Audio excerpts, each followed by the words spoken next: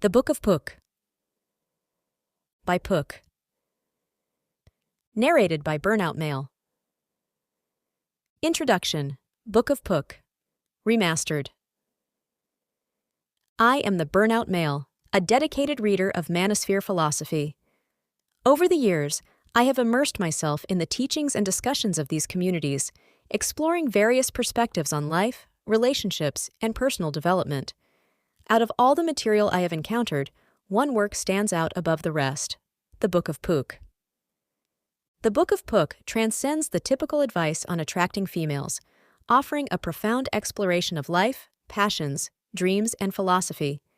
It addresses the core aspects of what it means to be a man in the modern world, providing insights that resonate deeply with many men today. In a society often focused on superficial achievements and fleeting pleasures, the Book of Pook serves as a refreshing reminder of the greater picture, encouraging us to pursue our true passions and embrace our authentic selves. The Book of Pook emerged from discussions on the So Suave forum, a well-known platform dedicated to dating advice and self-improvement for men. Created in 1998, So Suave has been a cornerstone for men seeking guidance and community support. It was within this vibrant community that Pook's writings gained prominence, offering timeless wisdom that continues to inspire. While it is crucial to approach any philosophy with a critical mind and a grain of salt, the wisdom contained within these pages offers valuable guidance for navigating the complexities of life and relationships. It is this holistic approach that makes the Book of Pook an enduring and impactful work.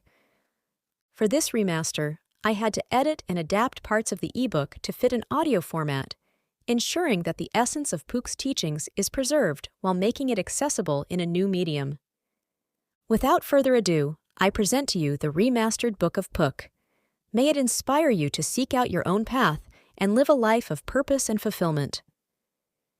For any further discussion or inquiries, feel free to reach out to me at burnoutmail@gmail.com. Burnout Male. Key terms. Throughout this reading, you will encounter several terms that are essential to understanding the concepts and ideas discussed. Here are their definitions. DJ Bible. The DJ Bible is a comprehensive collection of advice and insights from the So Suave forum, focusing on dating, relationships, and personal development for men. AFC, Average Frustrated Chump. A term used to describe a man who is unsuccessful with women and often frustrated by his lack of success. He typically lacks confidence and understanding of how to attract women. Kino, a term that refers to physical touch. In the context of dating and attraction, kino is used to build rapport and increase physical intimacy between individuals. One-itis, a condition where a person becomes overly infatuated with one individual, often from the initial time of meeting them. This can lead to unhealthy obsession and idealization of that person. Shit tests, situations or remarks made by women to test a man's mental resolve, confidence, and emotional strength. These tests are often subconscious and can be a way for women to gauge a man's suitability as a partner. LTR, long-term relationship. A romantic relationship that is intended to be enduring and committed, as opposed to short-term or casual encounters. Don Juan. More than just a player, a Don Juan is a man who embodies confidence, charm, and success with women. He understands women deeply and interacts with them in a way that is both respectful and assertive. According to Pook, a Don Juan is a man who lives life passionately and authentically. Plebs, a term referring to the general public. It often carries a connotation of referring to people who are not enlightened or knowledgeable about a particular subject or philosophy. Chapter 1. A Pook is a Pook. 15 lessons. A young man sat and pondered the next phase of his life. "It is time," he said, "for a girlfriend." Yet, this new course in his life seemed both exciting and frightening. But success will not come without much failure, he realized, if only there was a way to avoid the painful trials ahead. And then, like magic, appeared a Pook. As like anyone shocked by the sudden appearance of a Pook, he was speechless. but this happened to be a talkative Pook who said, "I will guide you. The constant heartbreak, the loneliness, the feeling of having no control, these can be avoided. Follow me, and I will show you many of the lessons that must be learned." "Oh, Pook," the young man cried out, "would it not be better to throw myself into initial error? Is not error the best way to success?" "No, your heart does not need to be shattered to realize its lessons. Do successful marriages come from a series of failed ones? Of course not. Foresight teaches gently, error teaches brutally." With that, the young man asked, "And what is the first lesson?" The Pook replied, "Follow and see." Thus, the young man followed Pook to a nearby college campus. Pook then said, "Behold, the first example." Lesson 1. A young man, overflowing with desire, saw a woman he thought was extremely cute. She was simply walking around and was involved with her own things. "I should speak to her," he told himself. "I must meet her." But his body would not obey. He stood there, watching her in the corner of his eye, and felt as if he was burning. She eventually left, and he cursed himself even more. Then appeared another woman who was even cuter. "I should say hi," he told himself.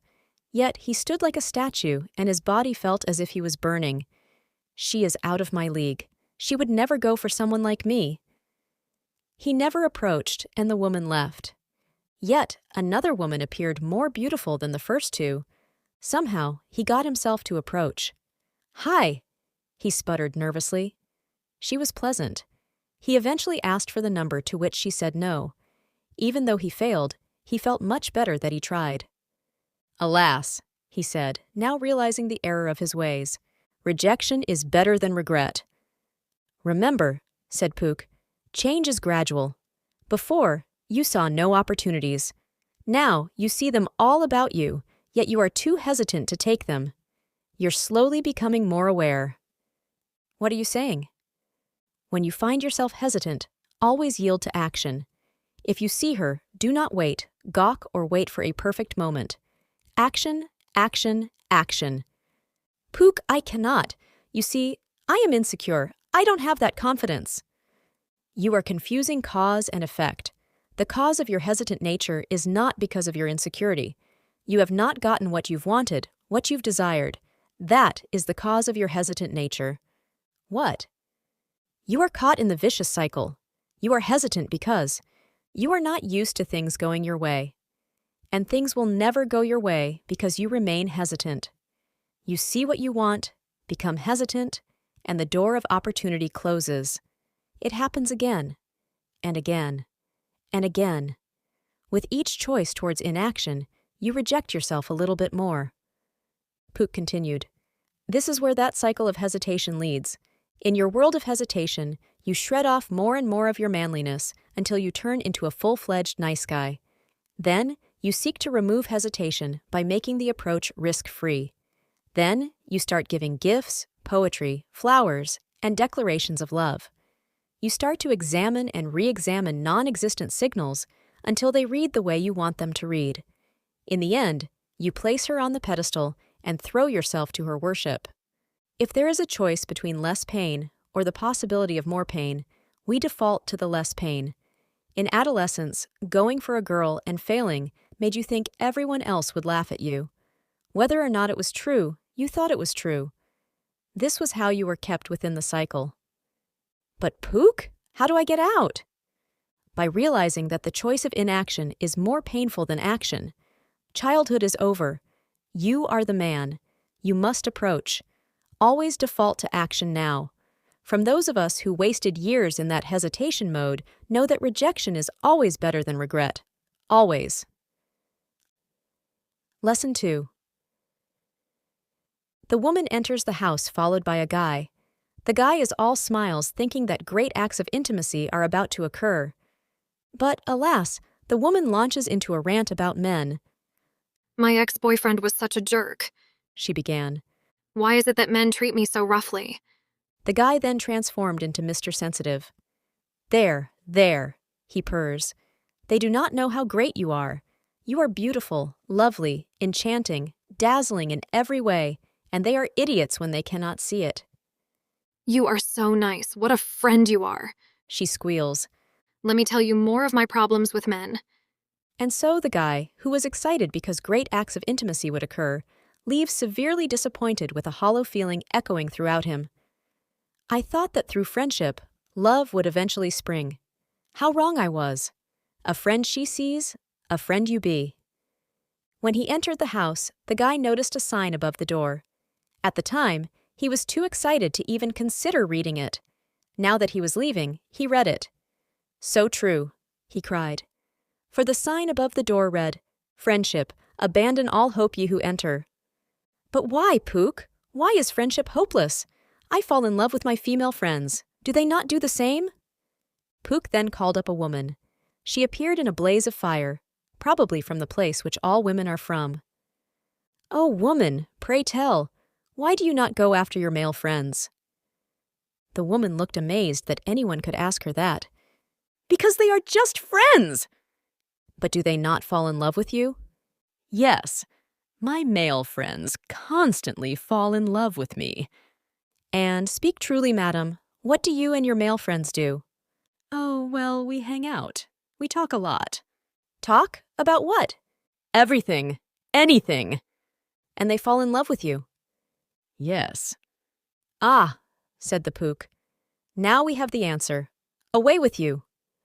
And the woman vanished in a fireball. What answer? "Why, it is a difference between the sexes. Young man, what do you do with your friends?" He looked thoughtful.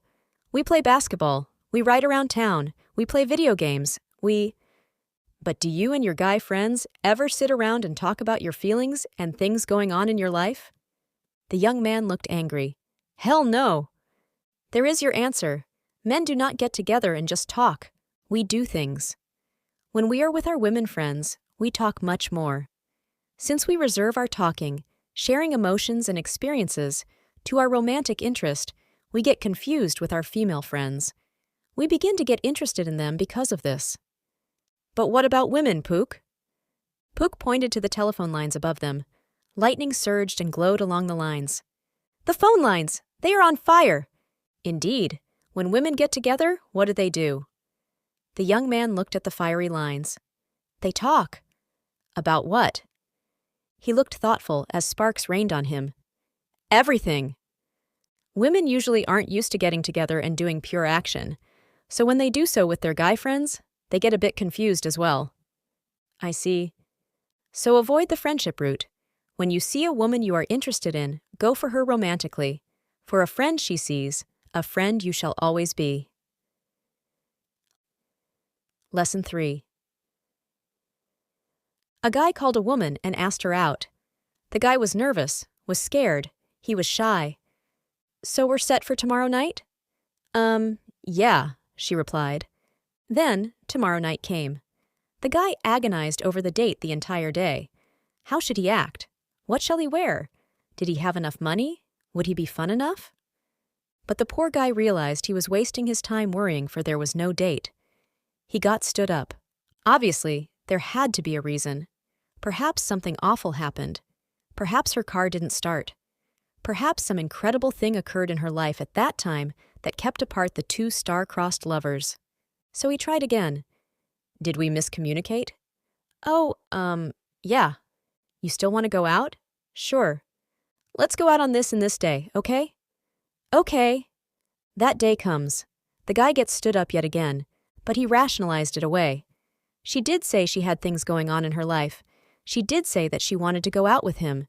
She did say that she wouldn't mind spending time with him. Obviously, something had to have come up. After all, she said she wanted to go. So the guy calls again and sets up another date. Likewise, he got stood up again. "Arr!" he screams to himself. "It is my fault, for I should judge by actions, not by words." Pook then took the young man to a wall with a majestic painting on it.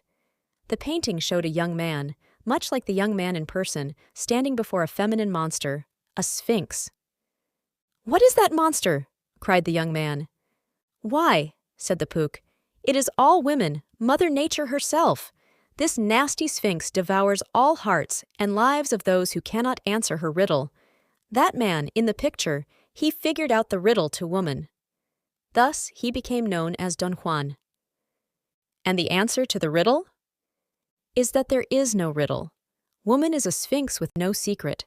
It is only our minds that we assign her secrets, mysteries, pedestals, and goddess-like status. Pook noticed that the young man was confused, so he elaborated. Look at the above example. Look at how the lad got stood up over and over, and yet, over and over, he rationalized the standing up. How often is it that a lad rationalizes signals to his liking? How often is it that a lad offers gifts and treasures as sacrifices to her goddess-likeness, for in his mind she is a goddess? How often is it that a lad's overactive imagination converts her disrespect, her shallowness, her flaws, into love? So we paint the image we want to see? Exactly. Judge by her actions and not by her words. Judge by what she does than by what your mind wants to see. Our vanity will convert the image of every disinterested girl into secretly loving us, for women tell us what we want to hear. This is why we must judge by her actions and not by her words. Lesson 4. A man found himself in the company of lovely ladies. Alas, also in company were several men of high esteem. They were more handsome. They had more money. They had more charm. They were better in every way. But this man knew he had the goods too, if not in such a polished way. I will be patient and let the cards fall where they may. Notice that this was not inaction or an abrupt slowness. He did not let the lovely lady's attention get the best of him, nor the success or failures of his competition. The lovely ladies would cry, "Come here, you!" and the other guys would rush to them. When they did it to the man, though, he just laughed, replied, and went on his way. The other guys, more handsome, more beautiful, lost the girls because they could not hold back their desire for a girlfriend. The patient man ended up with the girls. I now understand, he smiled with both girls on his arms. Patience is the refined sense of confidence. But Pook, cried the young man, how can patience be confidence? Isn't confidence courage? Isn't confidence action? How is patience courageous or action? Oh, foolish boy, and Pook slapped him. Now let us summon up a Don Juan and observe his mannerisms. In a fountain of light descended a Don Juan. Hear me, O Don Juan! There are women around and other men are hitting on them. What is your reaction? The Don Juan just shrugged his shoulders and laughed. What? Cried the young man. These other guys are going to take his women. How can he be so laid back? He is laid back because he knows how great a catch he is and that getting women is easy. He knows he is the prince. But the women are not significant. The focus must be on you. The guys that can get almost any women are not scared or nervous that other guys are hitting on girls. He knows things the other guys never will. In fact, he might let them have free rein to weed out the desperate and stupid chicks from the smart and picky ones. As with muscles, it is the strong guys that know they are capable who are quiet and patient. It is the noisy guys that lack the skills. It is the large dogs that are quieter, while the small dogs make up for their size with their obnoxious bark. It is the patient ones that control the world. The impatient ones are controlled by it. Lesson 5. A woman was crushing on him badly, and the guy was bewildered and stunned, for this was unfamiliar ground for him. He was now wise enough to have patience. But she would get close to him. Her eyes would shine like stars. She would make jokes about kisses and kissing. He felt the urge to kiss her but denied it. Eventually, the iron grew cold. The woman became disinterested. She moved on. Oh dear, the guy realized. I should have kissed her. I have been following philosophies and not being myself. I should follow my inner nature and trust the gut. How do you trust the gut? Asked the young man. Pook led him to the breakfast table. Before it sat a kid. Now, how does the kid know to eat? Why, the food is right in front of him. His nose smells it. His eyes see it. He drools. And so is the same with women. What does the kid do next? He takes a taste. But how does he know when to do it? His senses all tell him to do so. He knows when to eat because the food has been all prepared, has been cooked, and is presented before him. But what mechanism tells him that? The young man smiled. His gut. And so is it the same with women. They have been prepared through decades of aging and growth for this purpose. They dream it. They want it. Oh heavens, do they want it? They have been warmed through your fun, through your attention, through their desire, and through your desire. They are presented through themselves. Do you think she is wearing what she does for herself? No, she is wearing it for you. Women are not ornaments to be admired. They are there to be consumed.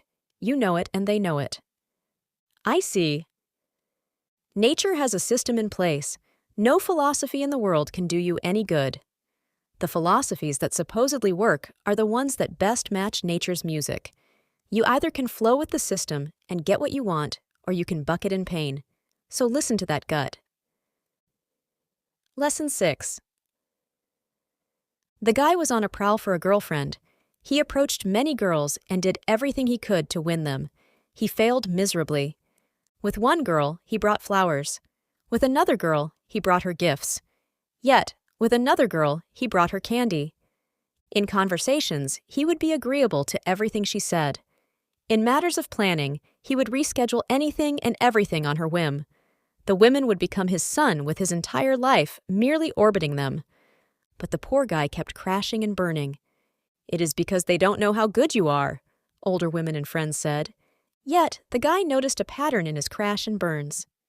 The only constant is I. What if it is something I keep doing? He stayed the same. Unsurprisingly, he crashed and burned more. Eventually, something in him snapped. No more, he said. Why am I acting like a beggar? I am smart, handsome, have a future, and women ought to work to get me. So, thus stopped the flowers, gifts, and candy. The agreeableness, rescheduling, and revolving around her whims. No more pedestals, he declared, for you are the great catch. Yes, says the Pook, you are the prize to be won. The young man jumped up and down with joy. Goody! That means I get to be passive, to continue to indulge in my vaporous habits, and not do a thing to alter myself.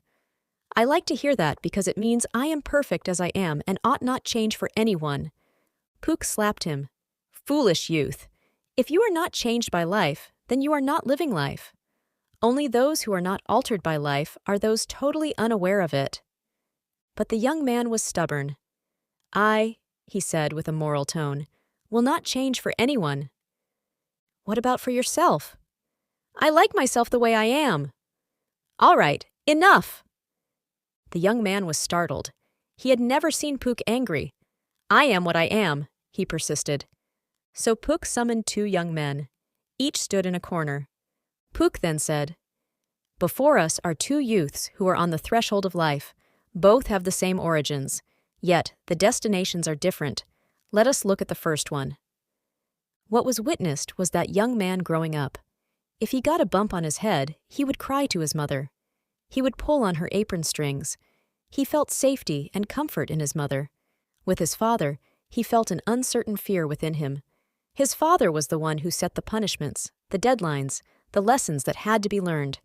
He preferred the company of his mother, who seemed free from those hard edges. Now, the second young man's childhood came into view. His life was exactly the same. Is there a point to this? Protested the impatient young man. Watch, said the Pook. The first young man never broke free from the enticing womb-like feeling around his mother. He sought to replicate it over and over. Off he tumbled into reality like tumbleweed blown every which way by the winds of the age.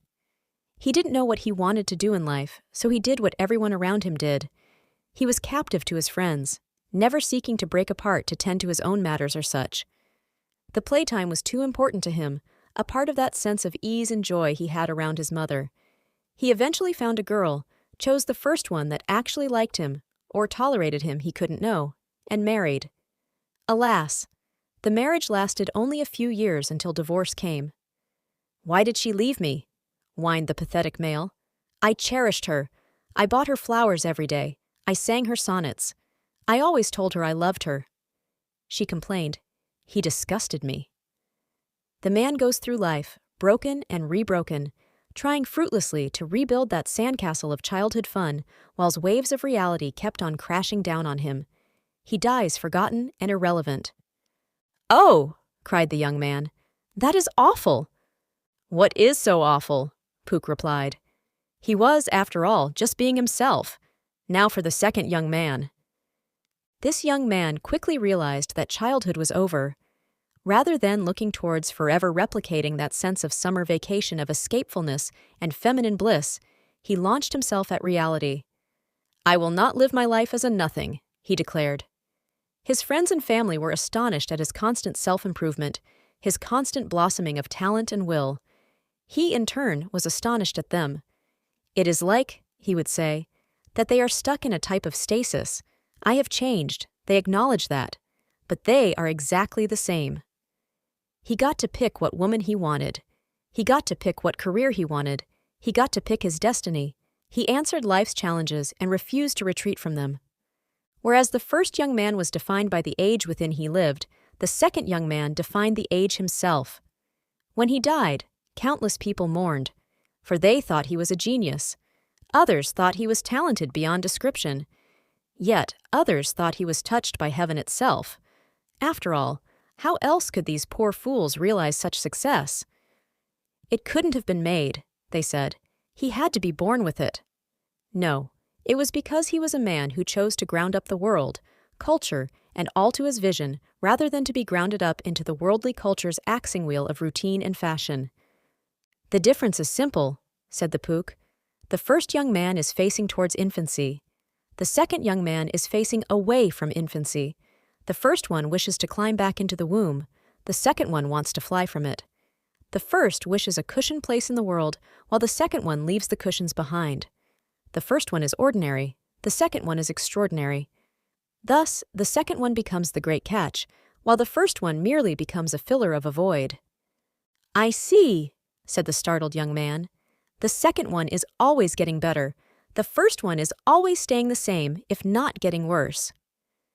"Exactly. It is the difference between rotting and ripening. Be the good fruit. Be the prize to be won." Lesson 7.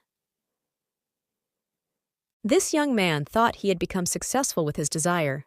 Boyfriend and girlfriend were they, the hard, awkward early moments finally gone. All was good, except, "I am hungry." Are they not always hungry? "Fetch me lunch." Poor young man. He had enough wisdom not to do this earlier, but now, he told himself, she is my girlfriend. I must make her happy. He brought her lunch. After feeding her face, was she satisfied? No, for she said, "I need to do this and this at work today. It would be wonderful if you would go get the supplies for me." And off the nice guy went. And when he returned, there was another task. Poor nice guy. On and on it went. More tasks, more chores, he became wrapped around her finger. Then it happened. "I think we should just be friends," she said. The nice guy was devastated, but also he was puzzled. He did everything he could to please her, and this was the result?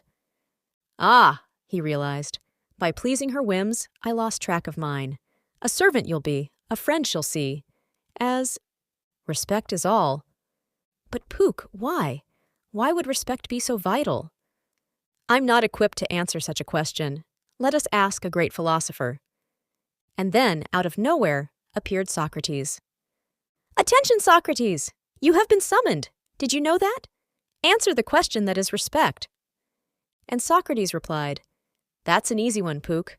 Where there is reverence, there is fear, but there is not reverence everywhere that there is fear, because fear presumably has a wider extension than reverence." Socrates then vanished in a whirl of bluish smoke. Oh, wise sage, salient soul, respect is the realization of set boundaries. After all, how can reverence become without any sense of fear, of you walking away? For true passion, with women, can only come when the man can easily walk away. The great catch walking away is woman's great fear. Walk away? Yes. Now let us ask a question to that opposite sex. Arise, woman! The woman enters with flare and fire. Answer this riddle. Why do men who are willing to walk away turn you on?" And the woman laughs. "Didn't everyone know this? A man that can walk away means that he has his pick of the litter, and the woman can easily be replaced.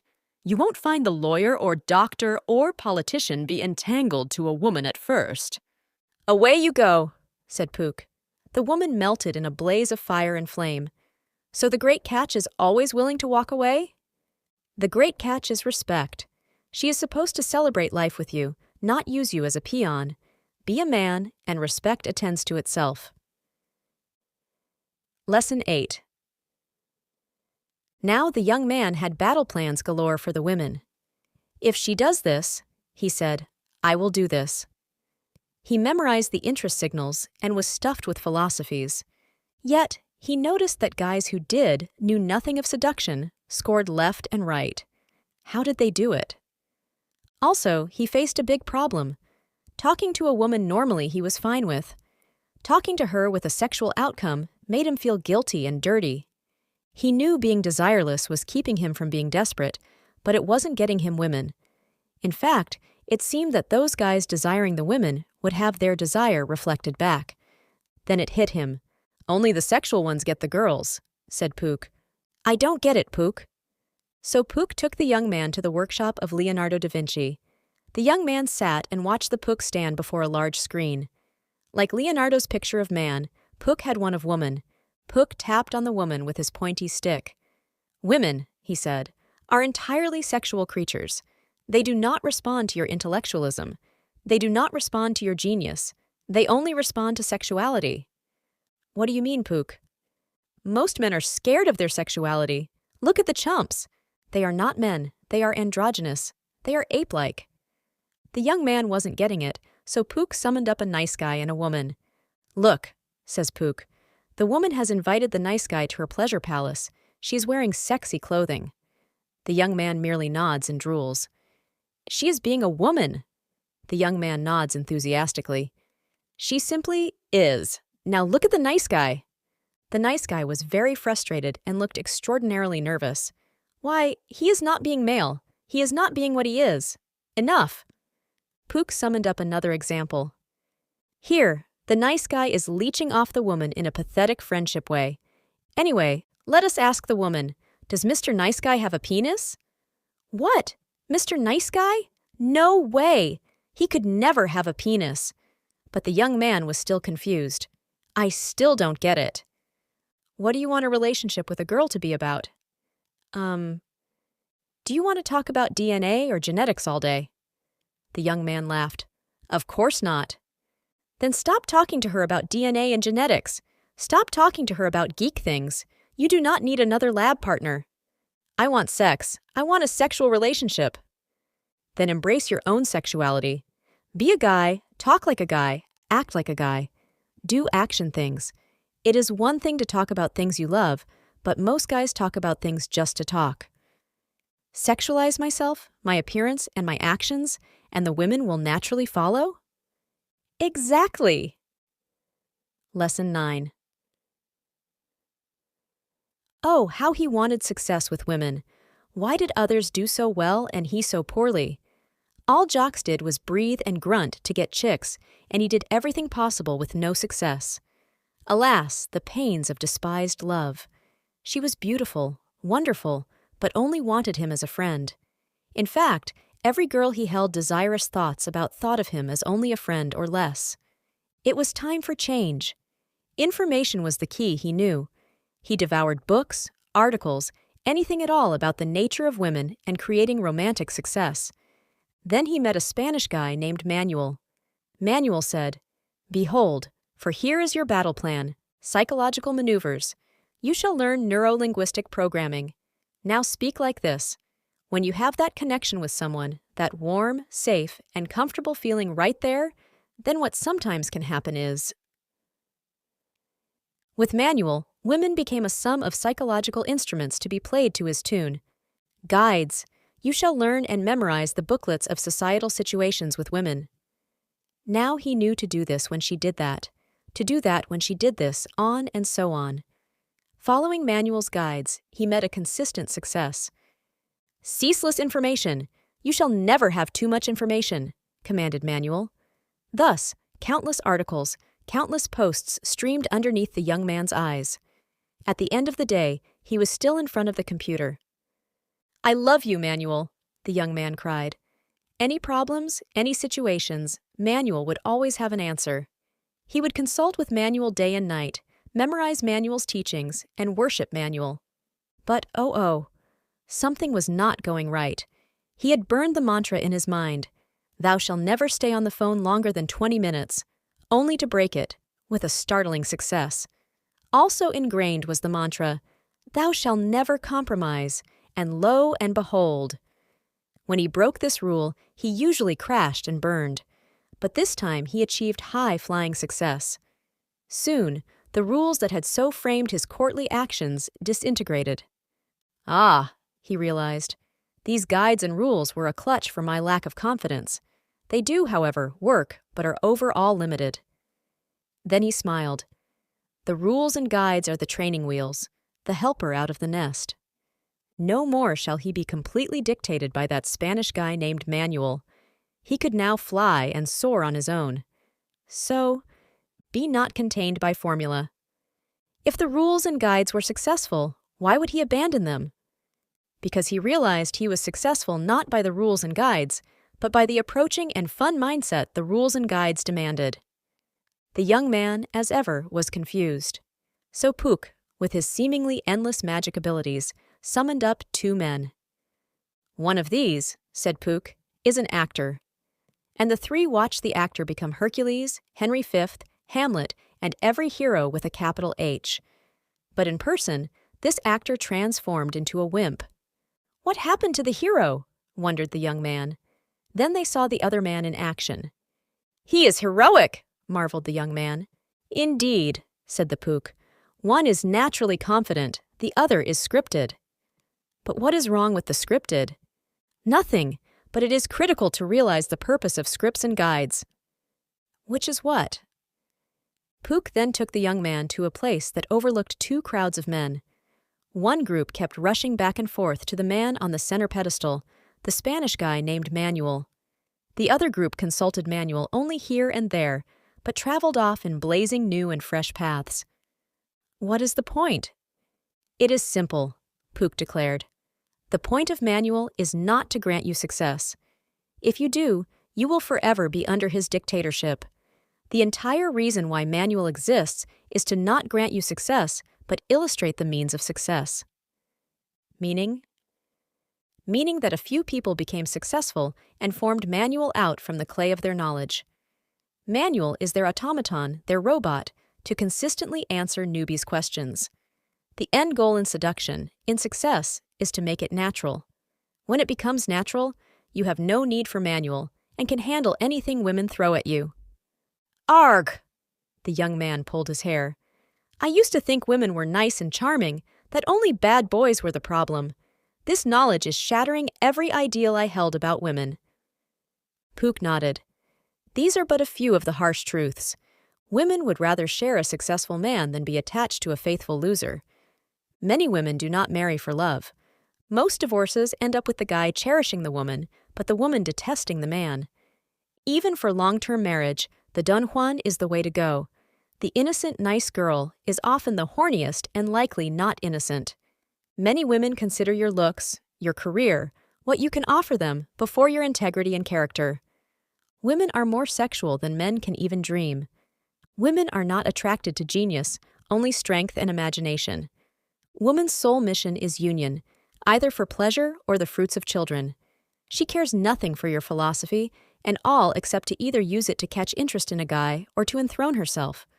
Women, in sex, desire to be treated as an object and relish it. Women place value in societal links, how they are thought of. You become her ego. Lesson 10. Why did some guys succeed with women without even trying, while other guys fail with women no matter how hard they try? Why did these guys, seemingly arrogant, get women? Why did these jerks succeed where he, the nice young guy, failed? Because you're a wimp, answered the jerks. But the nice guy responded in a bashful tone. But I am myself. I will never change for anybody. But this nice guy wasn't receiving any dates either. "Ha ha, you are such a wimp," said the jerks. The hot girls would laugh behind his back. "What a desperate chump." Desperate? Why was he acting as if the women were better than he? Why should he win her? Let her win him. Why buy her gifts? Let her buy him gifts. This new attitude got him all the dates he needed. But why did he not adopt that mindset before? He remembered the past voices in his head. What did they say? Let us hear them. You do not have muscles. What makes you think you can get hot women? You are not that smart. Why do you think you can get the pick of the group? You do not have a high-paying job. Why do you think you deserve a hottie? And the loudest, most annoying voice. You are not as cute or handsome as the other guys. Therefore, you do not deserve a hot chick. Alas, he knew he was not Prince Charming, so he did not act like one. But now he realized that Prince Charming is not the producer of the confident thought. To the contrary, the confident thought is the producer of the Prince Charming. In order to be successful in the world, you must be successful in your mind. That is the secret, he said during his revelation. For, as you think, you shall become. And so long as you think, so long you remain free. But Pook, what are you, a self-improvement seminar? Where is the woman in this? Women come and go, but you are forever. The focus must be on you. What do you want in a girl? What do you want to do for a date? What type of relationship are you looking for? It is a machine to the one. You push the button and out she comes. But Pook, what if she does not like your date ideas? What if she is different from what you are looking for? Then she is not for you. The thing girls hate is when you cannot have a date idea, which happens to guys because they want to please her without thinking of themselves. You have a series of hobbies and tastes. If she likes your date ideas, then that is good. If she doesn't, then go get another girl. There are billions out there. But that is rejection. Pook slapped the young man. Only if you place the focus on the woman. If you do that, then you actually believe it is women who are making the choice, not you. There is no rejection. You are merely finding out if she has good taste. After all, she is looking for a guy that fits her interests and tastes. If she doesn't like you for whatever reason, let her. And thank her for doing so. Thank her? Which would you prefer? A woman who collapses her own interests for the sakes of yours merely to have a boyfriend, or a woman who likes you because of you? Because of our tastes, our compatibility runs parallel. Indeed. Now think back to your nice guy days, those suffering days of endless agreement and non-confrontation. What service did you do to help find compatibility? Alas, no. The young man's face turned white as he realized the utter disgust he was in his old ways. I am so ashamed. You're not the only one, said the Pook. Look into the valley. Look at how man has fallen. And the young man looked into the valley. There he saw hordes of nice guys throwing themselves toward an idol, the golden woman statue. Flowers, chocolate, bad poetry, and declarations of love were all tossed at the statue. Thunder then exploded. Then, out of nowhere in graceful light and melodies of enchanted harps, appeared the Don Juan. What is he doing here? Muttered Pook. This was not scheduled in the post. So suave note. Indeed, the Don Juan spirit can appear in any post whenever he wishes. The young man called out, Speak, spirit! I will call out to it. Pook cupped his mouth. Where from did you come? The spirit stood there, silent, with a confident air of invulnerability. Then Pook yelled, Oh, speak, perturbed spirit! Speak thy truth! And the spirit, in great anger of how men have turned into beastly chumps, threw the tablets he held at the fleeing nice guys. He spoke these words, then vanished in a fountain of light. You cannot be yourself without truthfully seeing yourself. You cannot sacrifice character for joyfulness without ultimately destroying happiness. You cannot control the situation, but you can control yourself, your emotions, and your life. You cannot have women love you until you love yourself. You cannot grasp the female nature until you grasp your male nature. You cannot win her until you focus on her winning you. You cannot fully know the principles of this website until you leave it. You cannot obtain love by giving yours away for free. You cannot fulfill your desire by letting it trump your integrity. You cannot be yourself by denying your dreams and what it takes to achieve them. Lesson 11. Comfortable with himself and his successful habits, he relaxed and reacquainted himself with his friends. He noticed they had lady problems. "Why are women female?" one opined. "Everything would be much simpler if they weren't female and would logically make sense." Indeed, they are not just female, but so annoyingly female. And on they complained. Years later, the young man found his old friends married or in serious relationships. In every single one, the girl chose him. Each and every one of them was chronically unhappy. However, they wouldn't admit it to themselves. They said, "What, you are still single? Oh, poor guy, you will one day progress and get a chick like us." "Indeed," said another. "I just got a new girlfriend and you are still single, huh?" And a third said, "We all are married or have girlfriends, but you, poor chap, are still single. You need to start listening to our advice."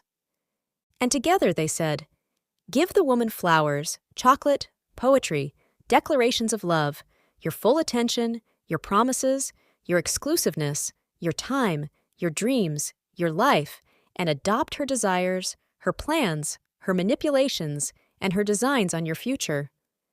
The young man laughed. "Shrug off my manhood for a girl? No thanks. For getting a girl is not the success." "Pook, whatever do you mean by this?" "Most guys still think like women. They think that by sleeping with lots of women, by having a girlfriend, or by having a wife means they are successful with women." "You mean that beggars can't be choosers. You mean for guys to pick the girl rather than the other way around." "You're closer, and that is true. But women date for all sorts of reasons. They marry for all sorts of reasons. They sleep with you for all sorts of reasons. To the addition of the above, you want to find a woman that is interested in you." "I don't understand." So Pook summoned forth a guy and his girlfriend. The guy, smug, says, "I got a girlfriend now. My life is perfect." Pook summoned a single guy into the room. The coupled guy smugly said, "Oh, poor thing. You will get a girl like me one day." The single guy bowed his head and looked sad. Alas, he had no chick. Boo-hoo. "Now," said the Pook, "let us fast forward several years."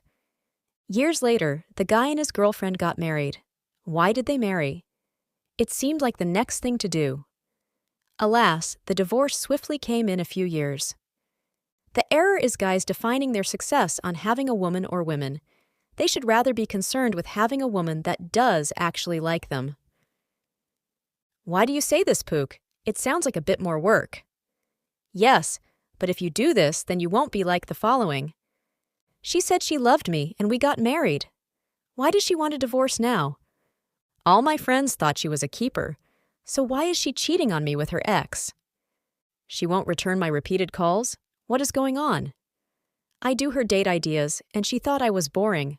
What does that mean?" Pook shook his head.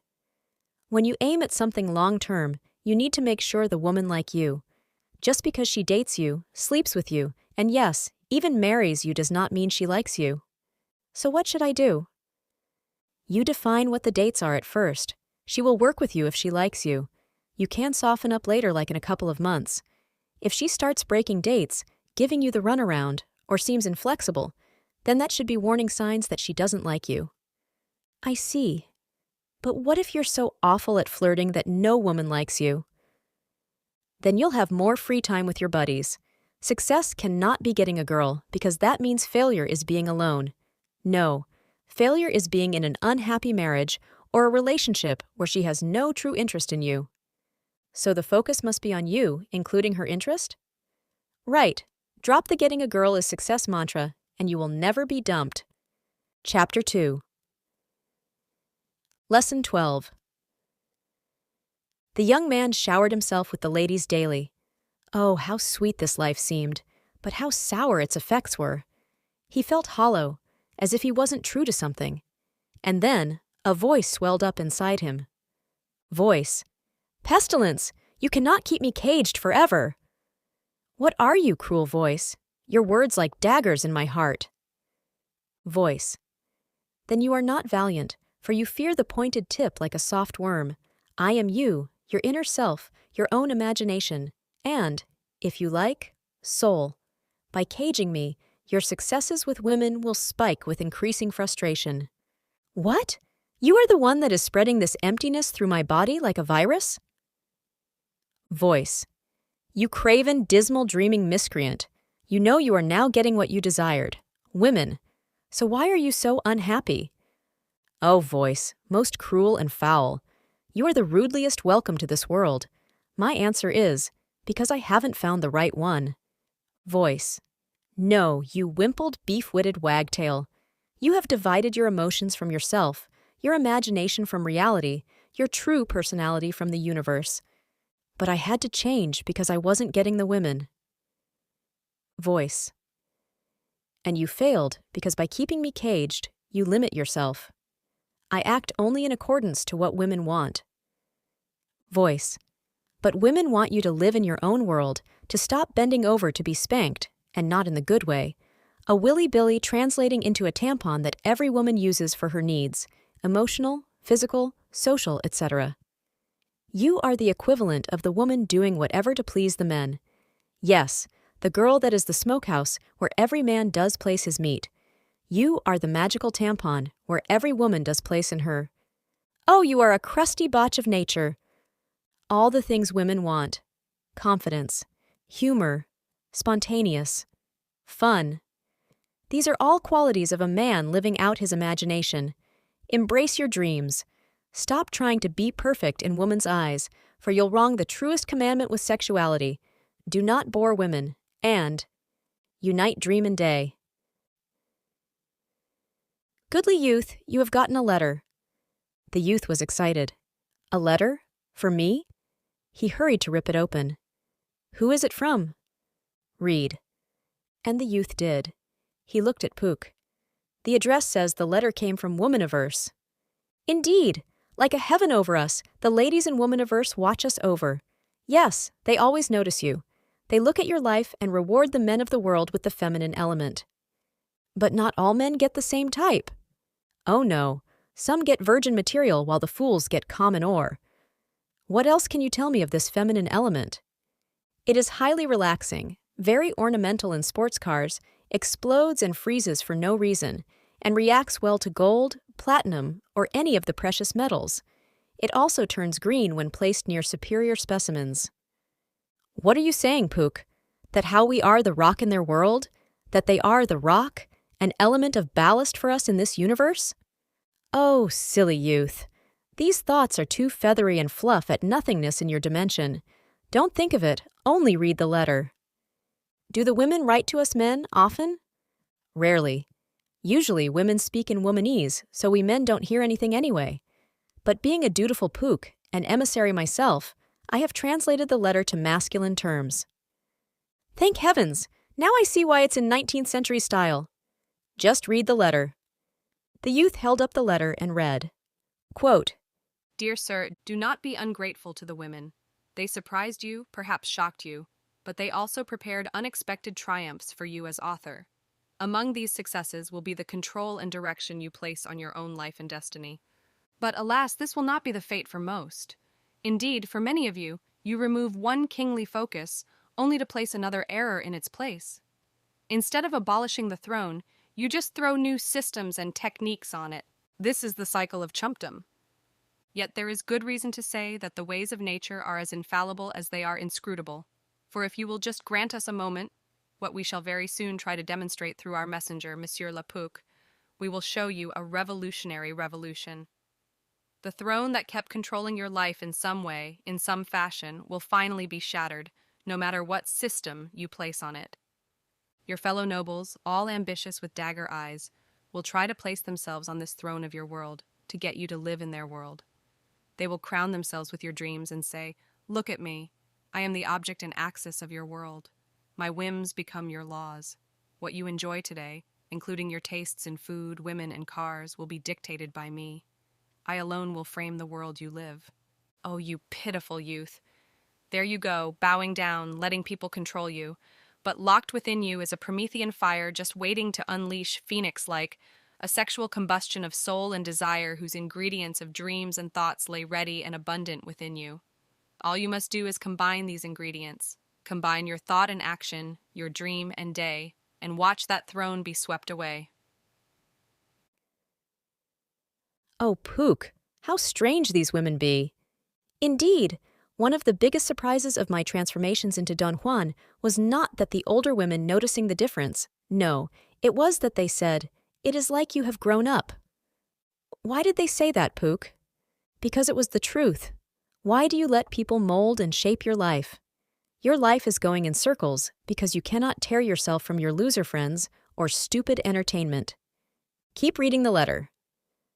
Quote, The difference between a Don Juan and a chump is the difference between a man and a child. Make no mistake, the Don Juan world and the chump world are as different as heaven is to hell. You see, sir, there was a time when this was known. Men strived and created a world of their own. They took what they wanted and asked questions later. They had designs on what they wanted to do in life and how to get there. What we women despise the most is the broken male. It is the drifter, the nice guy, the chump who, when the focus of your energies is misplaced, production and energy are wasted and undone. Years of your life can pass by in this tragic manner. Or worse, when the focus becomes seen as something that it is not, the male becomes the nice guy, just as a dog becomes a sheepdog, provided nature does not guide it to freedom. The life of a man is not to be coddled and guided. All men are called to be leaders. Even if it is not to guide other men, you are meant to guide your own household, protect it, and keep your wife and children from the paths of error, defending your fruits of nature from the locusts and storms of time. The youth put down the letter. How odd and strange this note is. Pook smiled. If one day you actually get the chance to enter Womaniverse, you'll be even more amazed. And the key to get to Womaniverse is to unite your dream and day. It is the only way. Lesson 13. Alas! Whenever the young man approached a woman, 1,000 Don Juan philosophies came to thwart his peace. All these ideas clogged his action. Then he remembered how awesome he was with women when he was a little kid. He was always the Don Juan of the sandbox. He wondered, have women really changed? No, only in his mind. At heart, women are still little girls. So when he saw the luscious babe sitting there, he smiled and saw a bored little girl looking for fun. He would make fun of her, do physical action things with her, take her by the hand to lead her somewhere, and she thought he was the perfect guy. I understand now the source of cocky and funny? He smiled. Charm is treating women like little girls. This is the most sexist thing I have ever heard. You doubtful youth. You are a beanstalk cynic, a crusty philosopher. How can you argue so rudely against me? Look, when we were young, we all desired to grow up. Now, once grown up, we desire to be young again. Being poor, you trade your time and health for money, only to use that money for time and health. We have all passed through the world of a child. Are you saying that I ought to be childlike? Yes. Young kids, lacking the chemical madness curse that puberty brings us, are at perfect ease and treat the sexes appropriately. No young boys will say, whatever you want to do. Young boys run around. They do not sit and talk to the girl all night. Young boys have their cars, their trucks, their dangers and excitements. Now, compare the young boys' actions to those who are really successful with women. The youth was alarmed. They are identical. I always thought women were immature for going after these so-called jerks, bad boys and jocks. I see that in some ways they are immature, but they kept that joy of youth with them, whereas I had killed it. Youth? What do you do on a date?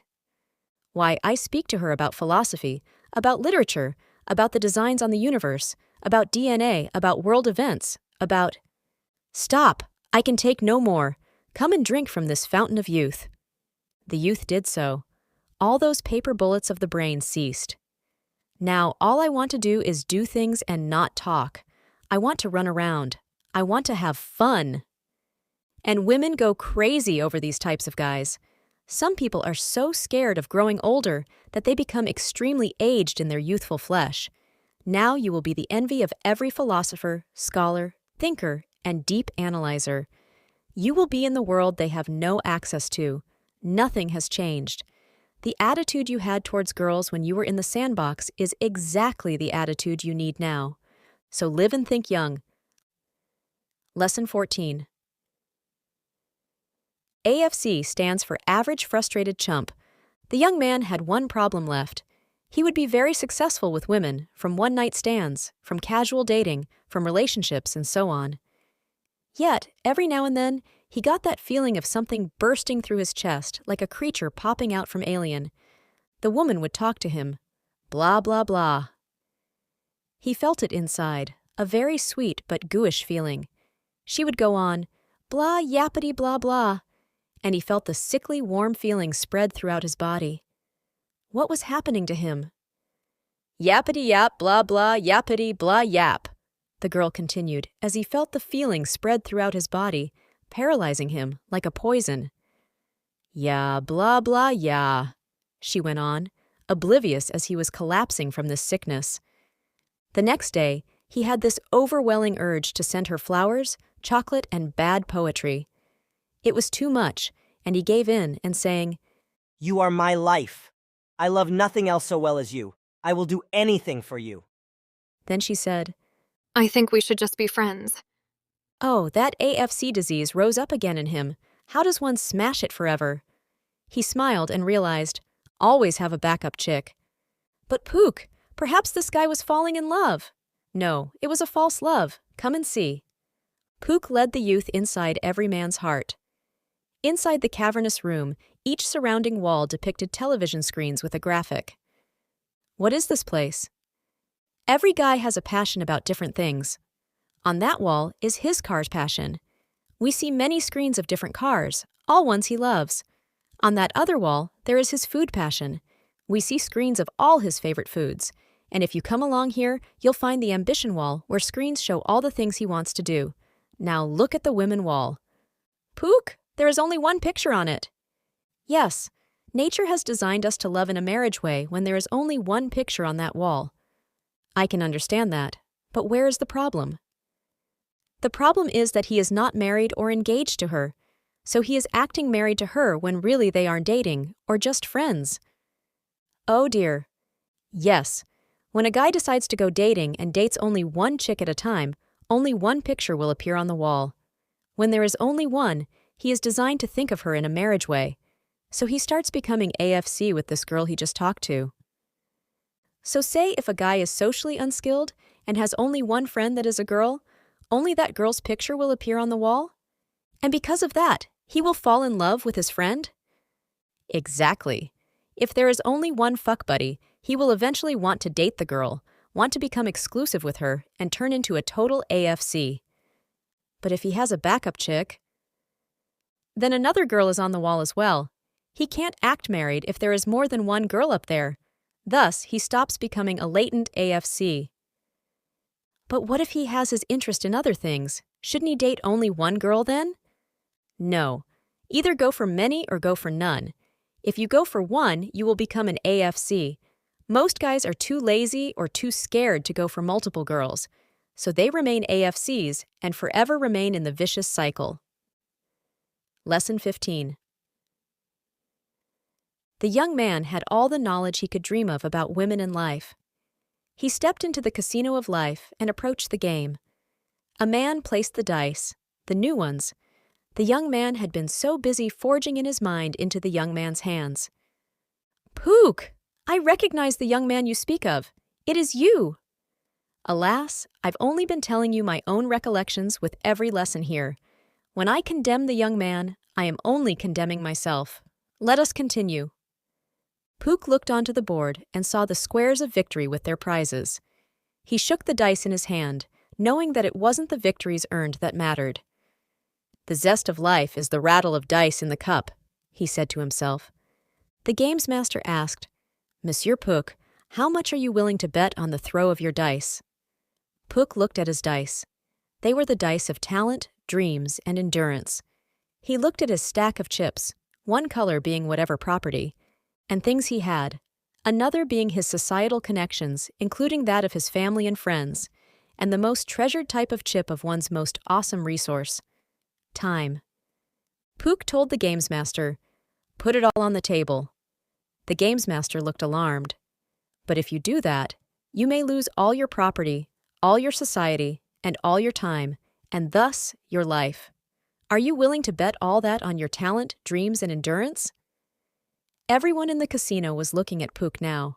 Very, very few people bet at all. "All on the table," Pook repeated, rattling the dice. Laughing, he rolled the bones and said, "The greatest risk you can take in life is not to risk it all. You can be the smartest person in the world, the most talented, the most persistent, but you will never win in the world or with women unless you embrace the glory of risk." "But Pook, I am scared of risk. What if I lose?" Pook slapped the youth. "You cannot lose. Everyone wants to define your life, to shape it to their ends. From politicians to your friends, everything is all right as long as you stay you. But if you break out of the mold, everyone, and I do mean everyone, will try to stop you. So how can we not lose? Just as on the battlefield, the valiant warrior losing in glorious battle is honorable, it is not the victory that defines the man, it is the fight. There are some people who somehow have this curse or bad luck and must eat an excrement sandwich every day. They win every time they struggle against that. So to risk is to fight. Then all this knowledge and insights are merely the sword, shield, armor, and weapons we fight with? And those who fight, unarmed, are more worthy than those who sit there completely clad with the finest of weapons. Yes, paradise, spoken slowly, is literally a pair of dice. Gamble what you have. For if you bury your talent and dreams to sit on it, you will receive the wrath of heaven. "Unworthy servant," will be screamed at you. But what if the situation itself seems impossible? What if all odds seem against you? What happens then? Pook, exhausted from this reality, began to vanish towards the Pook place where all Pooks come from. Just remember this.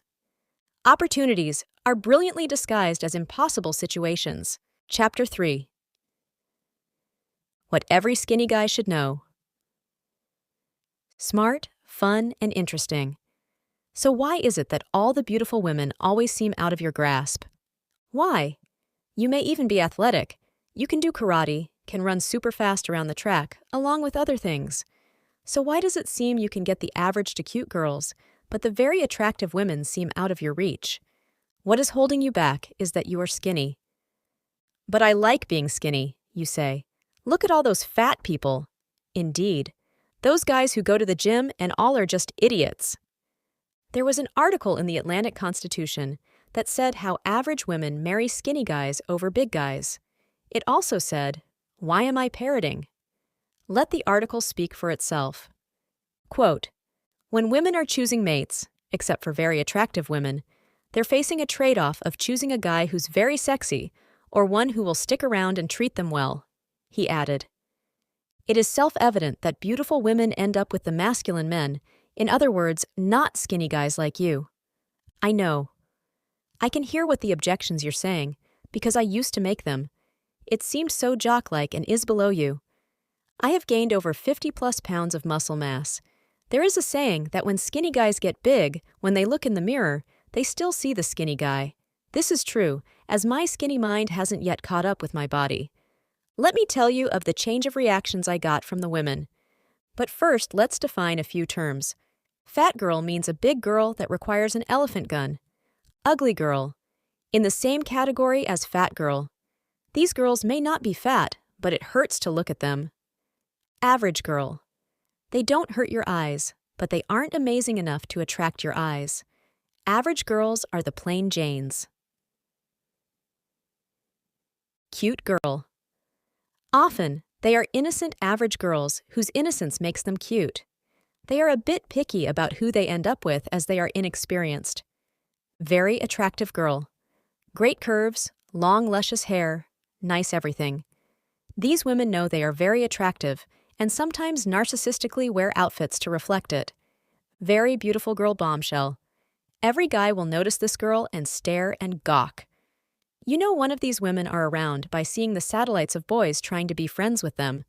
Guys fear these magnificent creatures. 155.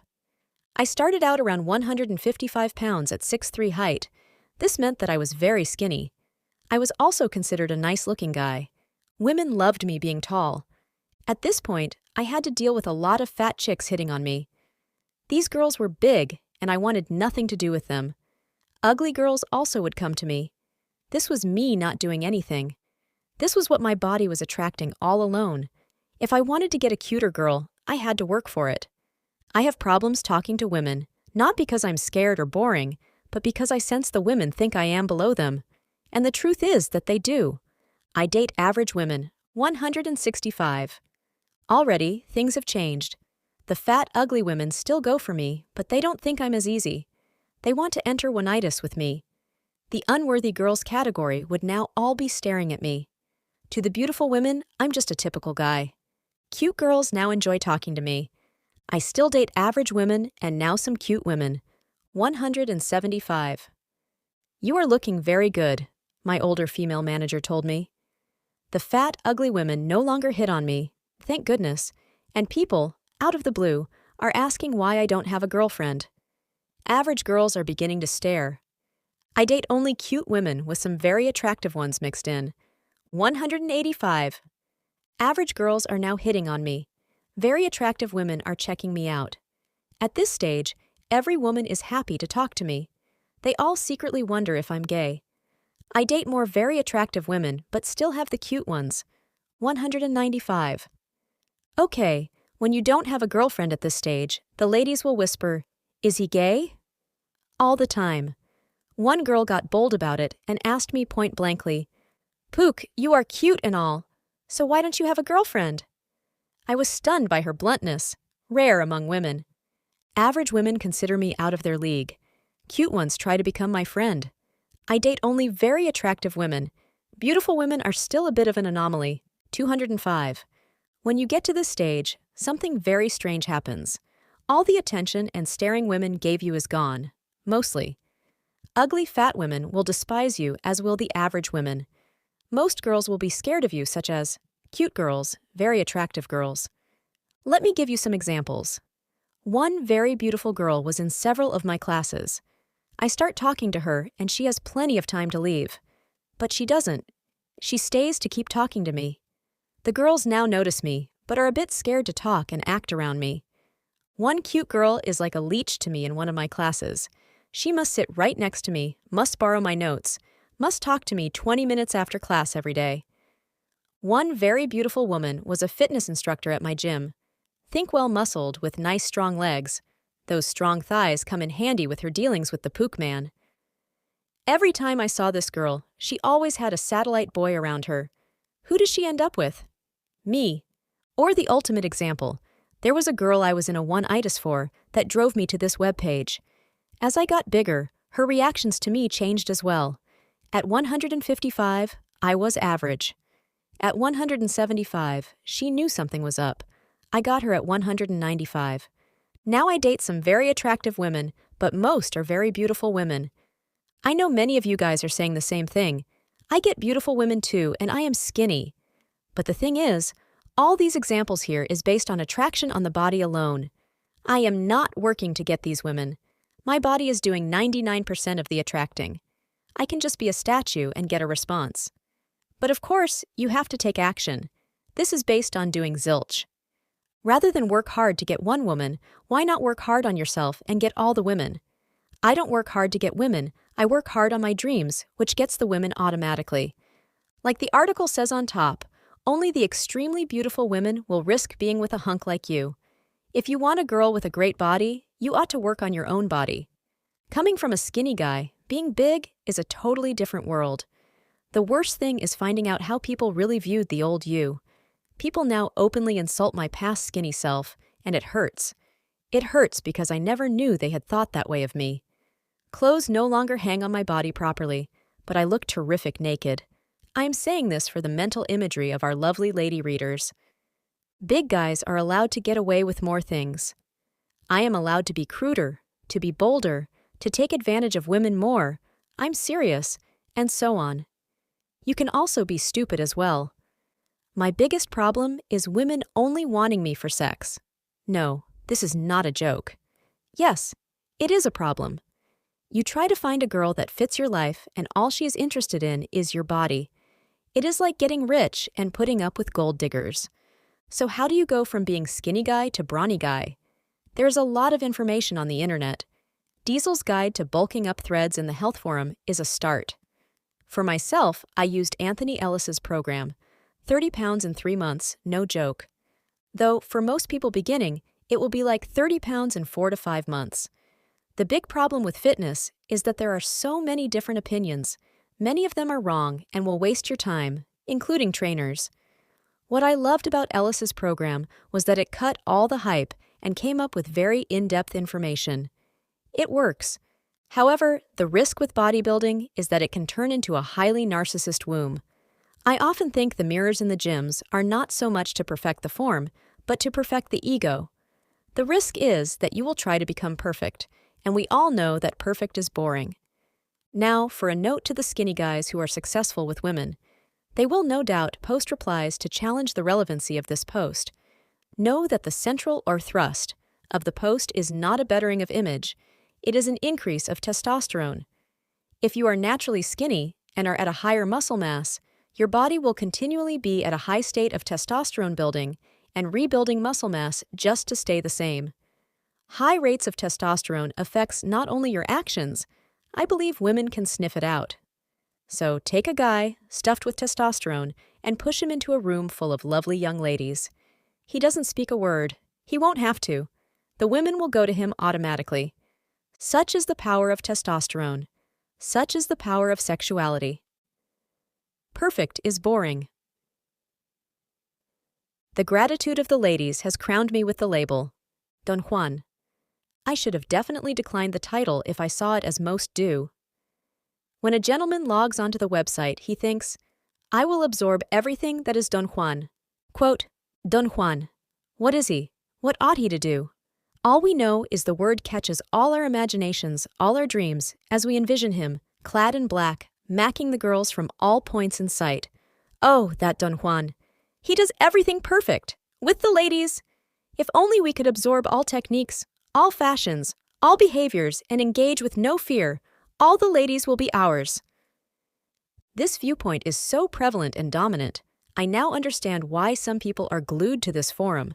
Perhaps there is a way to scrape us off our reading materials once and for all. The Perfect Player. My roommate and I were watching one of those dating shows, I forget which. 2 guys were competing for the ladies. One was a super player who was saying all the right things and getting physical with them. The other guy was a super horny dude that was loud, making crude comments, and literally humping the chicks. My roommate was in awe of the player. That guy rules. He's playing both of them. He is kissing both of them. The other guy, in the pool, was humping the water jets and jumping around. The ladies said about him, "It is like a date with a 2-year-old." The player dude was feeling quite secure when the ladies would say, "Thank goodness I am with you. That guy is completely nuts." When it came time for the choosing, however, my roommate and I differed on whom the chicks would choose. The player dude, obviously, he was perfect. But I knew better.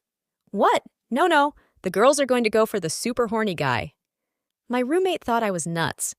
When the girls chose, though, the player dude, Mr. Alpha Male, ended up all alone while the girls chose the horny dude. I don't believe it. My roommate cracked. Perfect is boring, but to be human is beautiful. The player lost to the horny dude because even though the player dude did the right things to the ladies, he was still boring. The horny dude had more personality than the player in every encounter. But Pook, I do not get it. A creative director from Hollywood told me this. Look at the real stars that everyone loves. Are these people the perfect model types that Grace magazine covers? No, they all have huge eccentrics of their own. In other words, Schwarzenegger is no Shakespearean actor. I think the only other character that hasn't talked as much in movies would be Lassie. Take the successful lawyer who goes to the gym all the time. Boring. What is human about him? One thing I didn't realize, if you strive towards perfection, chicks are going to expect you to be perfect. We must fall in order to rise. The little goody who strives to be perfect in all his manners with everyone is going to be surpassed by the guy who lets his eccentricities rise in his dealings. Perfection is boring. To be human is beautiful. What about modeling? You think modeling is about perfection? Yes, Pook, I believe it is. Sure, there are standards, but anyone can play the role of a mannequin. Even in modeling, there is heavy emphasis on penetrating the lens, to be human, so to say, to slip your personality throughout. Music. What? You think music, that divine grace that is the perfect union of art and math, is to be perfect? When you learn an instrument, there is much emphasis on tone, scales, notes, and rhythms. When you play in a symphony or band, you obviously let the director place you in your role. You could practice for decades and be perfect at playing songs, yet be totally boring. What makes the truly sensational players are the ones who put fun into the instrument, and fun ends up coming out of the instrument. If you take a player who is going at it with a sense of play, of thrill, of joy itself, a missed tone or a note off beat is not even heard. Compare that guy to the perfect player, and the player with thrill will always win. To you guys that are still scared about dating and all, consider this. Put fun into the woman, and fun comes out. Put happiness into the woman, and happiness comes out. What do you try to do instead? Do you try to be so perfect that she will go crazy over you? Where a nice guy uses flowers, you use flowery acts. Unfortunately, you'll find that vaginas are not laced with gold. Writing. Look at the finest writers in history. Shakespeare is bawdy. Milton goes into full egotistical mode. Even some of his works seem incomprehensible. If you consider the so-called perfect works to those, they don't compare. Take your professors who write these so-called brilliant academic books that no one reads. People do not admire brilliance. They do not admire technical perfection. People admire the humanity, the personality, found in works. People do not admire Napoleon for his military and artillery genius. They admire him because he had the audacity to say on a corpse-filled battleground, "All these men will be replaced by a single night in Paris." Popularity. Take any politician. What do they try to do? Why, they try to be perfect in your eyes. They speak to you as if you are a 4-year-old, using focus-grouped sayings and canned generalizations. The result is that every politician gets viewed as the same, are all boring. Which politicians are remembered? It is the one not with failings, but with a humanity of their own. Now look from women's eyes. All these men try to be perfect to the ladies, so they all come off as boring. A humanized guy, no matter what his failing, is always more desirable than a perfect nice guy, super intellectual, or dried-up player. Why does a perfection fail with the ladies? Because when you strive to be perfect, you enter an anti-life mode. You end up not really living, but fulfilling some imaginary barometer of virtue, of thought, or other human measuring stick. Quote, "He who binds to himself a joy does the winged life destroy, but he who kisses the joy as it flies lives in eternity's sunrise." William Blake. Now why do we strive towards perfection? To get the perfect women? There are obviously no perfect women. Even a Playboy centerfold can turn into a fat, evil hag. I'd imagine the perfection comes from the thought that the woman obtained will be like heavenly rain in a parched desert. All the things you're looking for in life, joy, sociality, and even sexuality must come from you. And you know what? Examine the ladies you are attracted to. They already have the joy, sociability, and sexuality. When they look at you, you may think you aren't perfect, but they see a joyless, frustrated creature. There was this guy who went to the gym almost all the time. His diet was perfect. His workout routines were perfect. His clothing was perfect. His 6-pack, no, 8-pack was perfect. He modeled. He got involved in acting. He looked like a Greek god. When he walked about, all the ladies noticed him. He used his flesh like a masculine dress. Aside from those that used and discarded him as a boy toy, the ladies always broke up with him. How could they break up with this Adonis? "He is so boring," they all said in chorus. After all, he spent most of his time in the gym or being consistent with his perfect diet. If this guy spent less time being perfect and more time being human, he would be much more successful with the ladies and much happier. There was this other guy that became a super successful lawyer. He bought the token status car and made a mini mansion. He went to the gym every other night.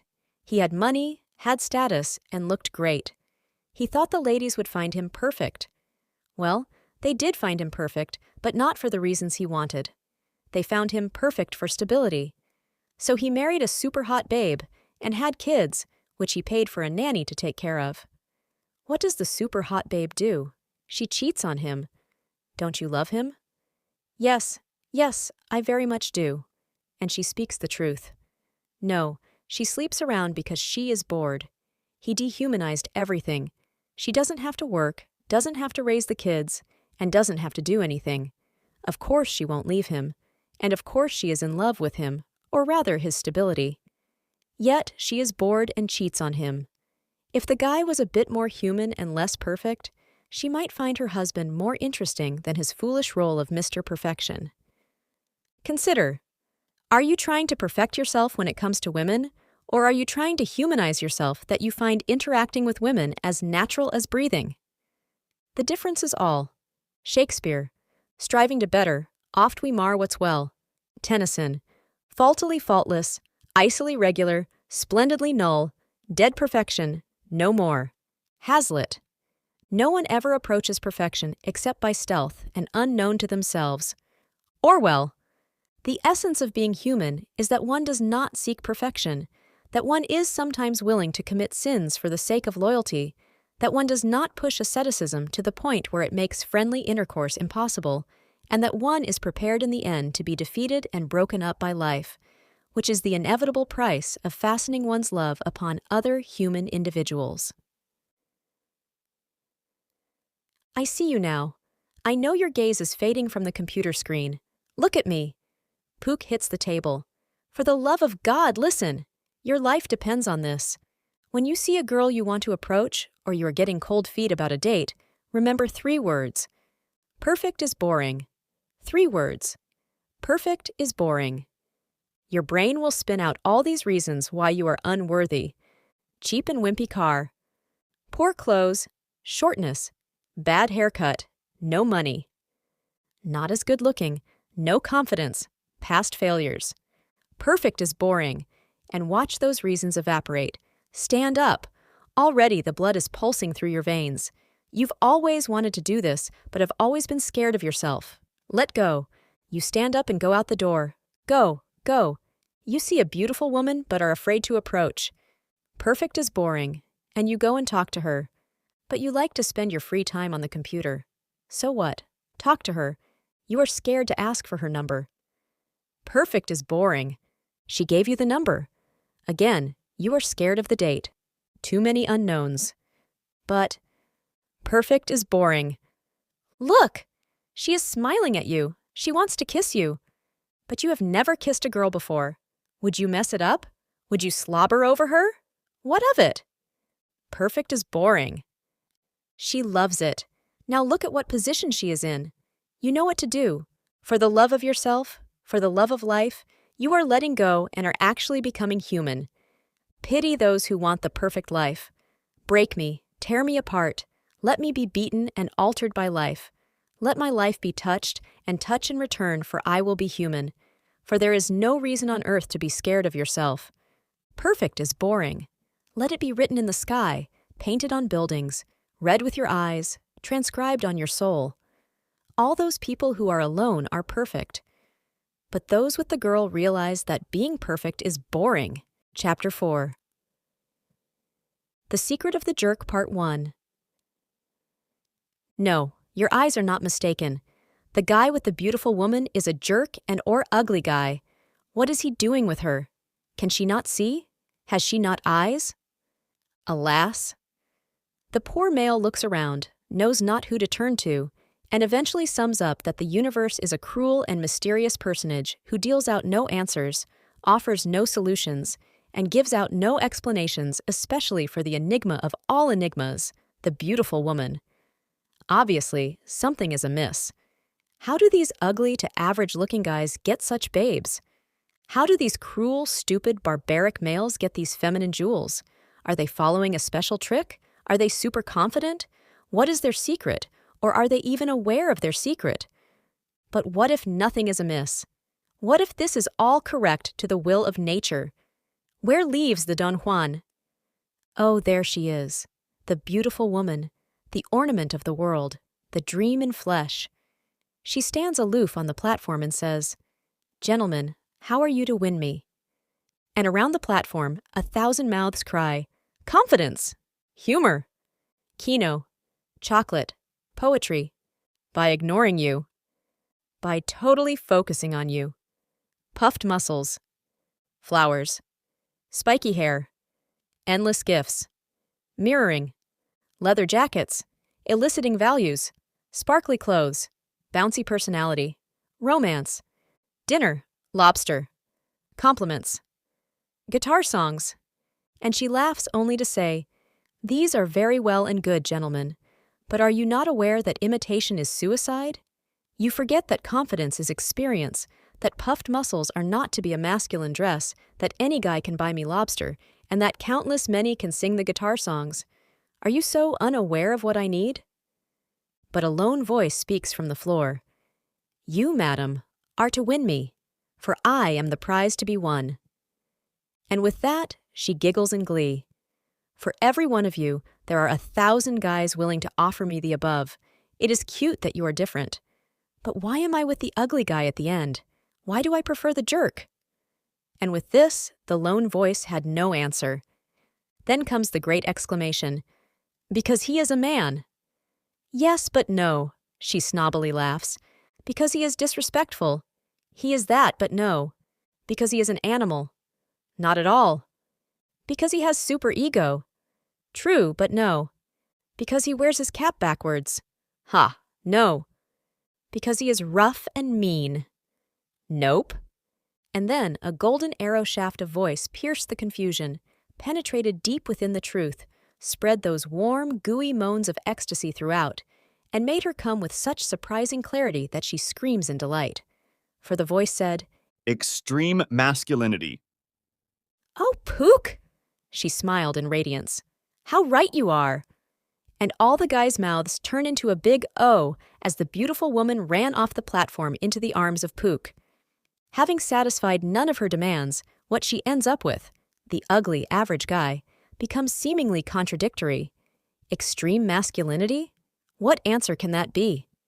Oh, women, can you give us no explanations other than the ones that send us off the cliff? Can you not explain yourselves to our perplexed male minds? Alas, it is like speaking to a block. She gives expressions, but not answers. She gives demands, but not secrets. How smart men may be until they enter a bar. How knowledgeable they seem until they're before a woman. The mystery of mysteries. There are 3 mysteries to the world: the rise and fall of civilizations, fruitcake, and why beautiful women go for jerks. Leaving fruitcake and the rise and fall of civilizations for other posts, let us concern ourselves with why beautiful women go for jerks. What is nature's secret? And likewise, a sea of mouths with authoritative tongues chant out the usual answers. Confidence, dominance, unpredictability, hard to get, selfishness, rudeness, and so on. These experts or wise sages merely look at the jerk as a fixed element and classify personality traits or even physical traits. Fools adopt the personality, physical traits, but imitation is suicide. Why go for the fool's gold when the real gold is in your grasp? There are things so simple in nature and life that we utterly confuse them and ourselves with our stupid philosophies. Jerks don't need websites like these. Sexuality is one of these. Our countless reading of seduction over the internet is full of months, if not years. Where has this got you? Yes, you feel you are always right on the edge of the secrets to end your heartaches and tensions, but at the end of the day, you are still in front of your computer. Someone said to me, "What an odd definition of man you gave, Pook. A guy not afraid of his testosterone? Surely it is more heroic." But it is entirely about testosterone. Girls are attracted to guys, not wimps, not nice guys, not chumps, but guys. Rather than trying to build and discover some killer philosophy to ease your troubles, why not accept the structure nature has already set up? The secret of the jerks is that it is so widespread, common, and plain that since it is all around us, we can't even distinguish it. Nature is process, always seeking and devouring. Nothing remains set. Everything's in cycles. Rather than classifying the actions of the jerk and merely duplicating them, let us adopt the source so the actions come natural and without thought or effort. Pook stands on the fruitcake and calls the crowd around him. Gentlemen, do say, what type of woman will the nicest nice guy attract? Sperm whales, hags, bitches, ugly girls. Indeed, what trait commonly unites all these girls that end up with the pathetic nice guy? The crowd remains silent. Gentlemen, your silence most offends me. Sure, these girls may be sweet. Sure, they may be smart. Sure, they may be many things. Yet, there is one thing that they aren't. They are not feminine. They are not girlish. The men nod. And likewise, what are these nice guys, these blobs of appeasing rolls of gooish flesh? Are these the men of the world? No! These boys are not exactly feminine, but they certainly aren't masculine. They are neither. They are the androgynous blob who, without a spine, is clay to fit to any woman's desires or whims. Nice guys love women as a drowner loves a life preserver. He clings on to her because he cannot swim the waters of nature. Tossed and tossed he becomes through his love life. The masculine male. Pook walks toward a bubbly nice guy with a needle of manness. No, the prick will hurt me! Fine, die a painful long death of regret, loneliness, and frustration. Any other takers? Another nice guy volunteered. See? This fella knows that a momentary pain is preferable to consistent suffering. Pook puts the shot into the nice guy and injects him with testosterone. Now, gentlemen, watch the effects. The nice guy no longer fears what he desires. He sees the woman he wants. He approaches her. Why do jerks approach women? To marry them? No. The jerk is operating not out of control with that head down there, but rather being influenced properly by his testosterone. He sees what he wants and goes and gets it. He does not apologize for it. He does not try to rationalize it. He does not analyze it. There are no stupid philosophies running around in the jerk's head. The nice guy gets rejected by the woman. Oh, poor nice guy. But look, something is changing. Look at the anger building up in him. Something is being charged within him. It is frustration. It is anger. The worst thing for him to do would be to cry and duck his head in the sand. Constant rejection requires one of two solutions. Either lower your standards or increase your standards in yourself. But it is true that standards do not enter the jerk's mind. He gets frustrated and angry. He tries again with much less awkwardness. Nature's system is at work here, chiseling his social exterior. He gets the dates. The nice guy gets dumped after a few dates. Oh dear, what happened? Why, perhaps the nice guy was trying to mock earlier jerk behavior and remetamorphed into an AFC eventually before his chick. Imitation is suicide. No wonder chicks are so hard for honesty. Do jerks really care on pleasing the women in the spirit of altruism and glorious relationship? Yes. Hush you! The jerks obviously do not care about the women in such a manner. Their testosterone says, I have needs that need to be fulfilled. Entertain me. And so the jerks come off self-centered, not because they are self-centered, but because they are closer to their own male nature and seek to satisfy their thirst. The nice guy sees that fun is merely being around a beautiful woman. The jerk is a bit more active. He wants to have fun his way. She is along for the ride. It has been well known that action dates, dancing, bowling, rock climbing, etc., work much better than regular dates, coffee, dinner, movie, etc. Rather than merely matching the effect, the action date, let us focus on the cause. The jerk would obviously skateboard and play basketball than to sit at dinner and watch the girl flap her gums. Testosterone has been shown to create more action in the individual. Jerks, that is testosteronized males, do the action naturally. Rather than worrying about making yourself do action dates, get yourself in that nature set and action dates will become the only comfortable choice you could make. The nice guy gets dumped because he hardly made any moves. Oh no, we know how the girl gets mistreated and will talk to her girly friend, the nice guy, about it. We see the abuse and we think, oh heavens, am I to be abusive to get the girl? What is this abuse? Is she really hurt? Or is she merely mad that she has failed in her mission, to sterilize and link to the masculinized dude? But the guy stands her up all the time, etc. It is not because he stands her up. It is because she knows she is not loved by him. Her feminine powers are not ensnaring him. It is a feminine failure. The girl sleeps with the jerk, and he leaves her.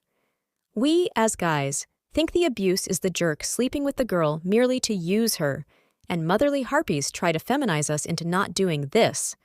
Rather, the abuse is that the girl realizes she could not keep the guy. She was not woman enough. Nature's path leads to women. As men, we are governed by two masters, mind and nature, not mind and body.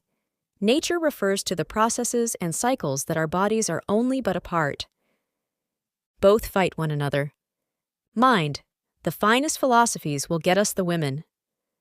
Nature, you bore me, unleash me. But what will get the women? Mind, calculation, seduction. Nature, instinct, masculinity. And why should you get any women? Mind, because everyone else is, and I am not. Nature, because I am male and she is female. Now let us throw some obstacles at the two. Let us say they are unceasingly unsuccessful in obtaining the beautiful women. What are your reactions? Mind, this is obviously a failure within my calculation, my framing of the events. I will solve this with more seduction research, essay writing on message boards, for I treat sexual dynamics like an academic degree. Nature. The failure is in not being male enough. Increased masculinity is the solution. But you who enraged the poets and tortured the philosophers, please elaborate. Nature. When the embryo is at 3 months, it is unisex. It is both sexes at once. Alas, from then it divides into a gender, of which we cannot choose, of which enforces a code of conduct and duties of behavior we cannot control or understand, and we call ourselves free. Mind, yes, one half turns male, the other female. It is in my books.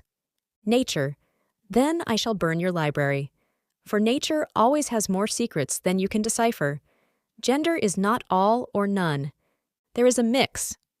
Mind, but this is in my books. In Sex and Character, Vinegar says that from birth, males and females are divided. Some males are 70% male, 30% female. Others are 80% male, 20% female. It is vice versa for women. We know of effeminate men. We know of tomboys. Attraction is not a choice. A male that is 60% male and 40% female will attract a female that is 60% female and 40% male.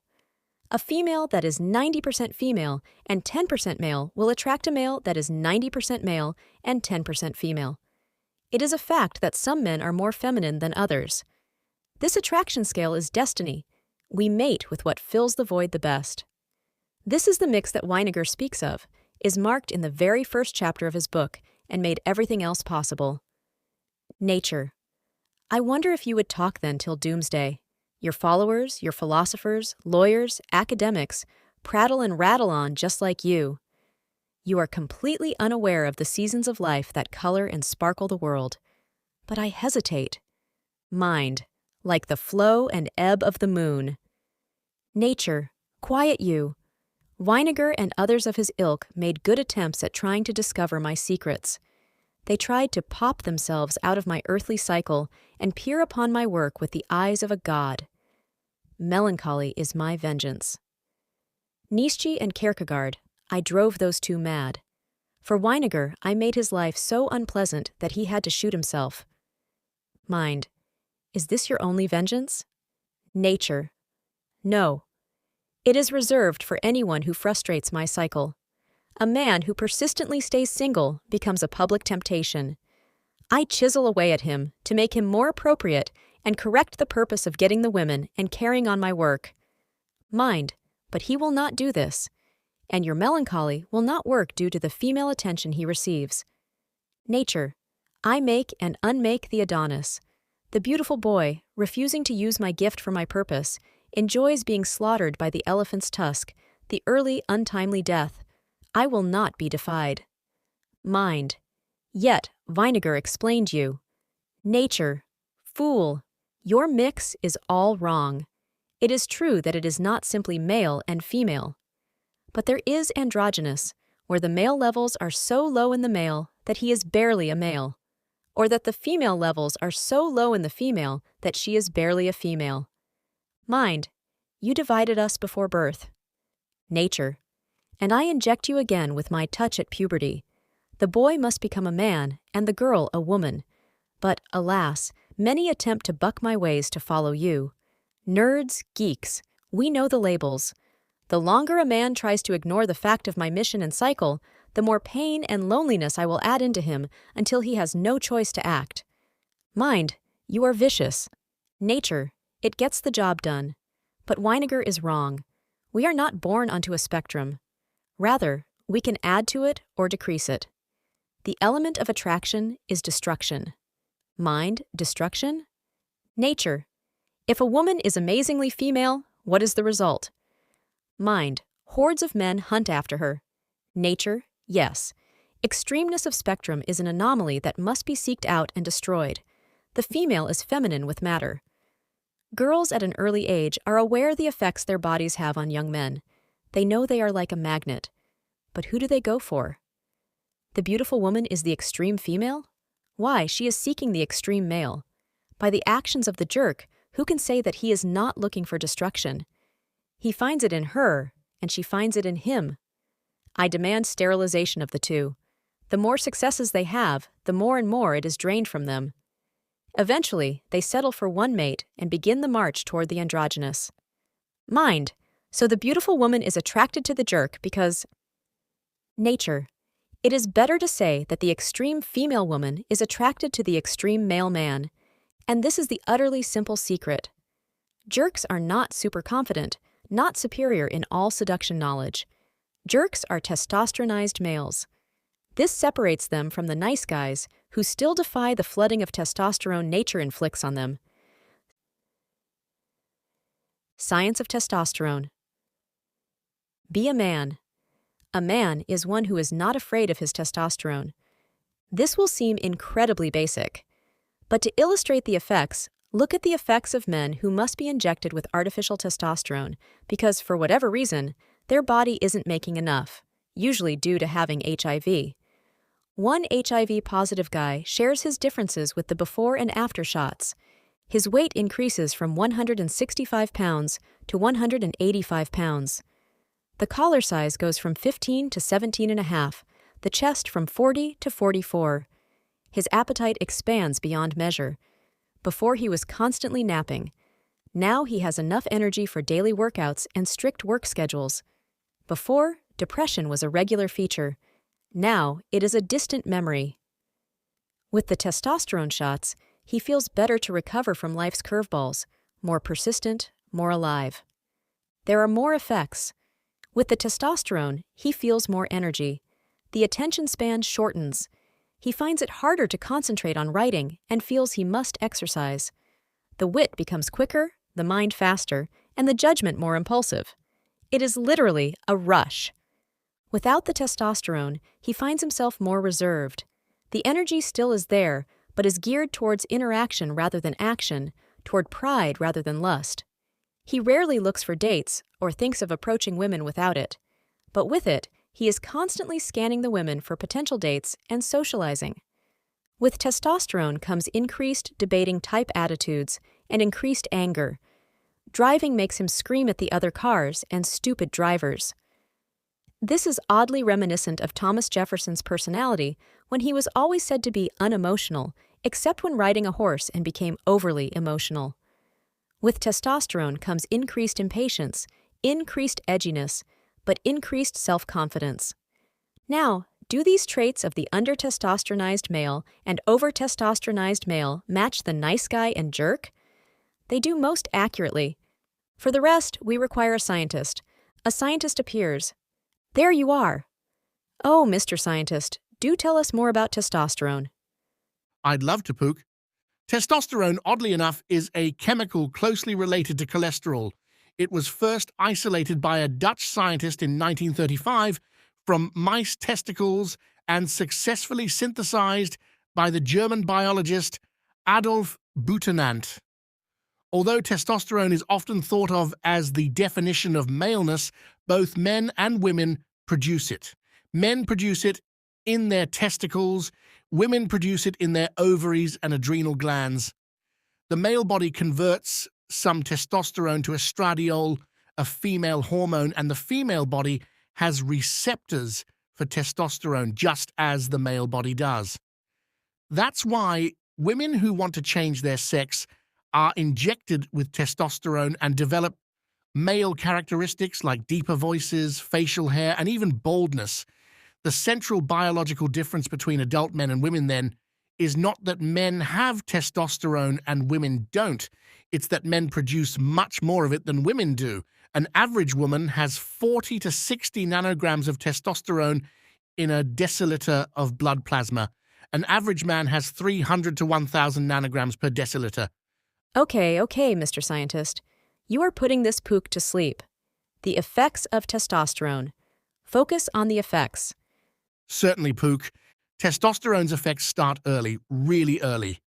At conception, every embryo is female, and unless hormonally altered, will remain so. You need testosterone to turn a fetus with a Y chromosome into a real boy, to masculinize his brain and body. Men experience a flood of testosterone twice in their lives, in the womb, about 6 weeks after conception, and at puberty. The first fetal burst primes the brain and the body, endowing male fetuses with the instinctual knowledge of how to respond to later testosterone surges. The second, more familiar adolescent rush, squeaky voices, facial hair and all, completes the process. Go on. The effect of testosterone is systemic. It engenders both the brain and the body. Apart from the obvious genital distinction, other differences between men's and women's bodies reflect this. Body hair, the ratio of muscle to fat, upper body strength, and so on. But testosterone leads to behavioral differences as well.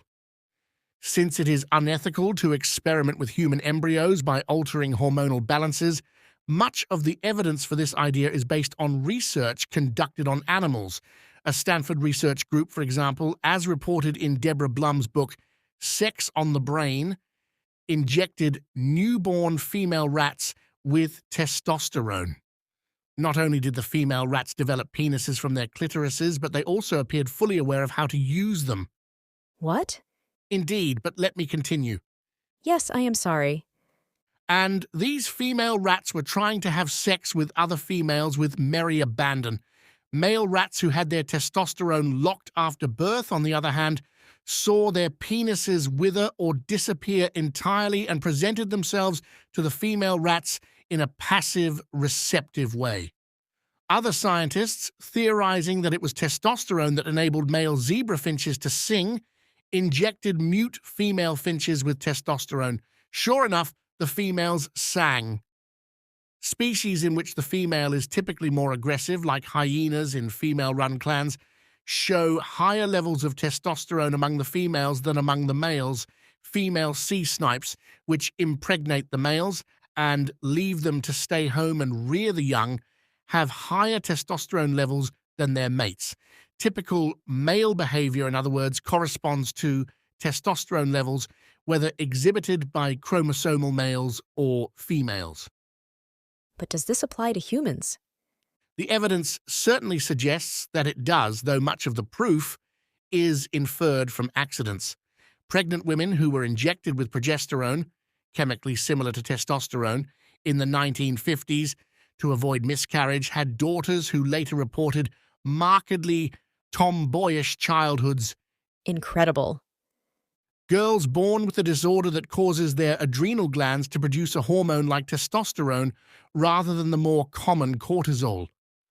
The moving story chronicled in John Colapinto's book, As Nature Made Him, of David Reimer, who, as an infant, was surgically altered after a botched circumcision to become a girl, suggests how long-lasting the effect of fetal testosterone can be. Despite a ruthless attempt to socialize David as a girl and to give him the correct hormonal treatment to develop as one, his behavioral and psychological makeup was still ineradicably male. Eventually, with the help of more testosterone, he became a full man again. Female-to-male transsexuals report a similar transformation when injected with testosterone. One, Susan Drew Seidman, described her experience in The Village Voice last November. "My sex drive went through the roof," Seidman recalled. "I felt like I had to have sex once a day or I would die. I was into porn as a girl, but now I'm really into porn." For Seidman, becoming a man was not merely physical. Thanks to testosterone, it was also psychological. Chapter 5. The Secret of the Jerk Part 2. So what makes a man? I don't know what exactly makes a man, but one thing I can tell you for sure, it is not his penis. Oh, wise sage. Wonderful scientist. But do not confuse testosterone with Popeye's spinach. Nature says, testosterone levels will rise when the situation warrants it. Survival is the priority. So in cases of danger, of war, the testosterone levels increase. When in a strip club or viewing a porno website, testosterone levels also rise. Men with higher testosterone achieve psychological dominance, have high self-esteem, and move through the world with natural confidence. But Pook, I have more to add. Then I will step aside and let you speak. Testosterone is clearly correlated in both men and women with psychological dominance, confident physicality, and high self-esteem. In most combative, competitive environments, especially physical ones, the person with the most testosterone wins. Put any two men in a room together and the one with more testosterone will tend to dominate the interaction. Gentlemen, this is your secret ingredient to that alpha maleness you keep longing for. Working women have higher levels of testosterone than women who stay at home, and the daughters of working women have higher levels of testosterone than the daughters of housewives. A 1996 study found that in lesbian couples in which one partner assumes the male or butch role and another assumes the female or femme role, the butch woman has higher levels of testosterone than the femme woman. Ah, so in lesbian couples, one acts male and the other acts female. In naval medical tests, midshipmen have been shown to have higher average levels of testosterone than plebes. Actors tend to have more testosterone than ministers, according to a 1990 study. Among 700 male prison inmates in a 1995 study, those with the highest testosterone levels tended to be those most likely to be in trouble with the prison authorities and to engage in unprovoked violence. This is true among women as well as among men, according to a 1997 study of 87 female inmates in a maximum security prison. Yay, the key to dominance. Careful, Pook. Although high testosterone levels often correlate with dominance in interpersonal relationships, it does not guarantee more social power. Testosterone levels are higher among blue-collar workers, for example, than among white-collar workers, according to a study of more than 4,000 former military personnel conducted in 1992. But is testosterone like adrenaline? Or does it respond to long-term surrounding environment stimuli? Well, Pook, studies have shown that inner-city youths, often exposed to danger in high-crime neighborhoods, may generate higher testosterone levels than unthreatened, secluded suburbanites, and so high testosterone levels may not merely be responses to a violent environment, they may subsequently add to it in what becomes an increasingly violent, sexualized cycle. Increase in violence and sexuality? Then it's no accident that testosterone-soaked ghettos foster both high levels of crime and high levels of illegitimacy. Indeed, Pook, in the same way declines in violence and crime may allow testosterone levels to drop among young inner-city males, generating a virtuous trend of further reductions in crime and birth rates. This may help to explain why crime can decline precipitously rather than drift down slowly over time. But what for the men who enter that dungeon, I mean marriage? Studies have also shown that men in long-term marriages see their testosterone levels progressively fall and their sex drives subsequently decline. It is as if their wives successfully tame them, reducing their sexual energy to a level where it is more unlikely to seek extramarital outlets. A 1993 study showed that single men tended to have higher levels of testosterone than married men, and that men with high levels of testosterone turned out to be more likely to have had a failed marriage. Of course, if you start out with higher testosterone levels, you may be more likely to fail at marriage, stay in the sexual marketplace, see your testosterone increase in response to this, and so on. So what is the entire point, Mr. Brainy Guy? This, then, is what it comes down to. Testosterone is a facilitator of risk, physical, criminal, and personal. Without the influence of testosterone, the cost of these risks might seem to far outweigh the benefits. But with testosterone charging through the brain, caution is thrown to the wind. The influence of testosterone may not always lead to raw physical confrontation. In men with many options, it may influence the decision to invest money in a dubious enterprise, jump into an ill-advised sexual affair, or tell an egregiously big whopper. At the time, all these decisions may make some sort of testosterone sense. It sounds like you are describing a U.S. politician. Hush, Pook. Oh, I'm sorry. Continue.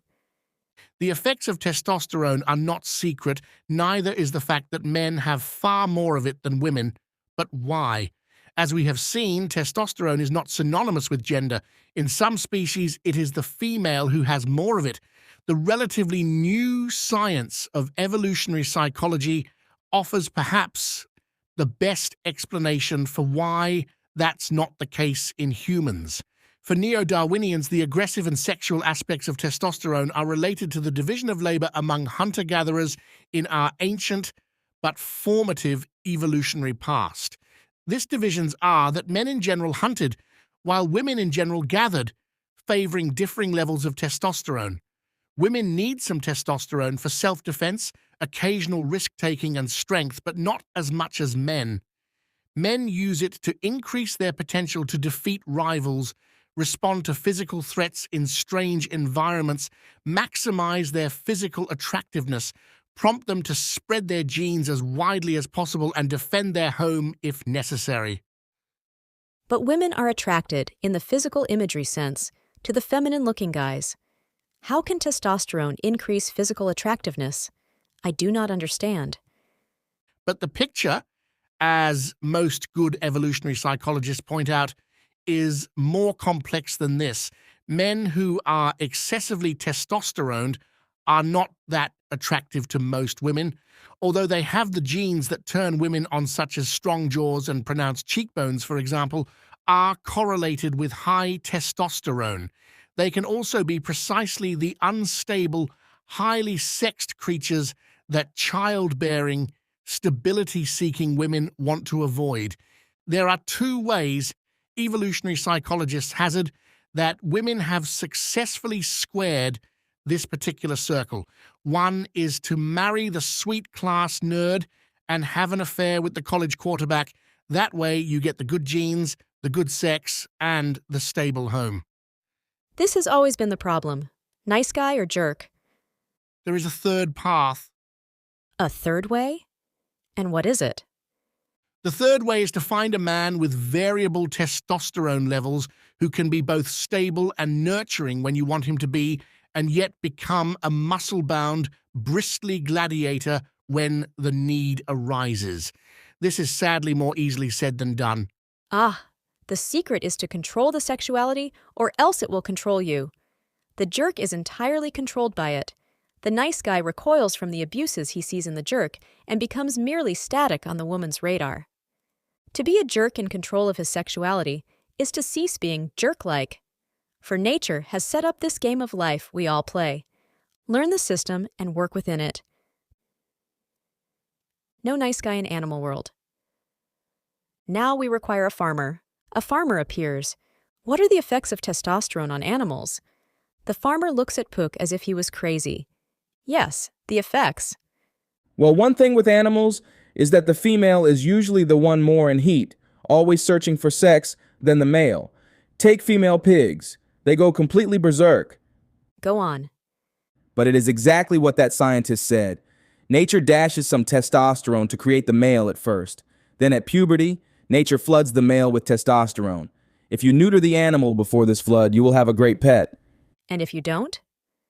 Well, you end up with an unhappy beast. Male pigs must be neutered or the testosterone will flood the body, making its meat worthless. This is why we don't eat bulls. So our animal friends, when testosteronized, are merely to mate? There is no other strength in it? That isn't true. If you neuter the dog before he gets testosteronized, he makes a great pet, but he will not make a good sheepdog. It's almost like his will of action gets taken out.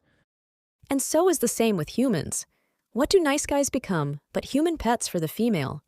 And just as animals use their sexuality for action, for a higher purpose, so do humans. The women agree.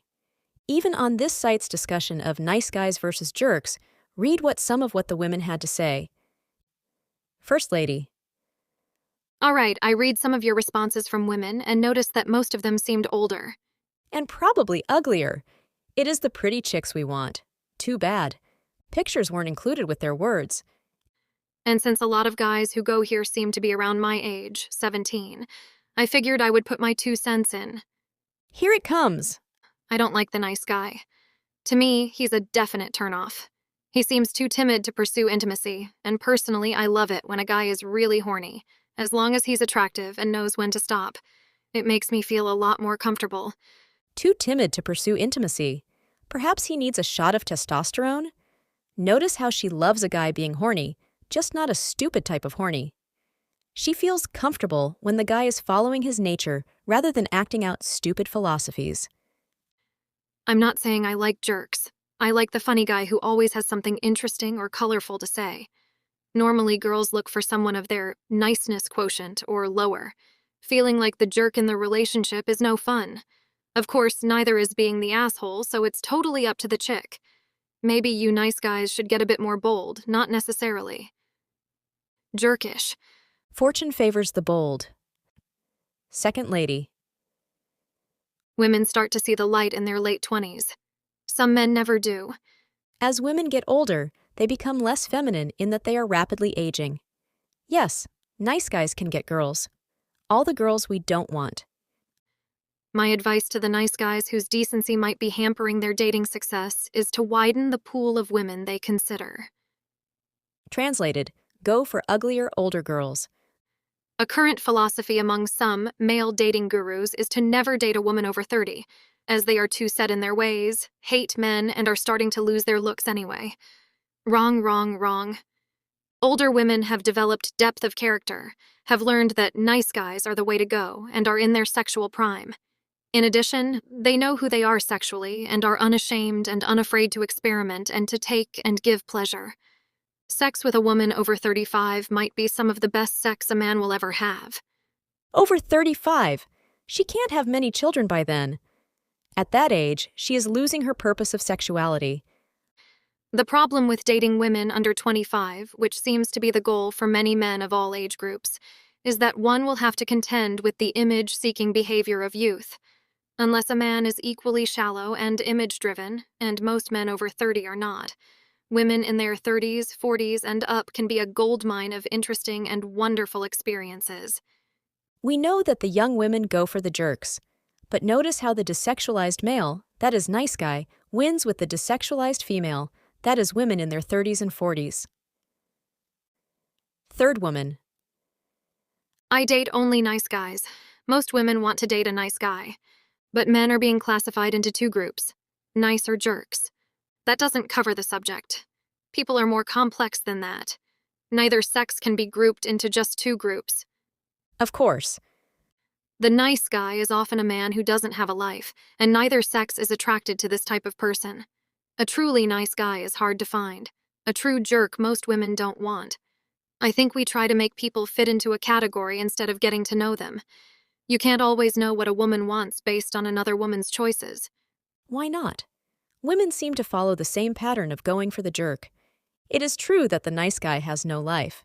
It is because he lacks the action that the jerk has. I love a nice guy. To me, nothing is sexier than a guy who has the guts to say he really likes me on a first date. And yes, I do continue dating him. I must clear one last thing up. Nice guys do finish last, and I find that to be very sexy. He is the one I'll see again. This woman must be fat or old or something. Fourth girl. Sorry, but it's no more true that women prefer jerks than it is true that men prefer boobs. The thing is, the nice guys who are with a woman are not out there complaining that women don't like nice guys. The nice guys who are not with a woman will express their loneliness in a nice way from time to time. The jerks who are not with a woman never complain about it. They lie and say they do have a woman, or many women, or they don't want a woman. Nice guys don't lie like that. The jerk is a challenge. The nice guy wants to go on Oprah's show. The truth is that nice guys are alone from time to time. The truth is that there are plenty of people out there looking for the right one. Keep looking, you will find her. It is interesting that women are all united in the belief that there is one for everyone. It's as if they are well aware of nature's invisible hand demanding union.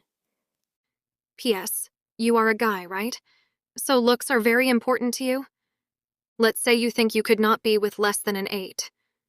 I know huge compromise is not possible, but just try to accept a 7 or a 6 perhaps. Women get a lot better looking to you after you know and love them. Give it a try. If I had a brother and he was a nice guy, the above advice is what I would have given him. Notice how many of these women are missing the point here. The point is to get the beautiful women. Some of these girls' solutions is to not go for the beautiful ones. But all the attributes of the jerk they love, the action, the horniness, the unpredictability, the exciting life, are all effects of a testosteronized male. Fifth girl. I don't think that women are attracted to jerks, but they are attracted to men that illuminate power. Those type of men, powerful, strong, and masculine, are sometimes jerks, which accounts for the confusion. Finally, a woman links the jerk to masculinity, but it is the effects of testosterone she sees. The nice guy sometimes is not strong or powerful, and that's what turns women off. So in essence, it's not the fact that they are nice, it's that they may be lacking other attractive qualities that outweigh the niceness.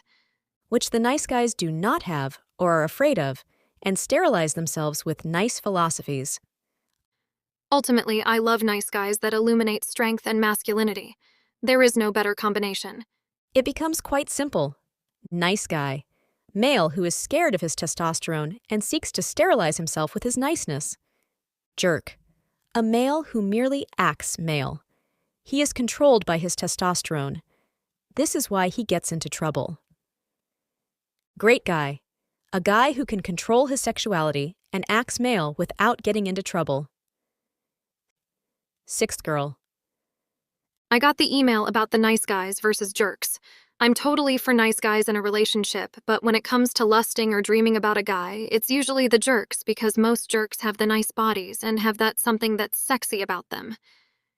Can you not see the pattern emerging? Are we not seeing the jerk and nice guy for what they truly are?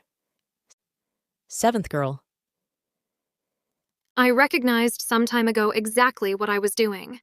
I was looking for a specific character, for lack of a better word.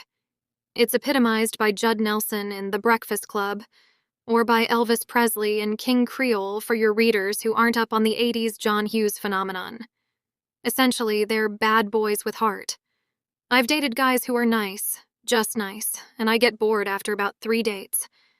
Bad boys are much more interesting, of course, although it's not a wish of women that these guys are really bad. Misunderstood would be a better word. Check out the local oldies station for Leader of the Pack, and you'll get the idea. A guy who's a troublemaker enough to be dangerous and daring and fun and keep life interesting, but who is a real sweetheart underneath. Hell, even when I was in 8th grade, I was much more infatuated with Jason Bateman's character on Silver Spoons, the best friend, next-door neighbor who was always causing trouble to get attention from parents he thought didn't care, than Ricky Schroeder's. Ricky was so sweet, he was saccharine. The problem that I've run into, as I'm sure many women have, is that most of these bad boys don't seem to have the good hearts we seek. What you see is what you get. This is because they are controlled by it. The only way to get both and be the desire of every woman is to understand it and control it. By the time you realize it, you may have been dating this jerk for a while. When you ditch him, it's on with the search for the same damned thing. This is where guys will get the idea that jerks get all the women. They see us in the process of the search. What they need to understand is that we're not looking for some nasty idiot. Behind it all is the wish to find that guy who can be trouble to everyone else but nice to us. Just like Judd. 8th girl. Nice guys versus jerks isn't the real issue here. It is all about confidence. The major difference between nice guys and jerks is this. If a nice guy has the guts to approach a woman who has caught his attention, he is so worried about saying the perfect nice thing that he will totally flub it. The nice one ends up stumbling away from the object of his desires with his tail caught between his legs. For those who don't already realize, this is not the impression you want to make. A jerk, on the other hand, appears to have been blessed with ability to approach anyone and say just what's on his mind, completely disregarding any of the repercussions. He just does it. I have no clue how he does it. But damn, the man who has the confidence to accomplish that has caught my eye for the night, whether he wants it or not. What does this say? She is saying, stop trying to say the perfect thing. This was why I left seduction behind and gone the natural route. It is more fun, less headaches, and gets better effects. 9th girl. Don't think women don't like nice guys. There is an initial appeal to a jerk, but it doesn't last long. As long as you don't act desperate and have a little something going for you, believe me, a nice guy can finish first, and with the girl of his dreams. Translated, treat yourself as the prize to be won. This does solve a lot of errors, but it is not enough. Mastering the secret of the jerk optimizes your sexual appeal. 10th girl. This is from the book, which I am sure many of you have read, called The Fountainhead by Ayn Rand. Miss Rand's objectivism was always a bit thorny going down philosophically. And I know how women are the sexual ones, which is strange with the person of Miss Rand. Yet Miss Rand's noble hero is entirely in the sexual realm. Her heroes are her ideal men. Objectivism is, in Miss Rand's words, a noble vision of man which characters like John Galt as symbols. But objectivism is more of a style of masculinity than it is a philosophy. Her heroes usually blast philosophical niceness away. In The Fountainhead, the hero, Rourke, is not attractive and said to be even ugly. His rival, Keating, is the pretty boy. But notice the effect that Rourke has on Dominique, the extraordinarily beautiful woman. At the quarry, he does not seduce her. He literally rapes her, as virgin girls are often said to express as fantasy. At a later party, the people notice Dominique, usually surrounded by desperate guys, show signs of attraction. "And, my dear," asked Kiki Holcomb, "what did you think of that new one? You know, I saw you talking to him. That Howard Rourke?" "I think," said Dominique firmly, "that he is the most revolting person I've ever met." "Oh, now really? Do you care for that sort of unbridled arrogance? I don't know what one could say for him, unless it's that he's terribly good-looking, if that matters." "Good-looking? Are you being funny, Dominique?" The beautiful woman is attracted to this ugly guy. But why? "Why, my dear?" said Kiki. "He's not good-looking at all, but extremely masculine." Extreme masculinity. This is what the beautiful woman wants. Now for the males. First male. One thing to add on the nice guys v jerks thing. Jerks win because in their selfish insensitivity, they never hide their raw sexuality. Nice guys in their sensitivity hide their sexuality because they think it will oppress women. This guy is on the right track. Women are powerfully attracted to guys who are open with their sexuality, thus the jerks win. Exactly. Now it is important to realize that being open with your sexuality is not about being a macho wanker, but simply about not denying that you want to have sex with her. She knows it anyway. And if you don't let the world know it, you're headed right for the friendship zone, which is great if you want to chat all night only to see her waltz out the door and straight into bed with some asshole who just walked in. But useless if you want to be the one helping her mess up her sheets. So true. To be open with your sexuality, all you gotta do is be yourself, knowing that it is fine to feel sexual about her. Just don't drool or go straight for the wanna fuck approach, although even that works about 10% of the time. When we acted on our desires as AFCS, we got burned. So many of us became desireless, which is not bad for getting the attention of many pretty babes. But male lust turns women on. The problem is not the male lust. It is putting that male lust in ridiculous philosophies, such as the nice guy way and so on. Realize that there are no philosophies with dealing with nature, and trust your gut more. Be nice by all means. In fact, I would advocate nothing but niceness. But you gotta combine it with strength and let your sexuality shine through. After all, the difference between you and the jerk is that you are nice. He is sexual. But who does she take home? Second male. This is regarding the nice guy jerk controversy. Just want to confirm some of the claims with first-hand experience. Listen to this one. He describes why even ugly guys get the beautiful babes. I'm 22, an aerospace graduate student, and considered myself in the past to be a nice guy, and still a nice guy. Recently, I'm working weekends as a bouncer. I'm a fully qualified jiu-jitsu first Dan black belt, but getting some free sex on the side is part of my agenda too. The truth is, I can't keep the women off me. I don't know how many numbers I'm gathering because I can't keep track. Why not before, when I was a nice guy and concerned for my female friends? My reasoning is that the theory of male dominance / macho-ness or jerkiness is in effect. One girl even spelled it out for me the other night at this club I was working. Her words were something to the effect of, 90% of girls would go out with you because you're the bouncer, but you're also really good looking and sweet, or something like this. It is strength women are attracted to. But where does this strength come from? Why do guys love crushing their bodies in the gym or in sports? It is the testosterone. Well, now that I think about it, she's right. I see fat, ugly bouncers who just got out of jail picking up girls all the time, whereas they wouldn't stand a chance if they weren't bouncers. Why? Because they're tough guys. And as we see, this also explains why ugly guys get the beautiful girls. It has nothing to do with confidence. It has everything to do with testosterone. Some guys can be very confident with debates, with presentations, etc., but get them in front of a woman and they freeze. Whereas some guys cannot do all the former, but know exactly what to do when around women. In my case, I am both very polite and considerate towards women and men, except on a bad day when I don't give a fuck. Seeing this, it seems to turn them on. It's the mixed signal theory, where women see that you're a tough guy and a nice guy at the same time. The classic Humphrey Bogart thing. So the bottom line is, be tough, or if you're not, look tough and act tough. This isn't to say become a bouncer, because it is not only dangerous and risky, but also very foolish and not worth it unless you have the skill. Even then. Personally, I'm a bit of an adrenaline junkie, so I don't mind. Another tip: flaunt the things you're good at or like to do, or your accomplishments. But don't lie, so that upon confrontation, you're open-jawed.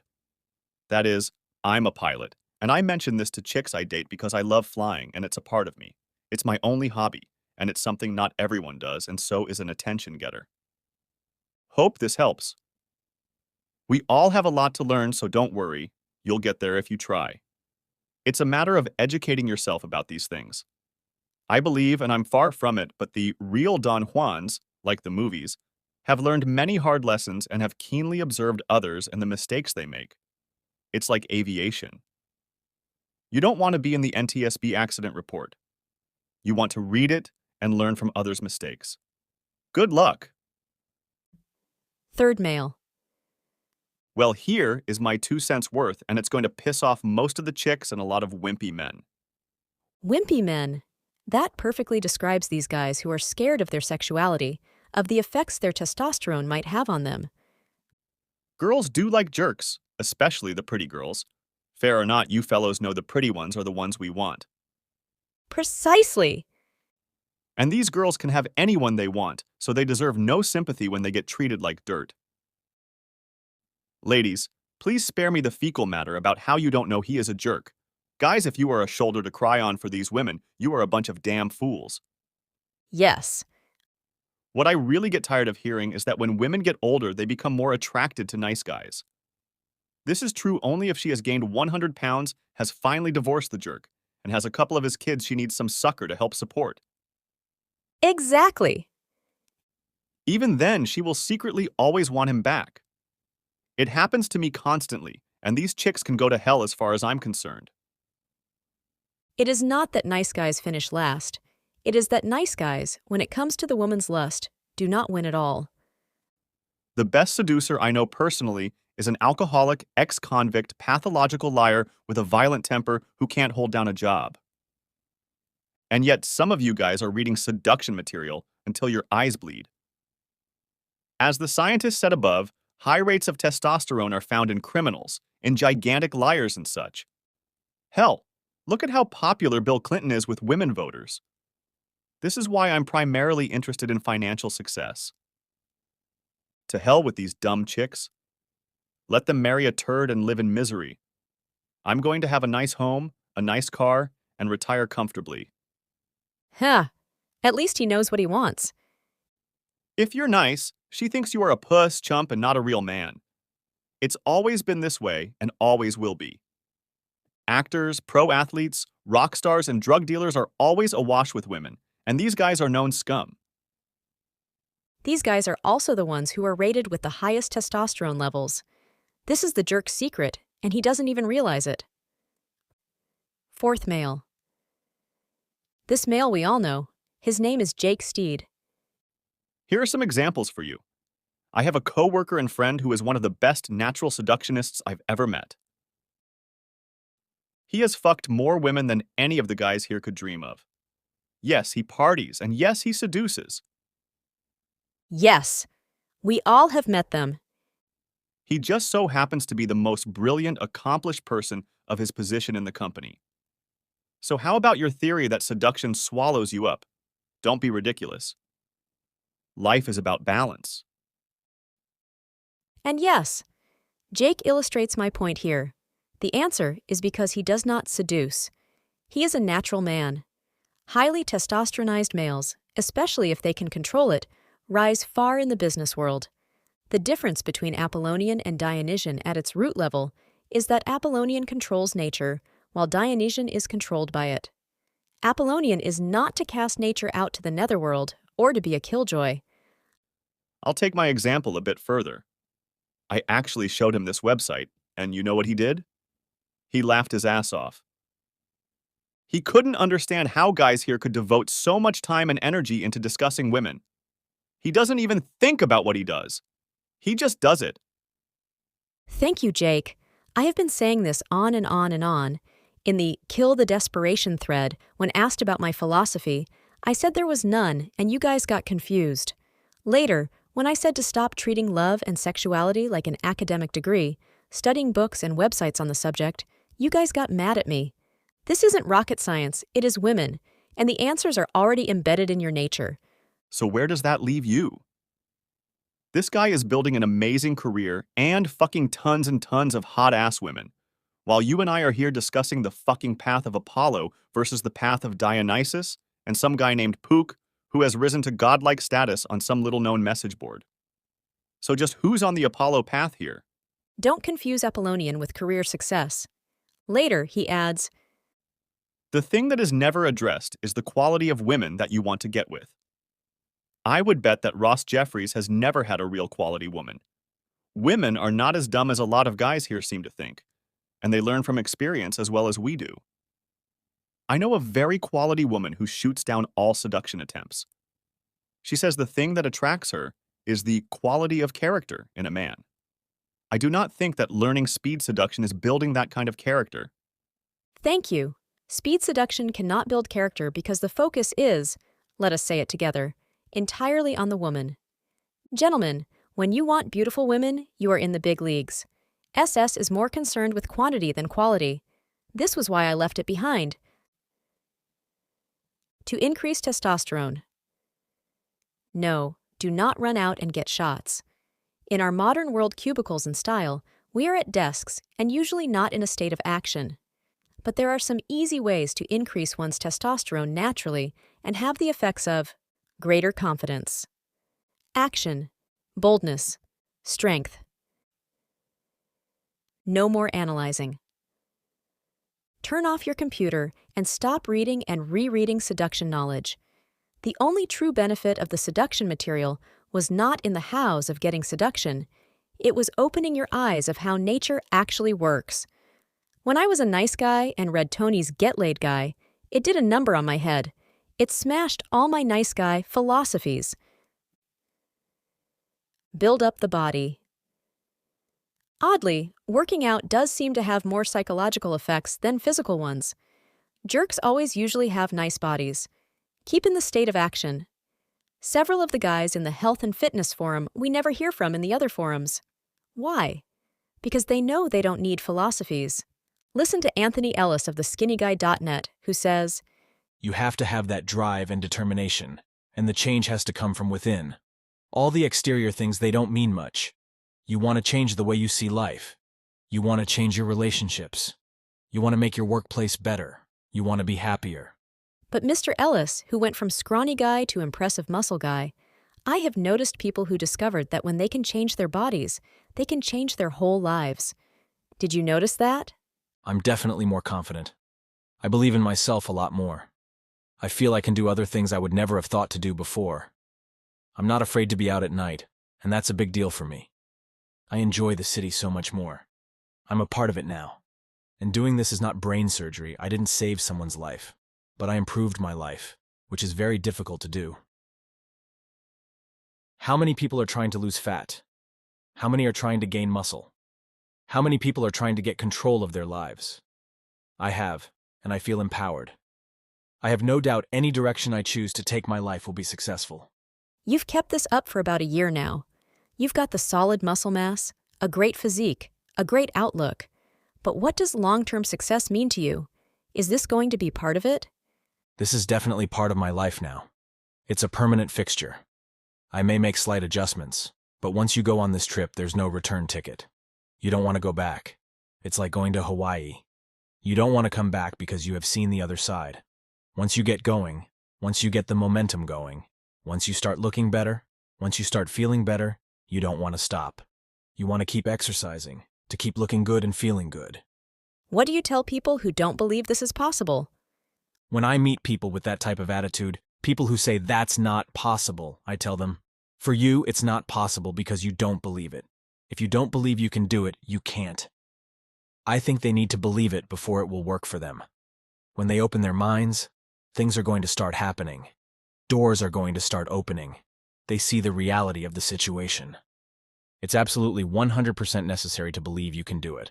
I mean, really believe it deep down inside. I've come to realize that most of what happens to you is a result of you. It all comes from inside. Everything you do, everything you are, how you handle everything that happens to you is your responsibility. So if you want to change, look inside. When you decide to change from the inside, the outside will fall into place. For as you think, you shall become. This is why the focus must always remain on you. Some other things. Joining a sport. Every male needs good old competition. Ever notice why the jocks get the girls? Perhaps it's because their testosterone levels shoot up, or at least appear to. Eating more. For skinny guys, this is a must. It strengthens the body. Don't take yourself so seriously. This is for the shy and hesitant guys. You need to get over the fact that the world does not revolve around you. It never has and never will. No one will care if you hit on a chick. No one will care if you make a move on her. Do not rationalize away your desires. Start doing some of the things the awful jerks do. Try getting on stage and being some rock star. Your testosterone levels will shoot up. Try acting. Since projection is all, your levels of testosterone will rise. Women will naturally sense it, and also because it will spring off other actions. A new start. Let us consider the nice guy versus jerk debate to be over. The nice guy is a male who is afraid or doesn't embrace his testosterone. The jerk should be seen as the testosteronized male. What we understand, we have power to use. What we do not understand, it has power to use us. For we possess the ability to restart our lives over again. Be not scared, by acting nice or relying on mental tricks, to do what your testosterone was put there to make you do. Be natural and be a man. Quote, Hlang Thar Yar, Myanmar, chicken seller Thin Sandrin had always dreamt of being a man. When she inexplicably grew a penis last month, the 21-year-old treated it as an awe-inspiring omen, as have the thousands of stunned villagers who have traveled to a pagoda to see him. On the morning of the full moon day of June 21st, I noticed my thing, sex organ, was not the same as before. Thin Sandar, who now goes by the male name Thon Sain, said on Wednesday. And my breast disappeared, Thon Sain added. So I called out and showed it all to my mom and dad. It was very strange. Experts have examined him, and he awaits test results from a women's hospital. The Secret of the Jerk post detailed this occurring in lab rats. There are legends and mythologies of this occurring throughout various cultures. Though I am curious if the opposite is true. Can guys have their penis drop off and a vagina appear, with breasts appearing? Apparently not. Testosterone stains. Once you've been immersed in testosterone, first in the womb, then in puberty, you cannot go back. But that doesn't mean you can become very feminine and weak. You'll still have balls, just not in the metaphorical sense. Chapter 6. Looks or personality? As guys, we love to make fun of women in how they always hold some clothing up and ask, "Do you think I'd look fat in this?" Answer. A. Oh yeah, you'd be a bloated whale. B. No, of course not. You're just saying that to make me feel better. Of course not, honey. Liar! You think I'm fat! C. Proceed to bang your head against the wall. Women spend all day putting on their faces, as if they were born without one. They waste countless hours shopping for the perfect dress, reading countless magazines for fashion tips, etc. We make fun of them, mock them for it. But women are obsessed about beauty because of us. It is our fault.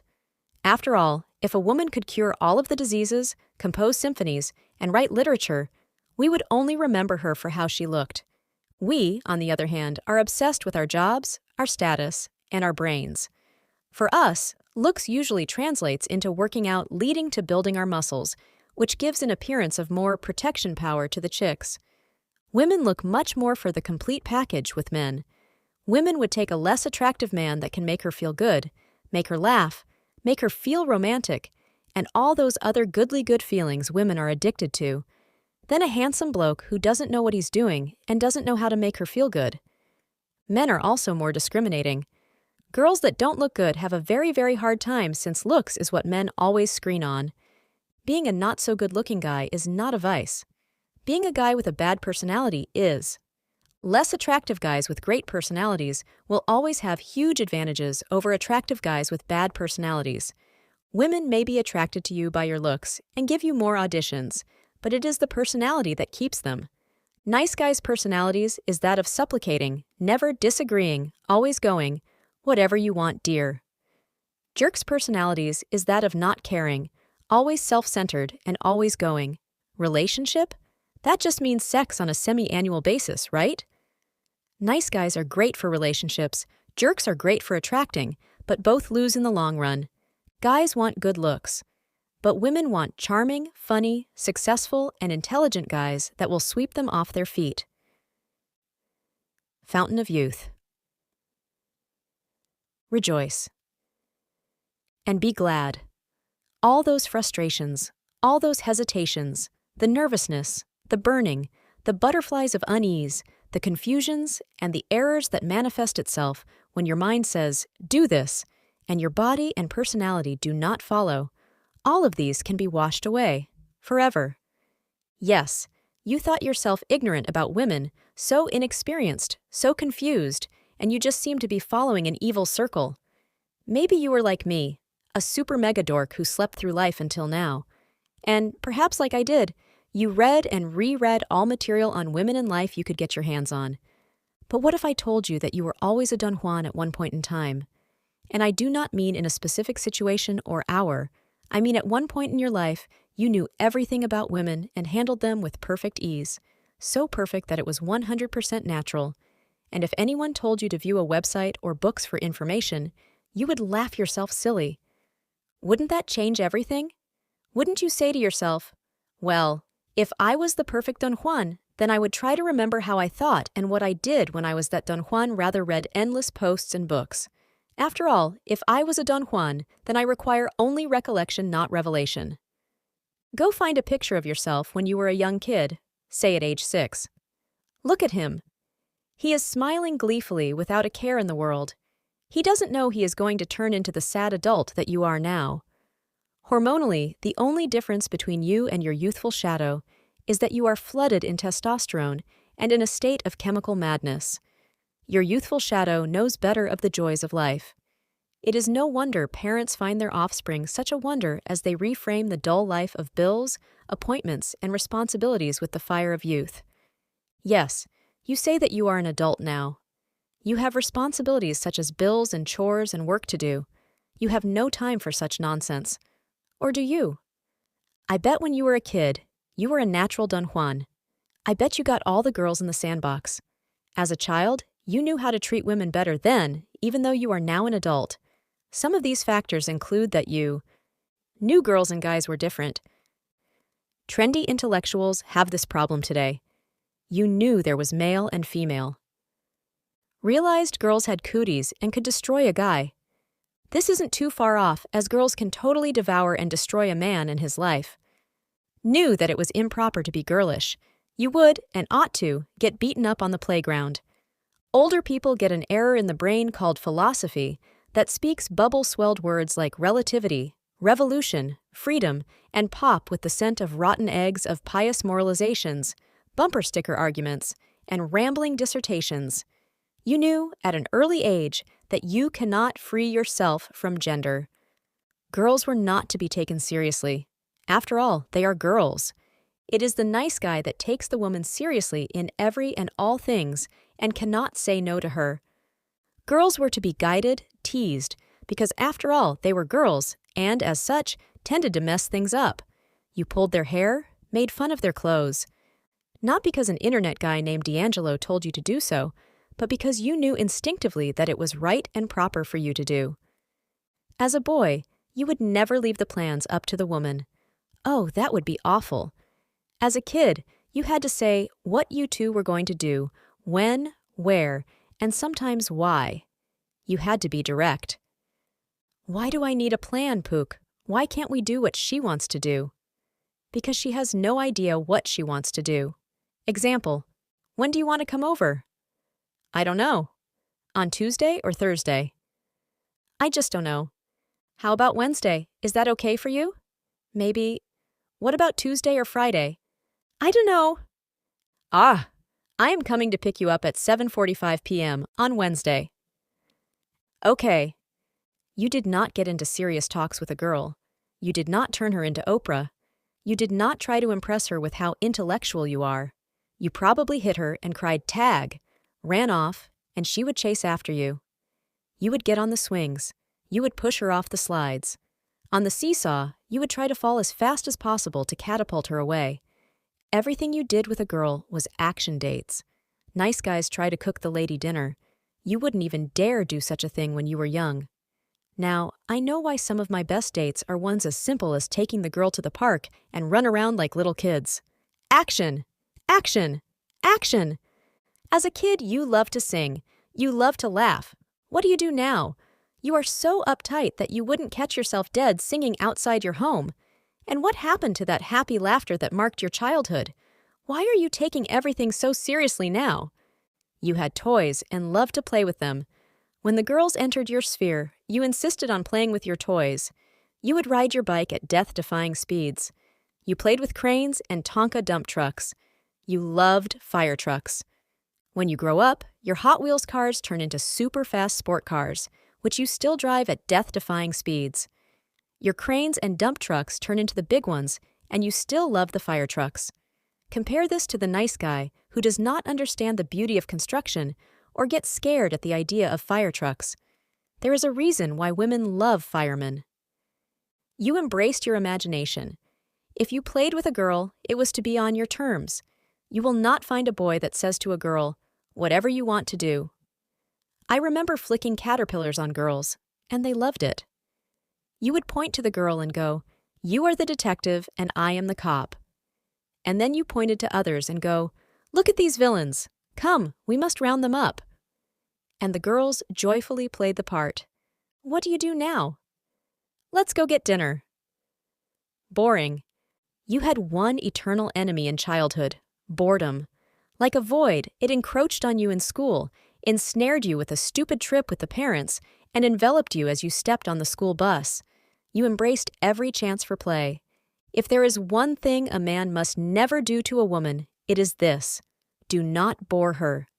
Make her happy, make her angry, make her laugh, anything but bore her. That enemy, boredom, is back, and women are looking for you to strike it down. Embrace your youth and live again for the first time.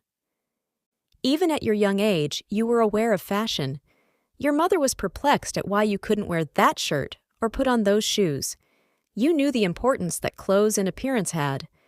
Nice guys and chumps try to say nothing for appearance and say, "She will like me for who I am." And, with the same breath, ignore the chicks who do nothing appearance-wise, big whale chicks, pimply chicks, and such, while getting shot down at the real women.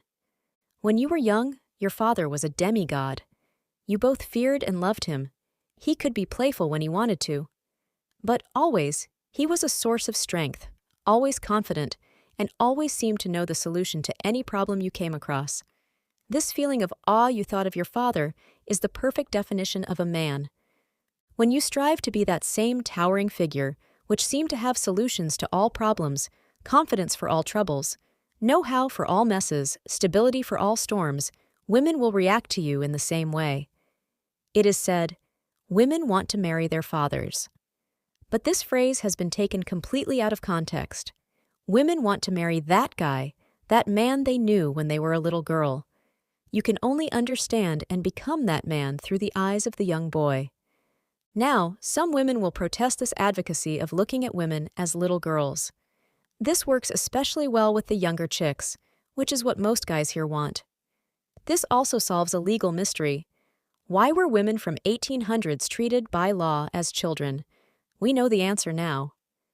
And I would say to women to treat men the same way. Women are most charming when they view us as boys. "He whom the gods love grows young," said the ancient Greeks. Look at that picture of the young you. Now look in the mirror. The blazing light in the youth's eyes, the curiosity, and the wonders he saw at nature and life. The joy he loved at any occasion. Are they still part of you? Look into the mirror. Is the same light in your eyes?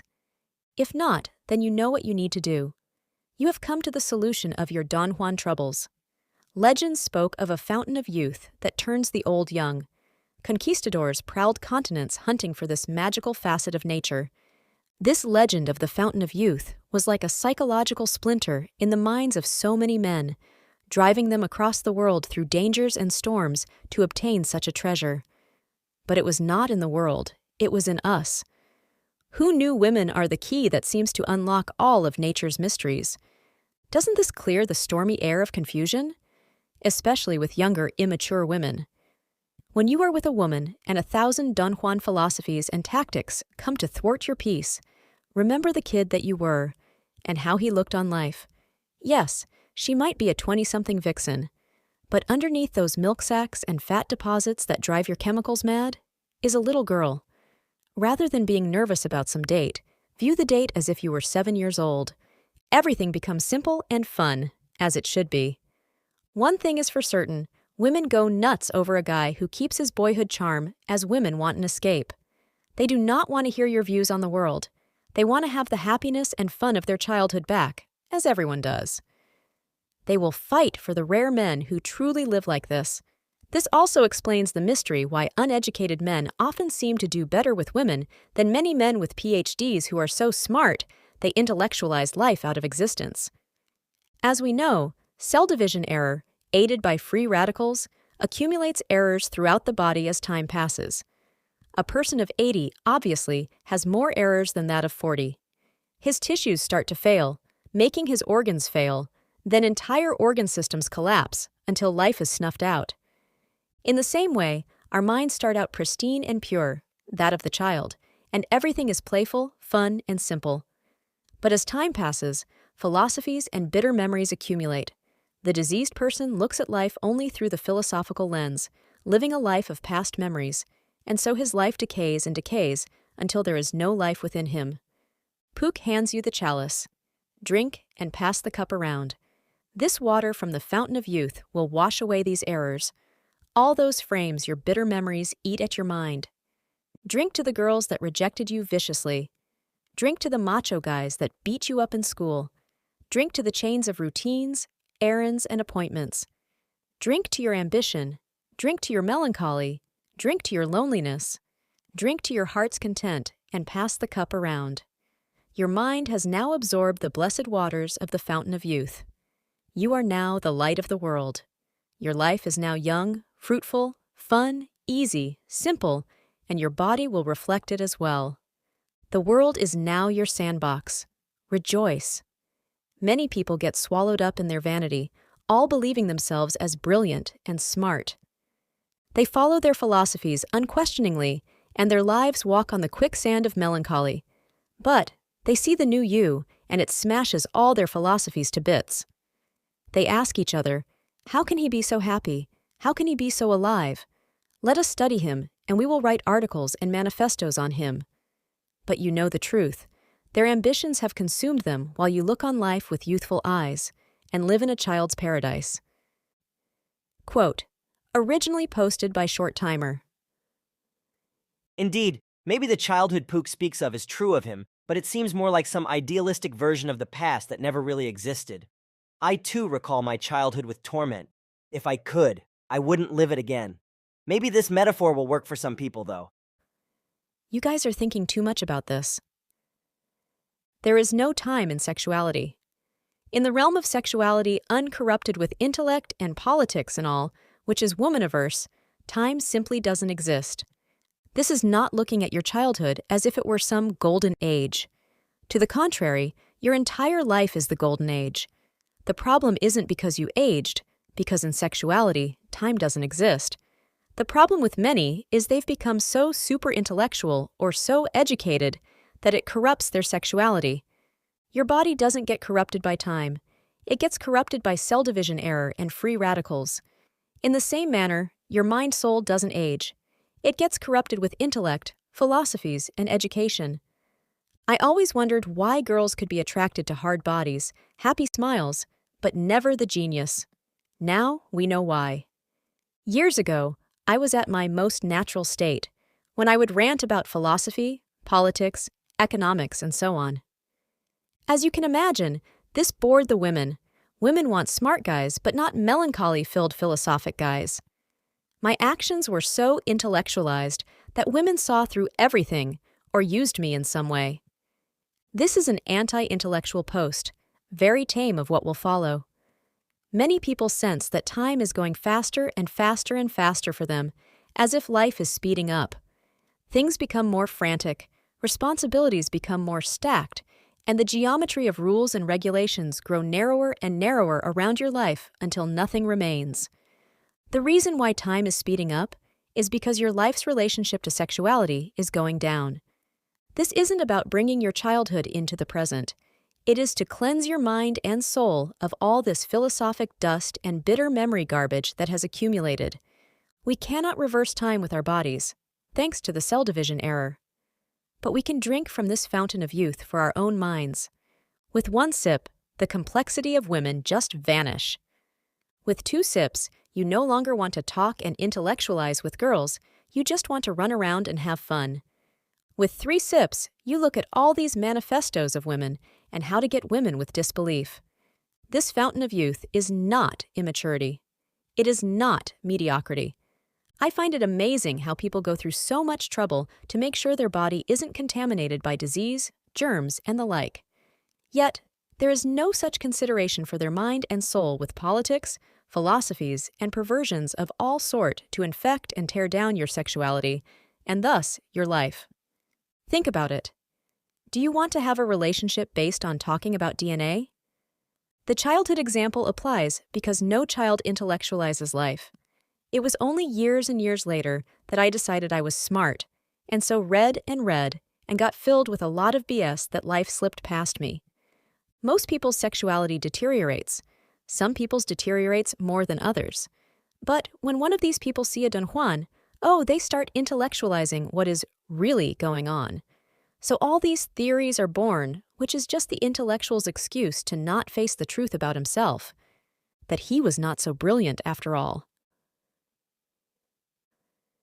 Kill that desperation. Being a Don Juan is not a net sum of smooth maneuvers and methods, but of your own outlook on the world and on women. Anyone can memorize techniques, but few can change the way how they think.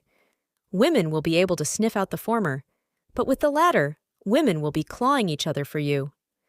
A Don Juan is a state of mind, not a list of methods and tricks. This must be stated because it brings us to the subject of desperation. In the end, we are all desperate with desire. We wouldn't be looking for tips and answers if we did not desire a girlfriend or multiple girlfriends. Being a bit ambitious, aren't we? We all want a woman, or women, but our desire and feelings brings out the desperation traits within us. Where I work, I ask the women why they found a coworker to be so desperate. Here are some of their answers. Always giving the women attention. Calling all the time, and calling immediately once getting the number, immediately returning a call, etc.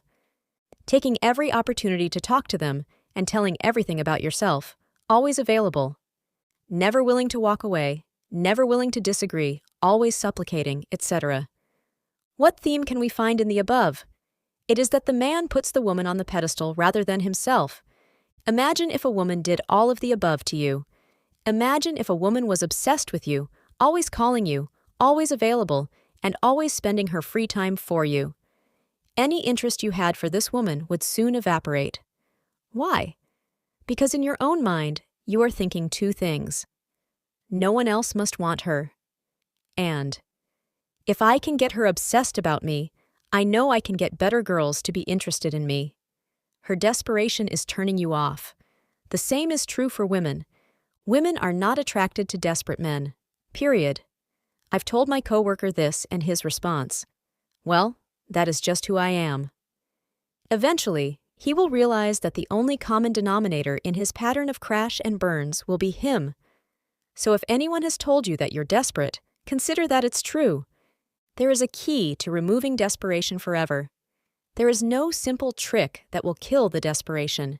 It will not be in how you dress, how you talk, or where you go for dates. No, the key is in how you think. The key to killing desperation and attracting crowds of women is to think and believe that you are the great catch. Desperate guys do not do this. They see the woman as the prize rather than themselves. They see that the woman must be wooed rather than them. They will thus supplicate and become a nice guy. And nice guys finish last. If you start treating a woman like precious gold, she will believe she is gold.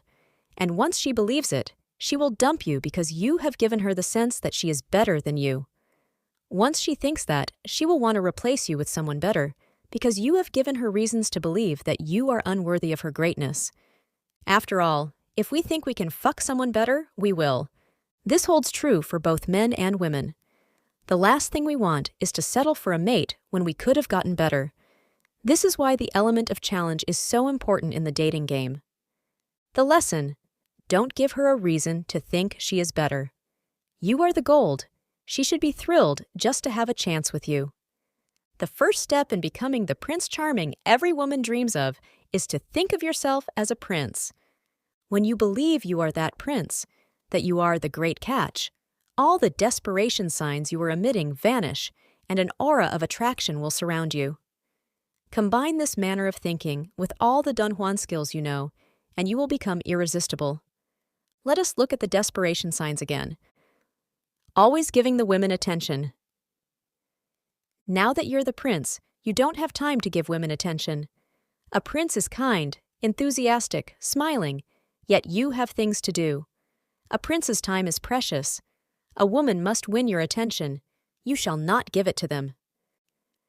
Calling all the time, and calling immediately once getting the number, immediately returning a call, etc. The great catch simply cannot call all the time because he has tons of other numbers. The great catch is not competing for a particular girl. The girls, rather, are competing for him.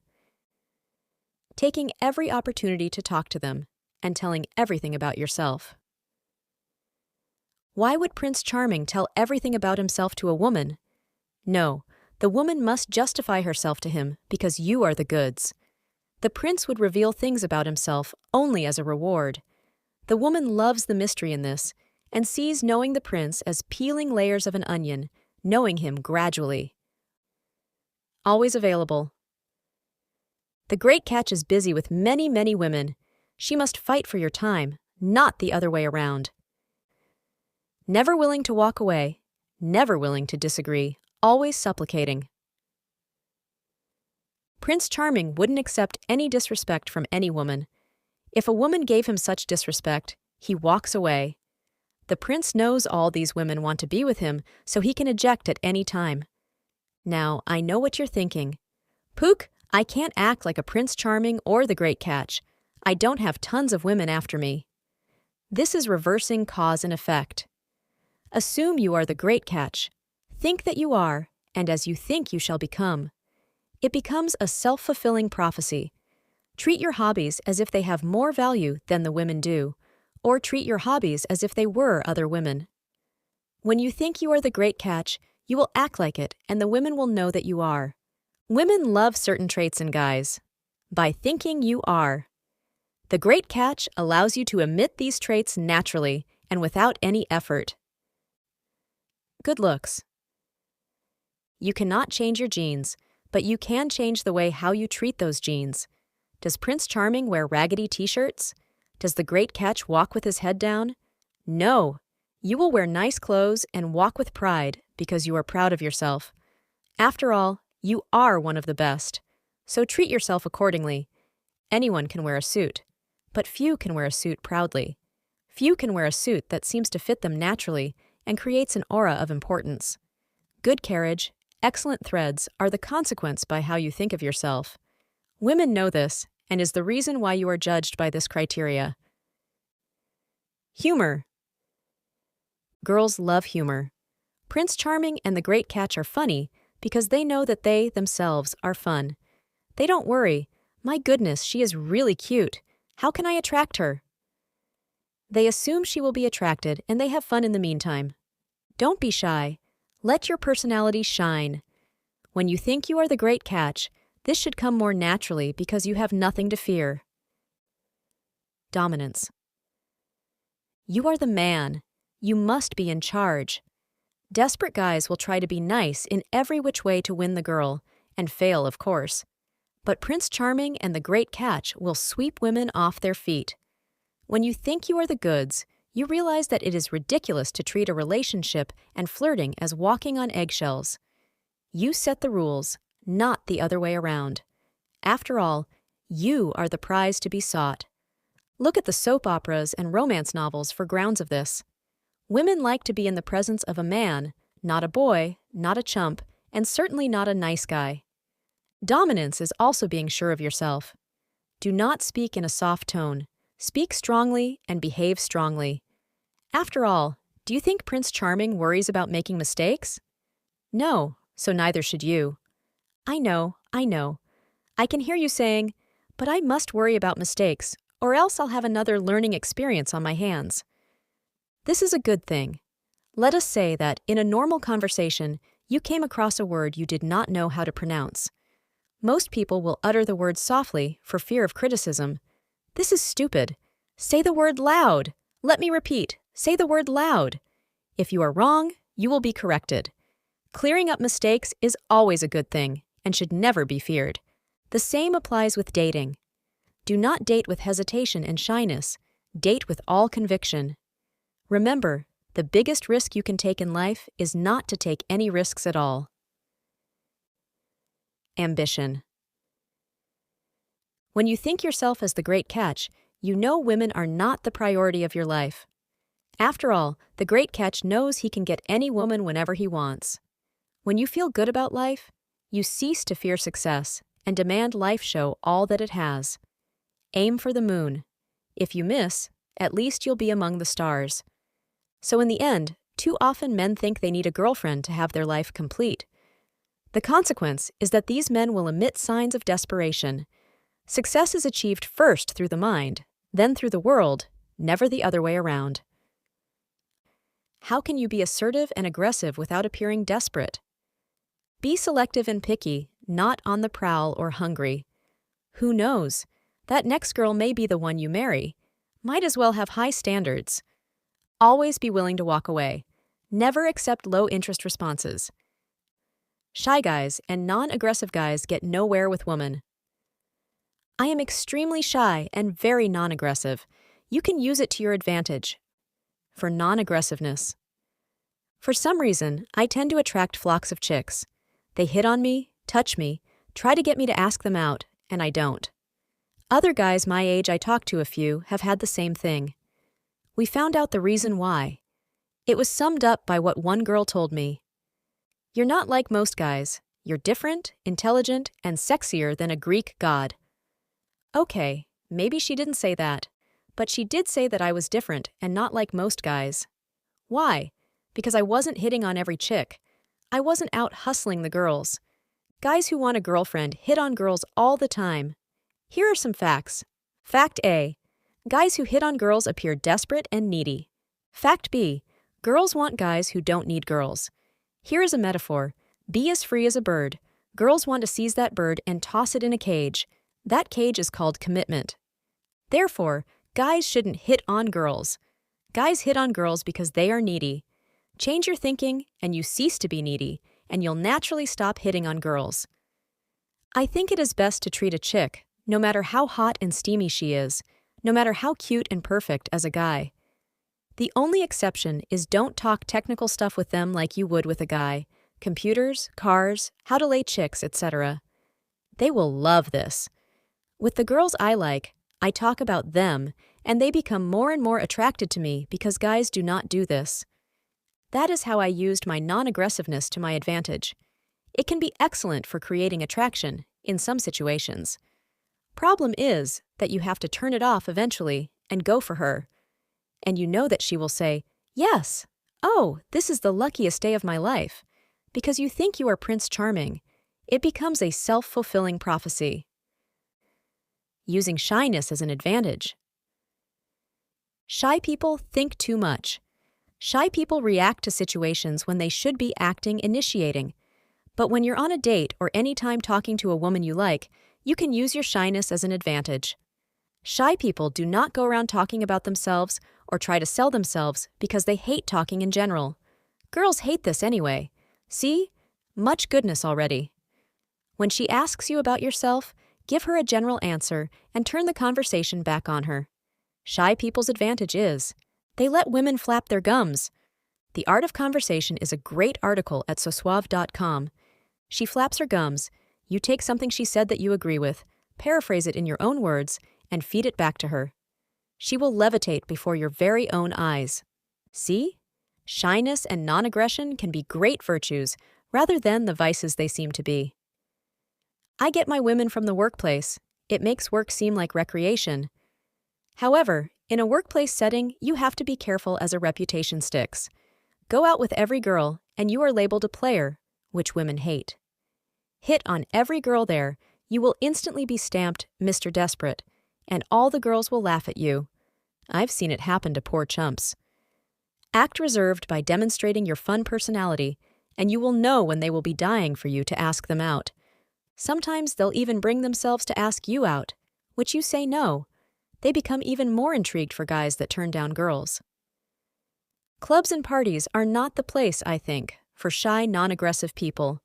I get better results when I can talk to people without shouting all the time. You can get away with hitting on women if you won't see them again. In the workplace or classroom, they will remember and reputations stick. Just because you get a date does not mean you stop being attractive. You must make your attractiveness consistent by continually thinking yourself as the great catch, or as Prince Charming. For if you don't, then you start to put her on a pedestal and have that fatal romance disease known as desperation. Right now, I'm in a situation where I'm on the verge of dating 2 women. Even though I've read the articles on this site a billion times and read this forum daily, I can feel myself wanting to fall in infatuation. It is all in our minds of how we look at the women. Good Pook. I wonder what fun I can have with her. I wonder what new things I'll learn about women from her. I wonder what happens if I try this strategy on her. Bad Pook. Wowza! She is hot! I hope I look and act all right. I really, really hope I don't do anything stupid or dumb tonight. Notice the difference. When Pook is bad, he places the success of the night on if he doesn't screw up, which he will because he is worried to death about it. When Pook is good, he places the success factor on the experimentation and fun, which as a result, the Pook will come across as fun and different. Be the good Pook. Embrace your sexuality. To the nice guys, AFCs, chumps, and assorted miscellaneous confused males. Sirs, let us have a little talk on the spirit of sexuality. This might trouble you, to be sure. It might anger others, which is most certain, but the stubborn fact remains that you cannot be successful with women ever until you embrace your sexuality. Yet until now, you were not interested in sexuality. Rather, you wanted to hear more philosophies, more tricks and tactics to be placed in your quiver of dating. It is as if you were to say, yes, these guys that are getting girls are all very well and good, but what philosophies should we deploy to get the women? We purchase bits and pieces of philosophies on this site like we are in a dating Walmart. We, however, enjoy being the dorks we are and wish only for more philosophies to add to our arsenal. How blind you guys are. Now, I wish to ask you a question. Go ahead, Pook. Do you see that female over there? No, not the thin one. No, not the one with the long hair and curvaceous body. I am talking about the large one in front of the ho-hos. Yes, her hair is an absolute mess. She has no sense of style. She keeps many pets and spends extraordinary amounts of money on them. Personality? She is bitter. She enjoys philosophy just as you do. Why, she is going to become a feminist. Is she a woman? Pook! Of course not. She is female, that can be proven. But do not call such a thing a woman. If she is not a woman, what is she? Hag, walrus, witch, Titanic. Ah, she is an androgynous. Androgynous females do not look like girls or act like them. 3 professors of mine, who I have talked to about their past and their regrets, told me they were clueless with women even though they knew everything about the Elizabethan period, the history of the Supreme Court, and the philosophical ruminations in the 19th century. Despite that, they married the woman I described above, despite how brilliant they were. Other guys block their sexuality by being nice. Sexuality is disrespectful and makes me look like a pig. In the end, these nice guys end up being thought up as an ass by women and treated as one. If you want to avoid this type of fate, read on. Embrace your sexuality. This guy has no problems talking to women except those he desires. The desire sabotages him and wrecks him completely. Listen, we can hear him. I feel so guilty. This is like, I don't respect them. This is painful. I feel like I am using them. I feel dirty doing this. Oh, poor guy. His problem is not the women but himself. Why is he feeling guilty? Why does he think he is being sinister? Look, we are going to see him 10 years from now. Behold. The guy is 10 years older, but still has no girl.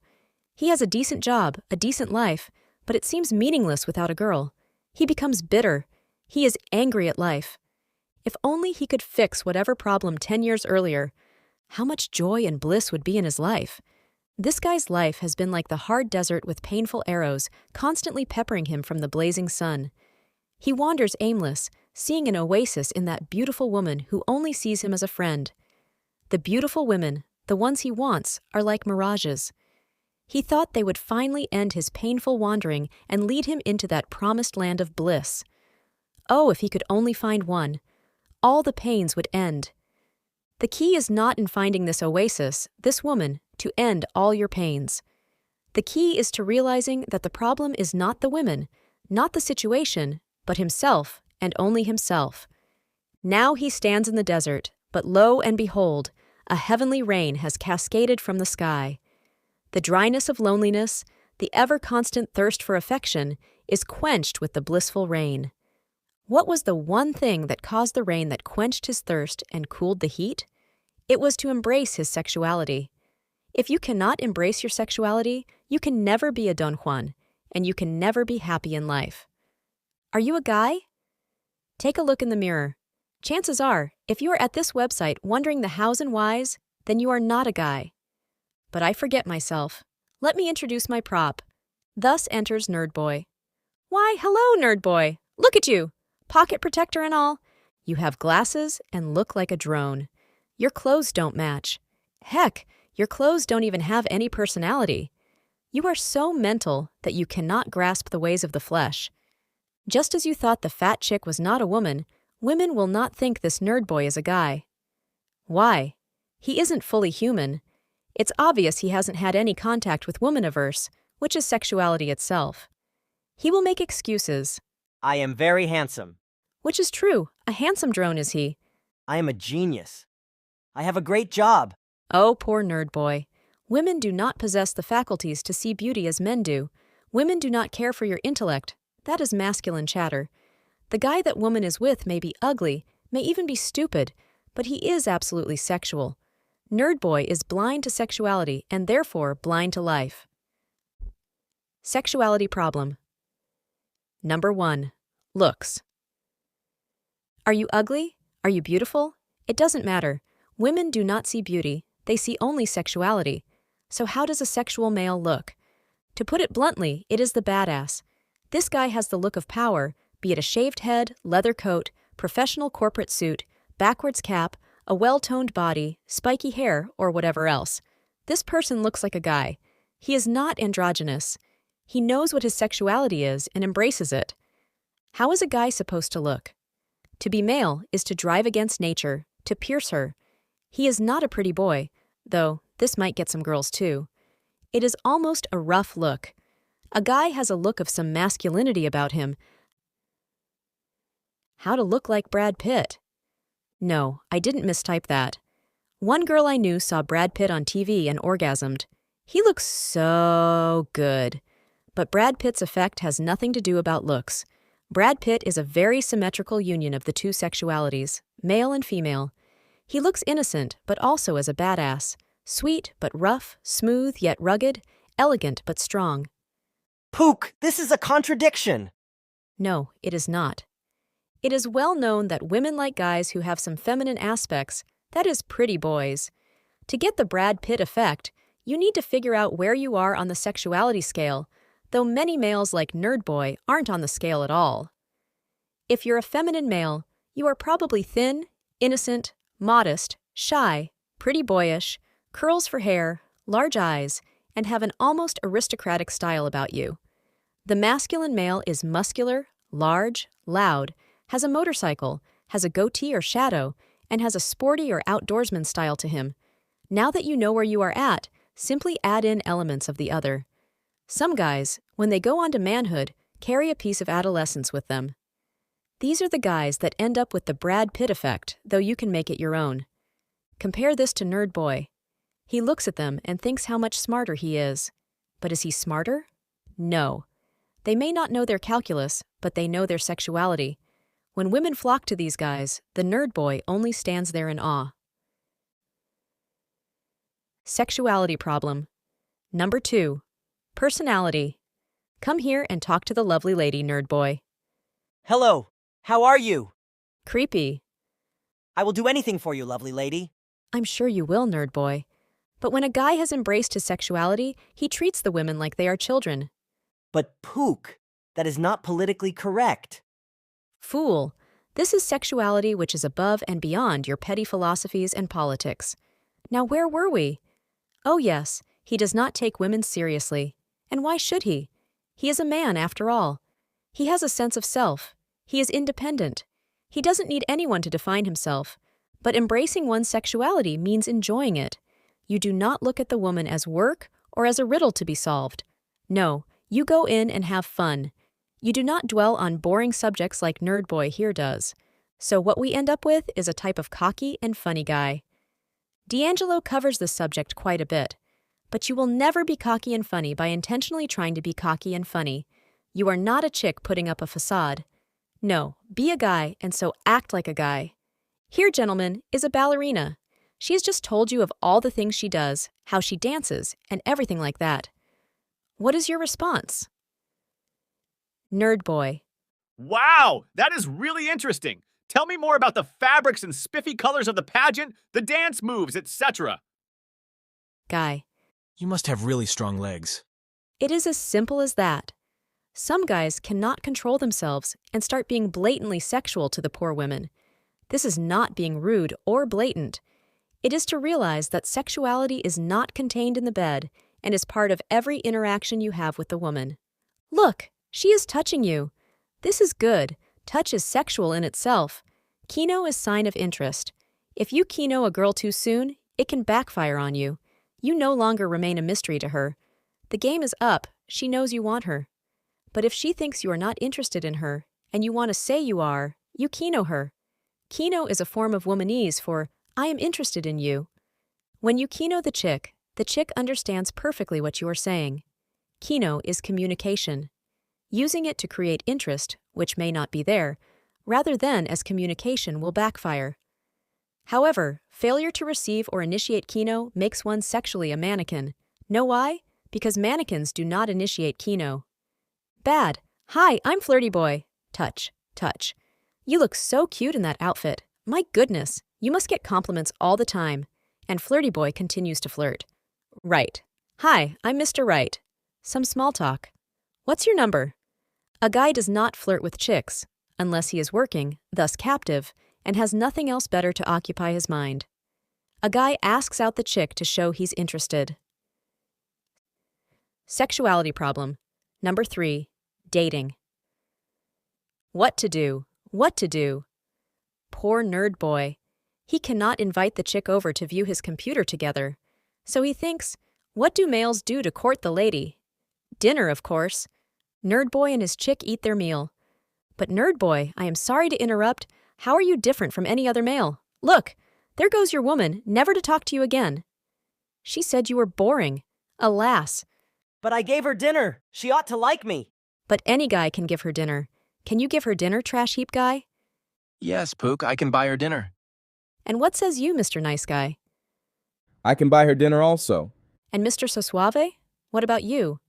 I also can buy her dinner. There is no difference. Any male can buy her dinner. Heck, any female could buy her dinner. So what do you suggest, Pook? Action dates. Do not sit there talking. She can do that with her girlfriends. Guys, on the other hand, are all about action. Real men are not making dinner. They are swimming rivers and climbing mountains. Find something action-wise and get her involved. But Pook, I enjoy sitting in front of my computer all day and don't like action dates. Learn to like them. Look, are you even living? There are brilliant things out there to enjoy and do. What are you wasting your youth on? Sitting in front of the computer. Sexuality problem number 4. Love shyness. Grab your white coats, gentlemen, and follow me. Pook and the others go down the hall and turn to the left. Ah, now we are at the testing room. Behind the window is where we will experiment. They will not see us, gentlemen, for they will see only a mirror. Here, we can peek in on the outside world. But Dr. Pook, what is the experiment going to be? Patience, indeed. Let us begin. A man was in the room, and all was well. Then, all of a sudden, a gorgeous woman enters the room. The man snuck glances. Soon, the woman got tired of this game, and she came over to speak to him. Focus, gentlemen. Watch how he responds. Again. Duh. Stop. Remove the woman. Quarantine the male. We cannot risk the possibility that his error is contagious. Yes, Dr. Pook. Right away, Dr. Pook. Anything you say, Dr. Pook. Ah, it is so nice when they do what you ask. Now, display the data on our subject. The screen flashed up the male's brain map. Good heavens! I was afraid of this. His entire frontal lobe is severely damaged. Gentlemen, to show you the extent of the damage this male labels as shyness, let us look at it through the woman's perspective. Yes. Okay, she walks into the room. She knows the guy is checking her out. Guys, the girls are more clever than you think. They will spot you if you check them out. If you like a chick, she will eventually know it. So the chick decides to talk to the guy, and the guy didn't seem capable of conversation. Why, he just mumbled and bumbled about something. What did he say? It doesn't matter. Look at how he said it. He wasn't speaking. He was farting from his mouth. Now, what was the woman thinking? A gentleman peered at the data and looked up, stunned. She thought he was brain damaged. Exactly. And you know what? He was. She is right here, and he is wrong. He knew something was wrong, but he can't figure it out. The problem is Descartes. Yes, old Descartes thought that he could divide the mind and body with his philosophies. Descartes thought that human beings were composed of physical bodies and immaterial minds. That blasted Dutchman Spinoza disagreed. Why, to Spinoza, feeling was not opposed to reason. Rather, feeling was an accomplice. With Spinoza, mind and body are not two, but one. Some believe in a third way, which is Freud. Freud believed that this young male's reaction was because of repression. I'm sure you've heard it before.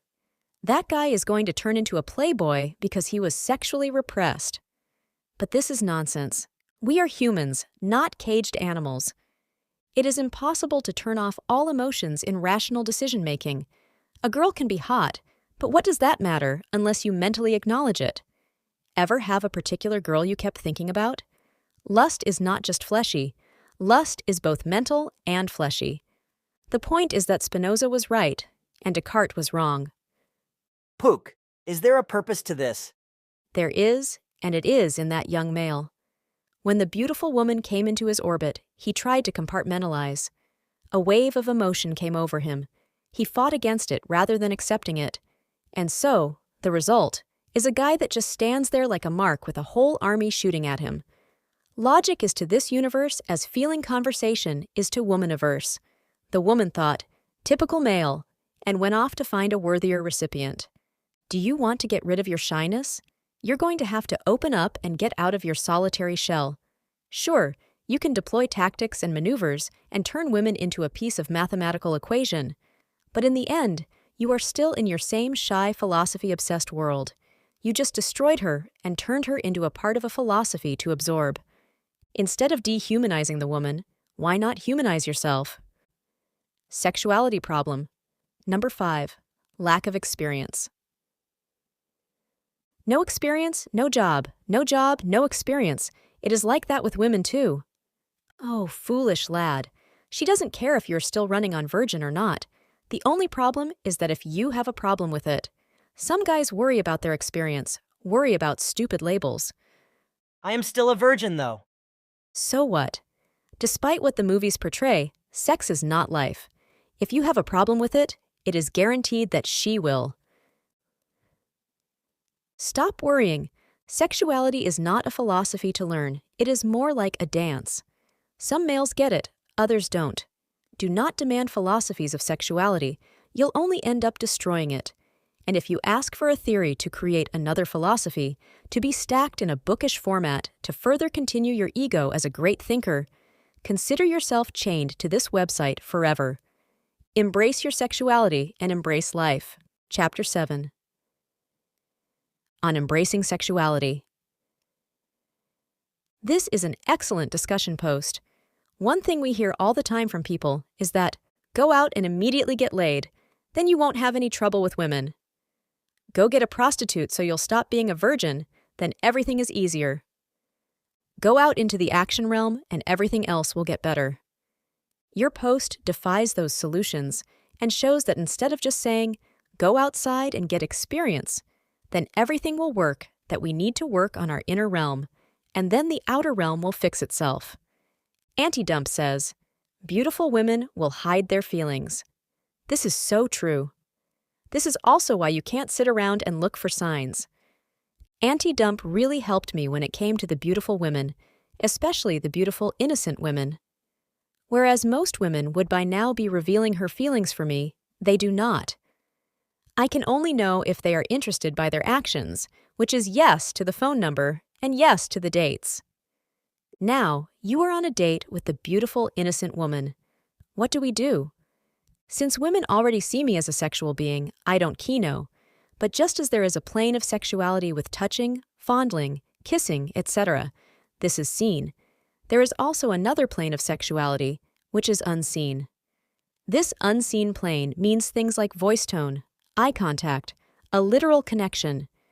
Desire is what will get you the beautiful innocent girl. However, this desire needs to be transmitted along this unseen plane. Let me give you an example. I was rejected by this one girl that I really liked, which originally sent me to this forum. This was 4 years ago. Now I'm going out with her. She is the perfect example of the beautiful innocent type. What could I do? You just can't go up to her and start grabbing things. How do you create intimacy with the beautiful innocent type? Through desire. Let her know you want her. But didn't you say you ought to be desireless? Well, when you were a nice guy, how were you showing your desire? Through flowers? Through declarations of love? By talking to her all day?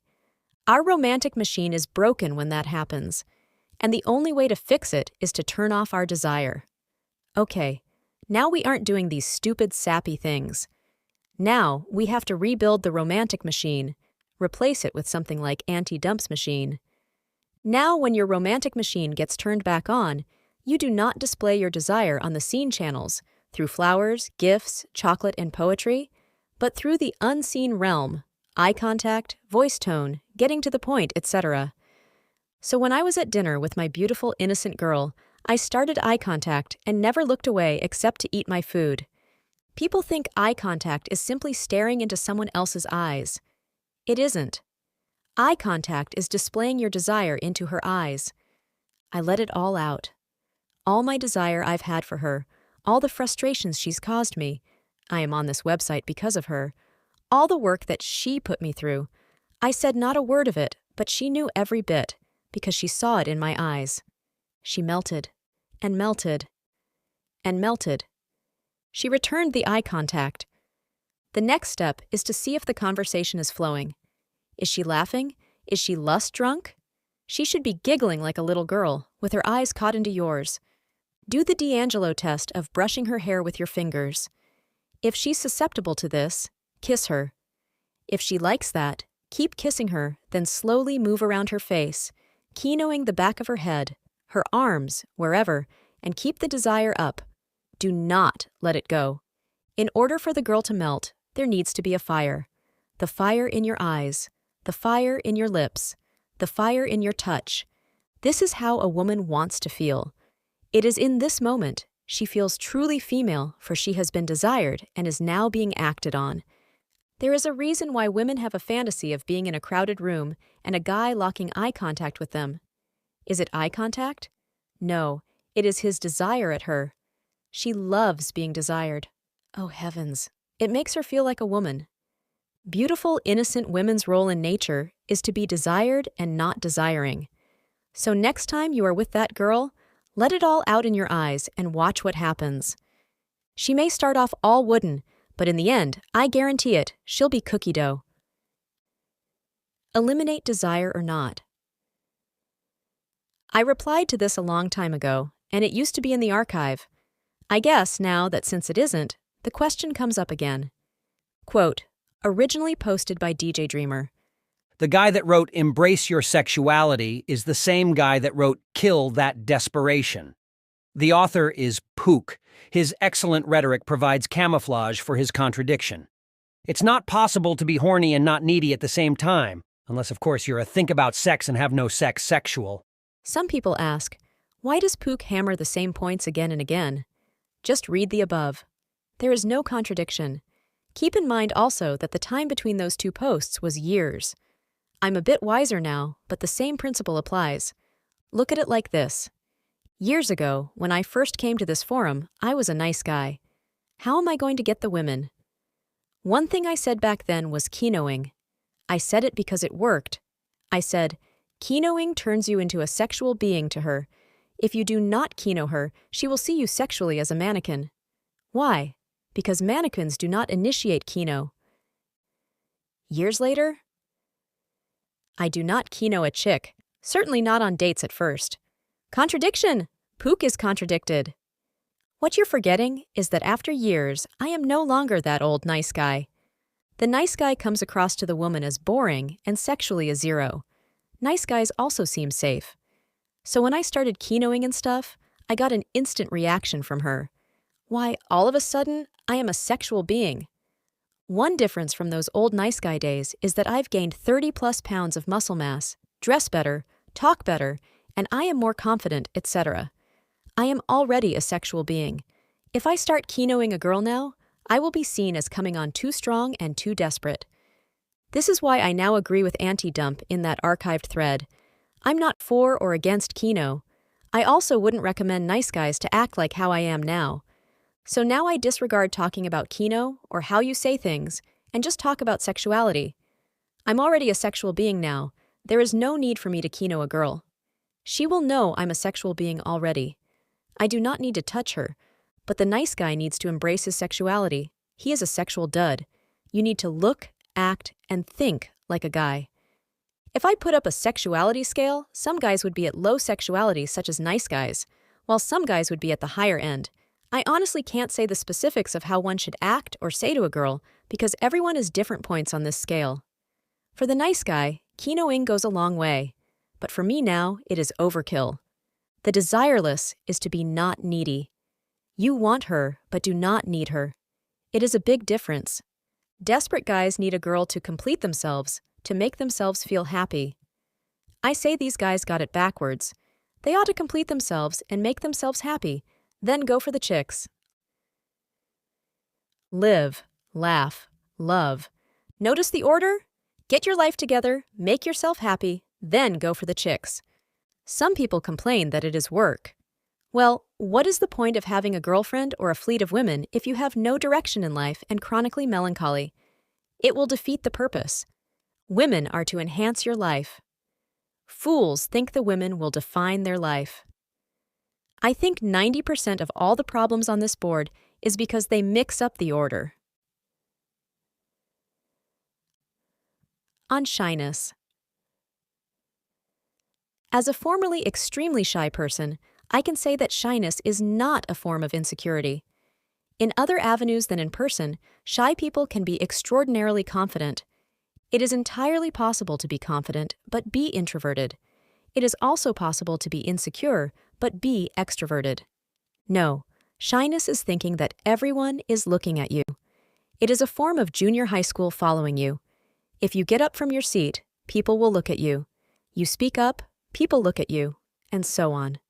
This means you will less likely speak, less likely get up, and since every time you do, you think you walk on a stage and everyone will notice you. What shy people need to realize is that you could walk in front of a bus, get run over, and no one would really notice. No one is going to care what you do or who you are. You are not a celebrity. You do not have cameras pointing at you. You are not important. You are nothing. Shyness is also confused with hesitation. Hesitation is usually a result of unfulfilled desires.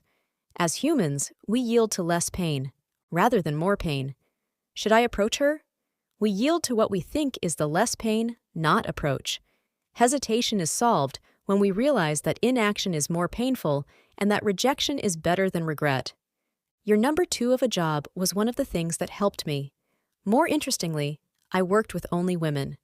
Aside from getting used to women, I got to figure out what was going on in their minds. Every day was a religious experience. Good post, but I don't think number 4 will help the shy people. Usually shy people are pretty smart, since they are reading and such rather than socializing, and many will think the clubbing and dancing scene is stupid, which is fine, we all have different tastes. As long as you go out and do something you like rather than where you think the girls are, you'll do fine. I'd take a museum, opera, or art gallery over any club, but that's just me, and tons of chicks are there too. Not everyone is into the clubbing scene. On the DJ chat, I saw this problem come up numerous times. It wasn't that the guy was scared of rejection. He was scared of success. Pook, what do you mean? Why be scared of success? Because if she said yes, he didn't know where to go. What should they do? He had no idea. This is why, before you can start to date women, you must be able to date yourself. That's right, date yourself. Try going out to these places by yourself or with your friends first. This will make you more comfortable. You already know the place, are comfortable with it, and know what to expect. This is important, since when you are with a girl and new to it all, it is enough for the shy guy to be out with the girl, let alone in a new and strange place. This will make your job a lot easier. Makes you prepared. You can speak of the places or so where you want to go with confidence and ease. You know the route and the best way to drive there. You know what the costs will be, what the environment will be, so you know how much money to take and what to wear. For the shy guys wishing they were girls, this is why you should be thankful you are the guy. You get to know beforehand where you want to go, so you have all the time in the world to be prepared. Makes you have fun. With you being comfortable and prepared, already your time will be more enjoyable. Since you have all those shy guy worries put away, like what to wear, the cost, what the environment is, and so on, you get to focus on her and have fun with her. Good luck, guys. Don't let anything steal your joy. On the nature of sexuality. Diesel, I used to think the same about women at one point, but I cannot walk away from a riddle. And what better riddle is there but woman? It ended up blossoming into studying sexuality itself and how it transcends the sex act itself. You will find it in art, business, politics, society in general. Oddly, I could never define woman. Nothing was there. Was Weiniger correct? The more time progressed, the more it became clear to me that I was trying to define a mirror. In my mind, it seemed I posted an article on femininity, but it ends up being on masculinity instead. The more I looked into the core of woman, the more I saw the spirit of man. Women seem more like a touchstone who streaks men and see if they are gold or not. How many men had their lives transformed by not obtaining the love of a woman they wanted? And they were transformed not in the sexual way, but into something more.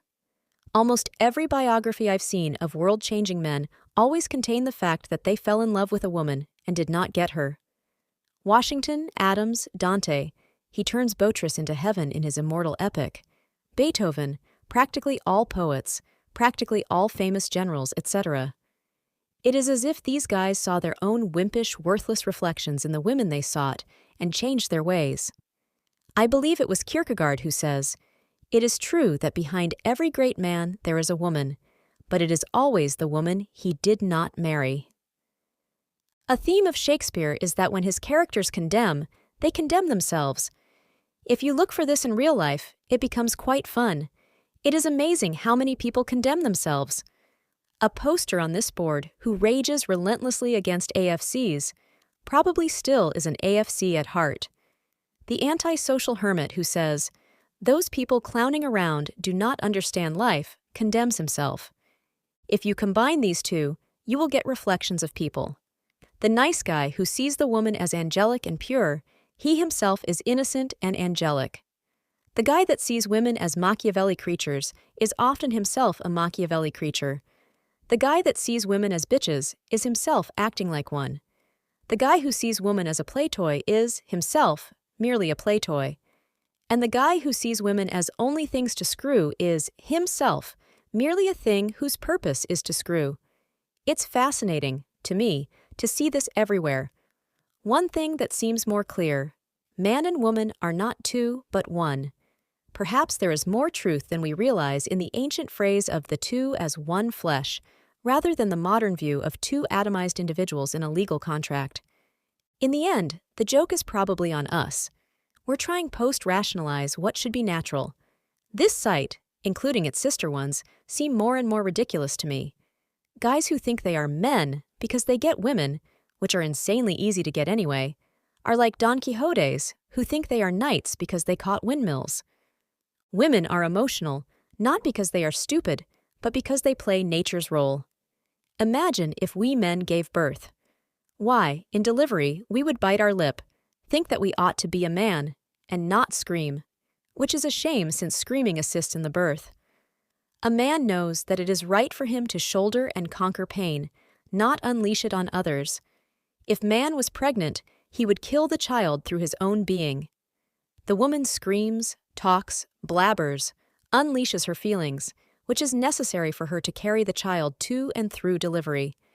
It is also noticeable that children gather around the mother. They seem to relate to her better. But when the children turn to adults, they gather around the man, as he shows the example to live by. Quote, Chicks get off on power. Why do you think they go for the jocks and the dudes with the defined pecs and six-packs, and not some flabby, terrible poetry-spouting loser like you? Power, baby. This is absolutely not true. Even when I was scrawny, I still scored chicks with my poetry. But it wasn't my poetry, it was my imagination that reeled them in. Musicians also get laid. Women go for rich guys and strong guys because of self-survival. Wouldn't you marry a woman with millions? Women are more attracted to imagination than to power. They are only attracted to power in a survival way.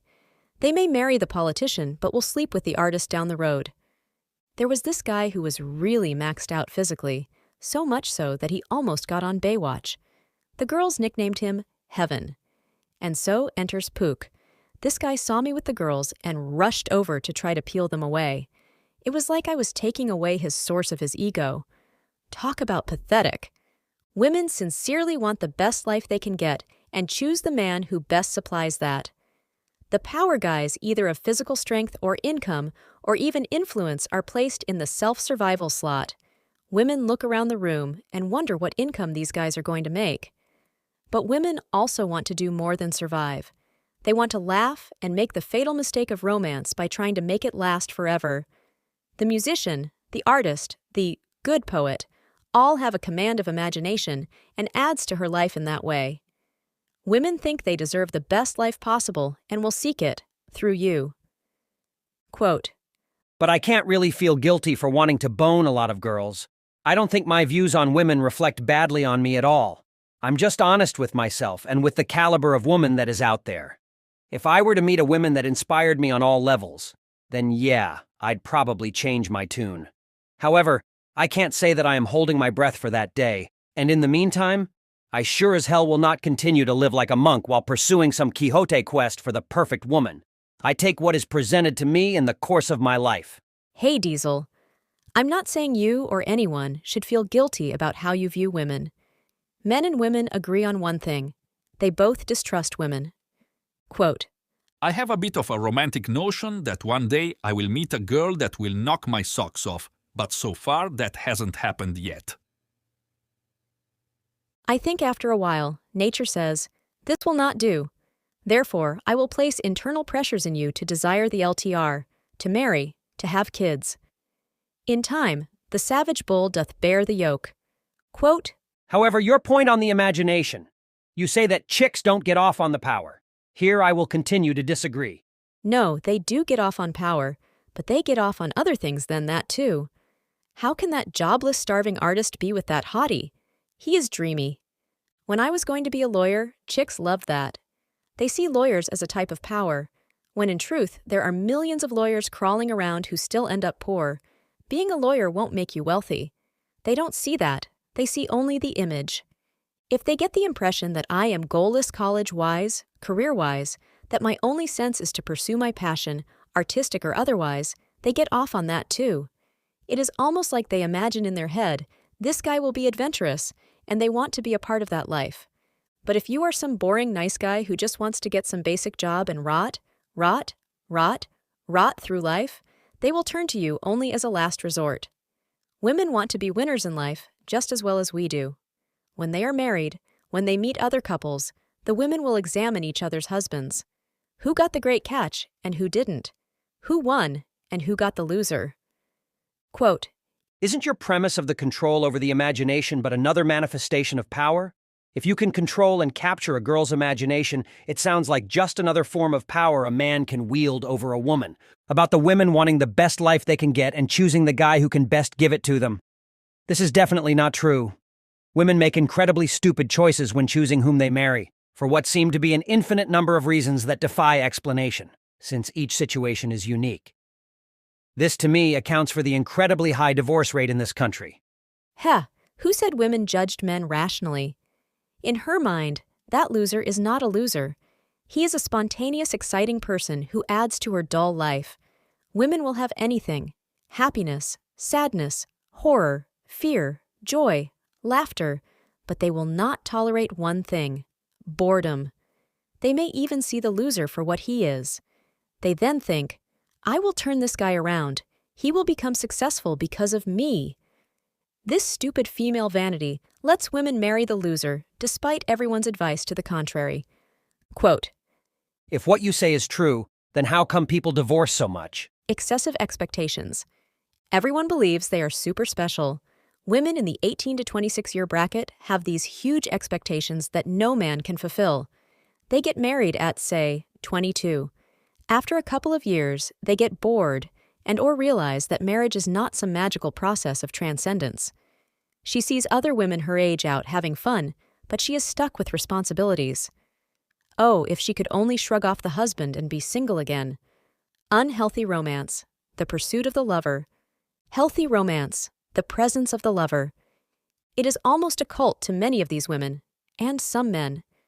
These excessive expectations contains neither the friendship or civility that makes marriage successful. It fulfills the way a drug fulfills, requiring new infusions to sustain the high. We've raised their romanticism so much that it's taken to be a personal and cultural panacea, a solve for everything. But not one thing solves everything. So they suffer the permanent disappointment of these excessive expectations. 20 years of affection, caring, friendship, the small favors husbands and wives do for each other is seen as boring to these cultists. But in my opinion, it is far more and greater than their stupid expectations. An obituary ought to be written. It'll be its tombstone when we bury this out-of-control romanticism for good. Romanticism, an obituary.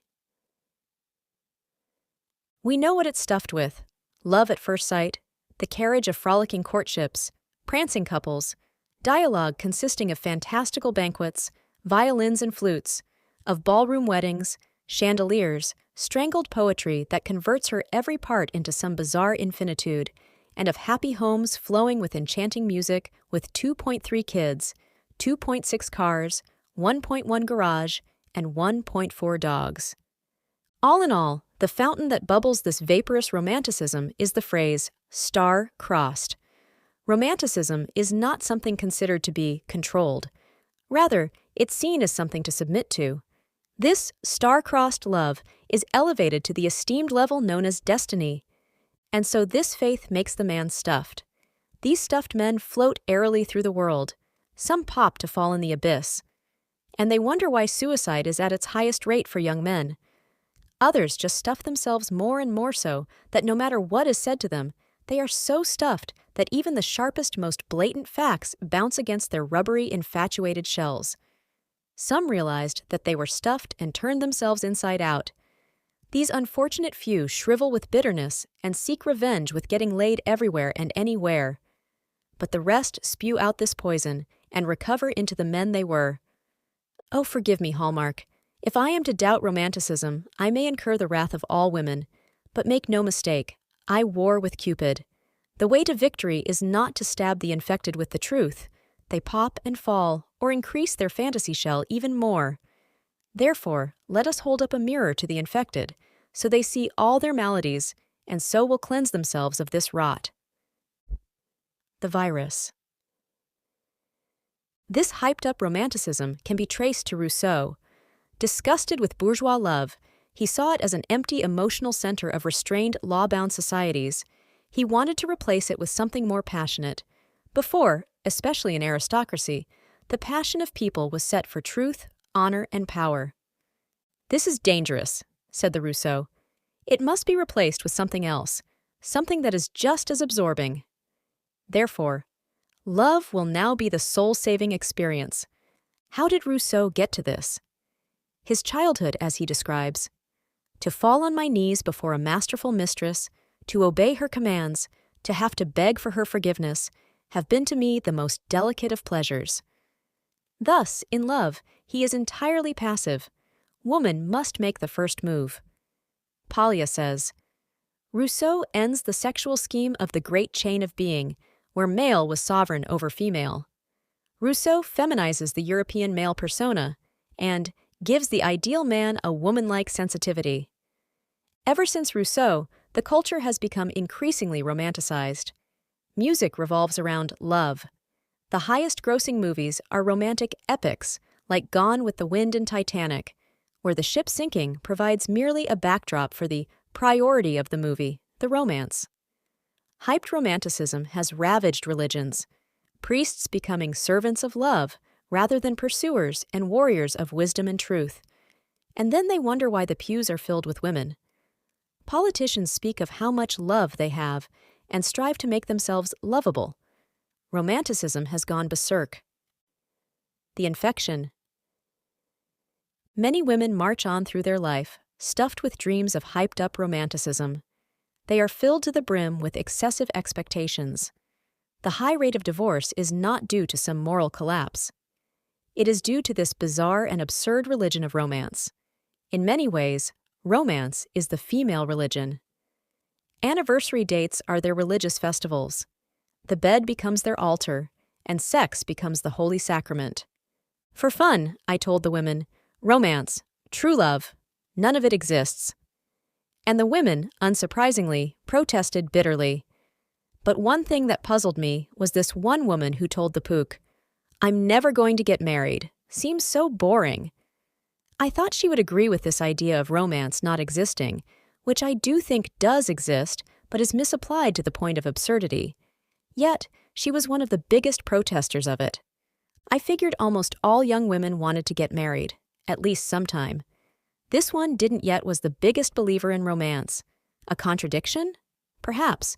In any age past, her life would be scorned at. It is this hyper-romanticism at work. Without this romance, there would be no license for her lifelong romance outside of marriage. It is well known that if you get the women to think that you love them, she is well more likely to sleep with you. All the gifts and dates the AFC gives to get his sex are not some form of neo-prostitution. It is merely the exercise of this hyped-up romanticism. This explains why women, who have no desire for marriage, will be the biggest believers in romance. Their religion of romance grants license and prettifies their sometimes dangerous and reckless behavior. The inflammation. Love, love, love.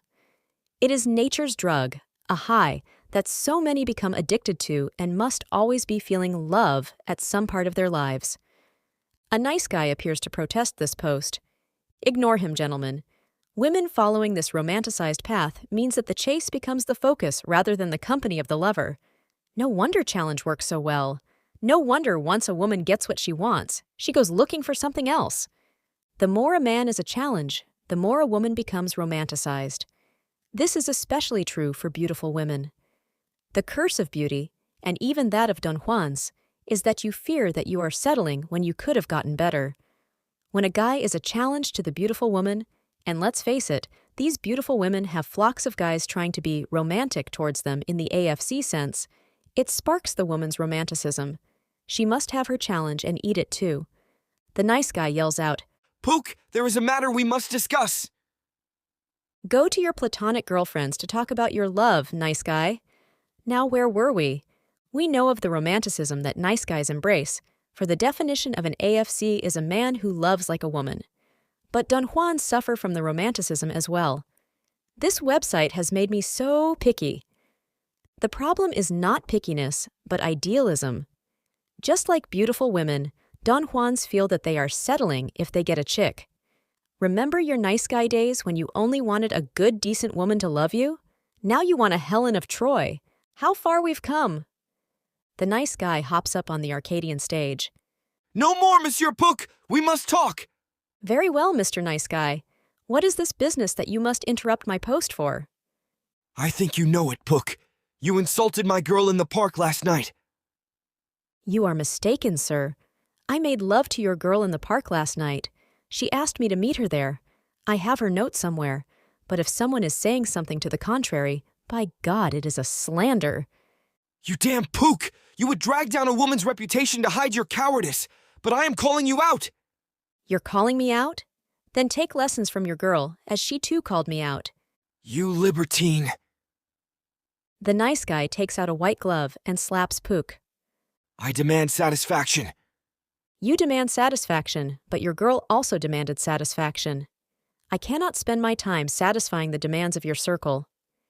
You blackguard. I assure you, Mr. Nice Guy, that your girl is the epitome of her sex. In fact, her chief renown is for a readiness that keeps her in a state of tropical humidity, as would grow orchids in her drawers in January. Your assault against me is not for my faults, but for your own. You have no morals. That is not true. You are the immoral one, thinking yourself a sexual Pharisee. We are called to be human, not statues. The Cancer. And so floats on the nice guy with his hot air romanticism. When he sees the women going for the guise of testosterone, jerks, and running to the hills to avoid his nonsense, he pops. But what of the Don Juans racing to obtain their ideal woman? After a decade or two, this is the result. Noticing their lost youth, what are these guys to do? And what about the guys who do get their idealism? Many of these guys marry absolutely gorgeous women. But gorgeous women are a standard lay. The idealism doesn't last, and the divorce follows. With love being defined as the pursuit of the lover, rather than the company of the lover, no wonder divorces are widespread. Rousseau is best known for his civilization of consent. Thus, marriage to people now is not some sacred bond, but a legal article of consent, something to be torn asunder whenever wished. And anyone who are aware of marriages that last know that romanticism has nothing to do with it. Marriage requires work. Go to an older married couple and spew out your romanticism and the one love. Watch them laugh. Romeo and Juliet. Women flock to Romeo and Juliet to watch the star-crossed lovers defy society. Yet, romanticism is exactly what the play condemns. Romeo was in love with Rosalind, but when Juliet appears, any thoughts of Rosalind are long gone. Romeo is Don Juanish at first. He keynotes her, he kisses her, and he leaves her. So where is the tragedy? Because their love was denied, chant the women. I am sorry, ladies. The truth is that Romeo is a whiny boy. Romeo and Juliet would have turned into a sweet, much ado about nothing if Romeo had the spine of Claudio. It is Romeo's lack of being a man that causes the tragedy in the play.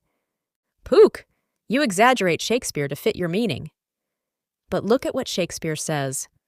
Alas, poor Romeo, he is already dead, stabbed with a white wench's black eye, shot through the ear with a love song, the very pin of his heart cleft with the blind bow-boy's butt shaft. And is he a man to encounter Tybalt? Already dead, and they question whether he can approach his enemy Tybalt. Even the nurse condemns Romeo.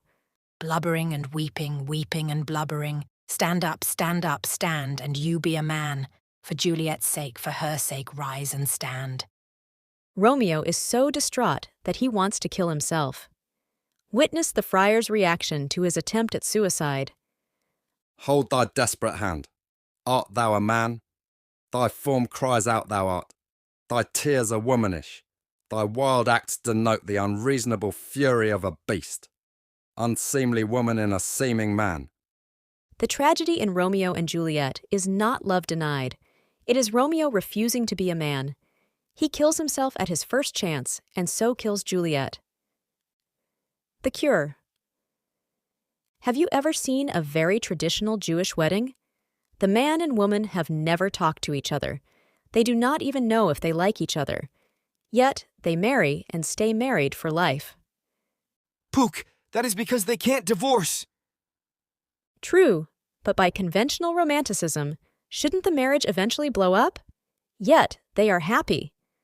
The point is that romanticism has no value in creating a lasting marriage. George Bernard Shaw says that marriage is like tying to people in a ship together.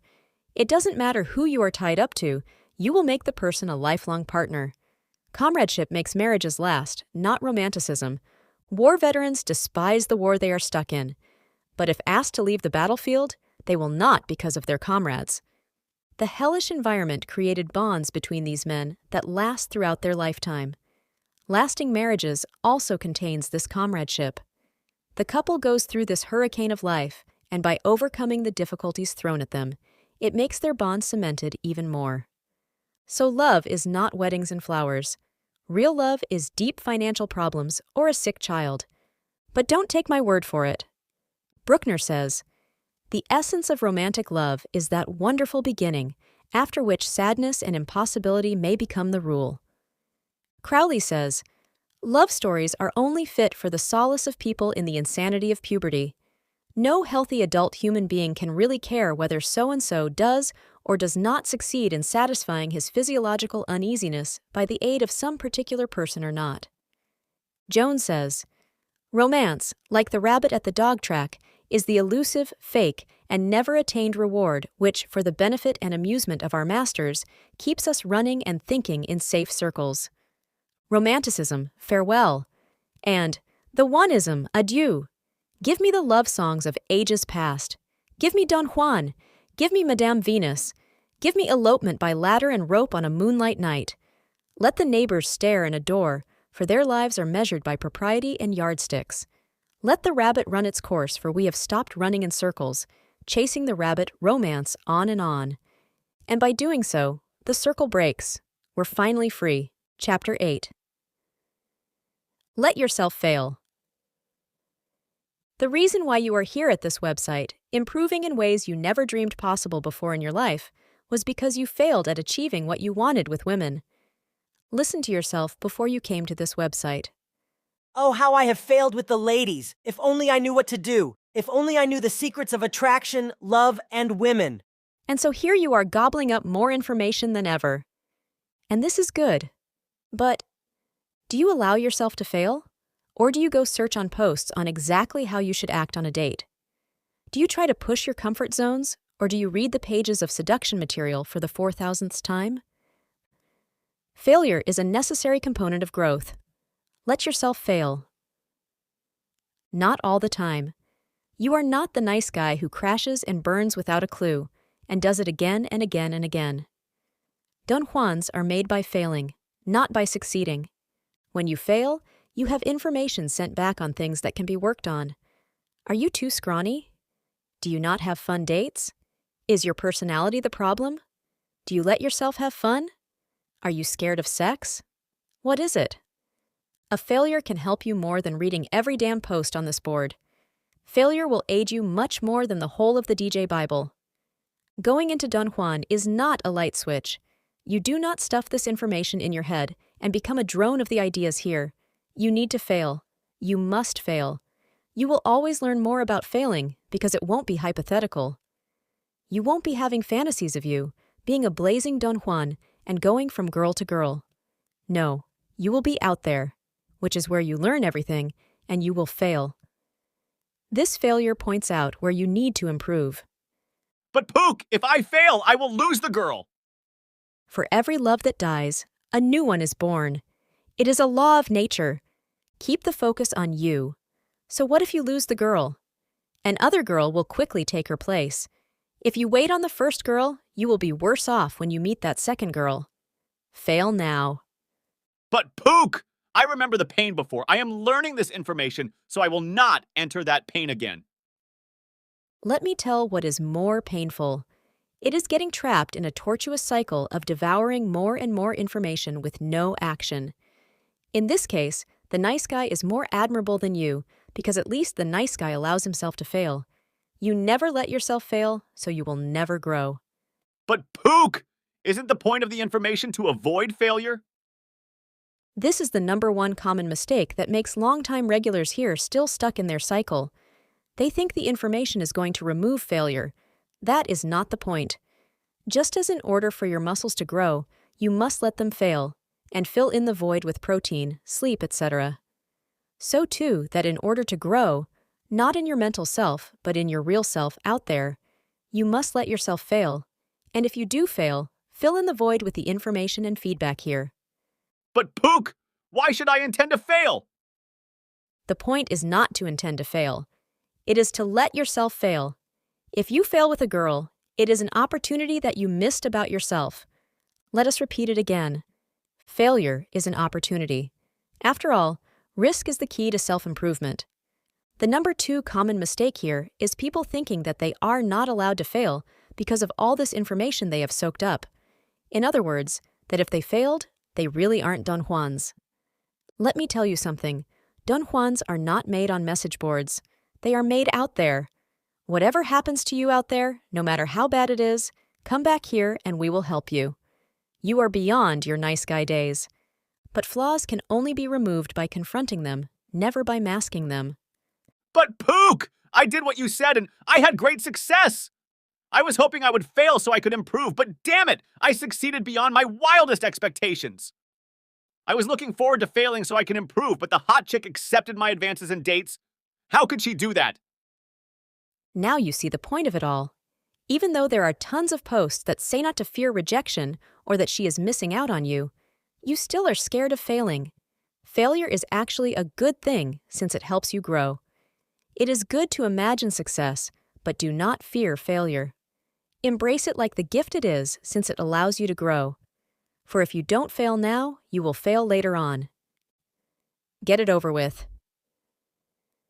It is a win-win situation. So go out there and let yourself fail. How I came to this site was because I failed badly with the woman I wanted. Looking back through my Pook years, I see that the times I failed was when I got my head snapped on straight and truly changed. Turning a failure with a woman to make it a learning experience, just one bump along the long road of success, sounds good in seminars and all. But you've got to risk. You've got to roll your dice.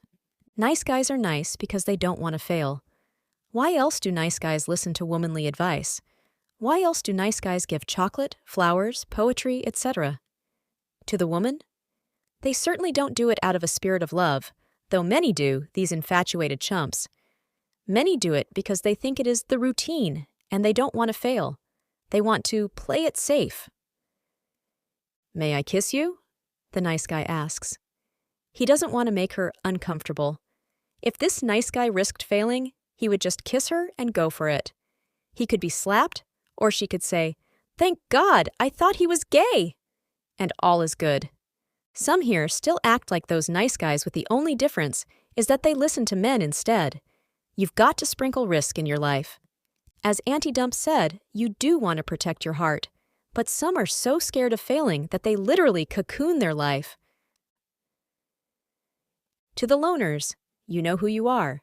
You don't think you are good enough, have the right things, do the right things, etc., to let a woman into your life. But you do. You loners aim at your comfortable world, but do so at sacrificing long-term happiness. Let a woman into your life. You'll probably enrich her life more than you think, and she will definitely enrich yours.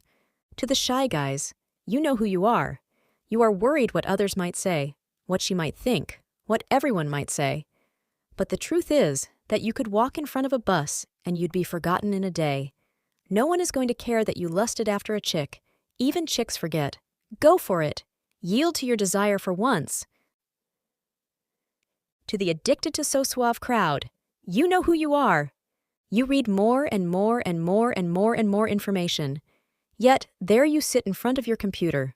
The information you see, it is a novelty, something new for you to think about. But once you go out and fail with the ladies, all the information literally changes. Rather than being a novelty to think about, like some new philosophy to adopt, it becomes addendums to your battle plan. You exit the world of theory and go out there. Since that is where the chicks are, only feminists reside in the world of theory, and you don't want those anyway. Everyone came to this site with problems. This site corrected many of them. Alas, the site also created a few new problems. One of them is that guys are scared to fail, especially with all this information around. They think that with this information that they won't fail. It is fun to fail and is the zeal of life. Let yourself fail. Also, failure is the only way to trigger metamorphosis. Quote, "You can keep on trying to do something, and although you may not make it the first few times, you have failed only when you hit the dirt and refuse to get back up and try again. Only by failing can you succeed. Don Juan Ing is like a dance.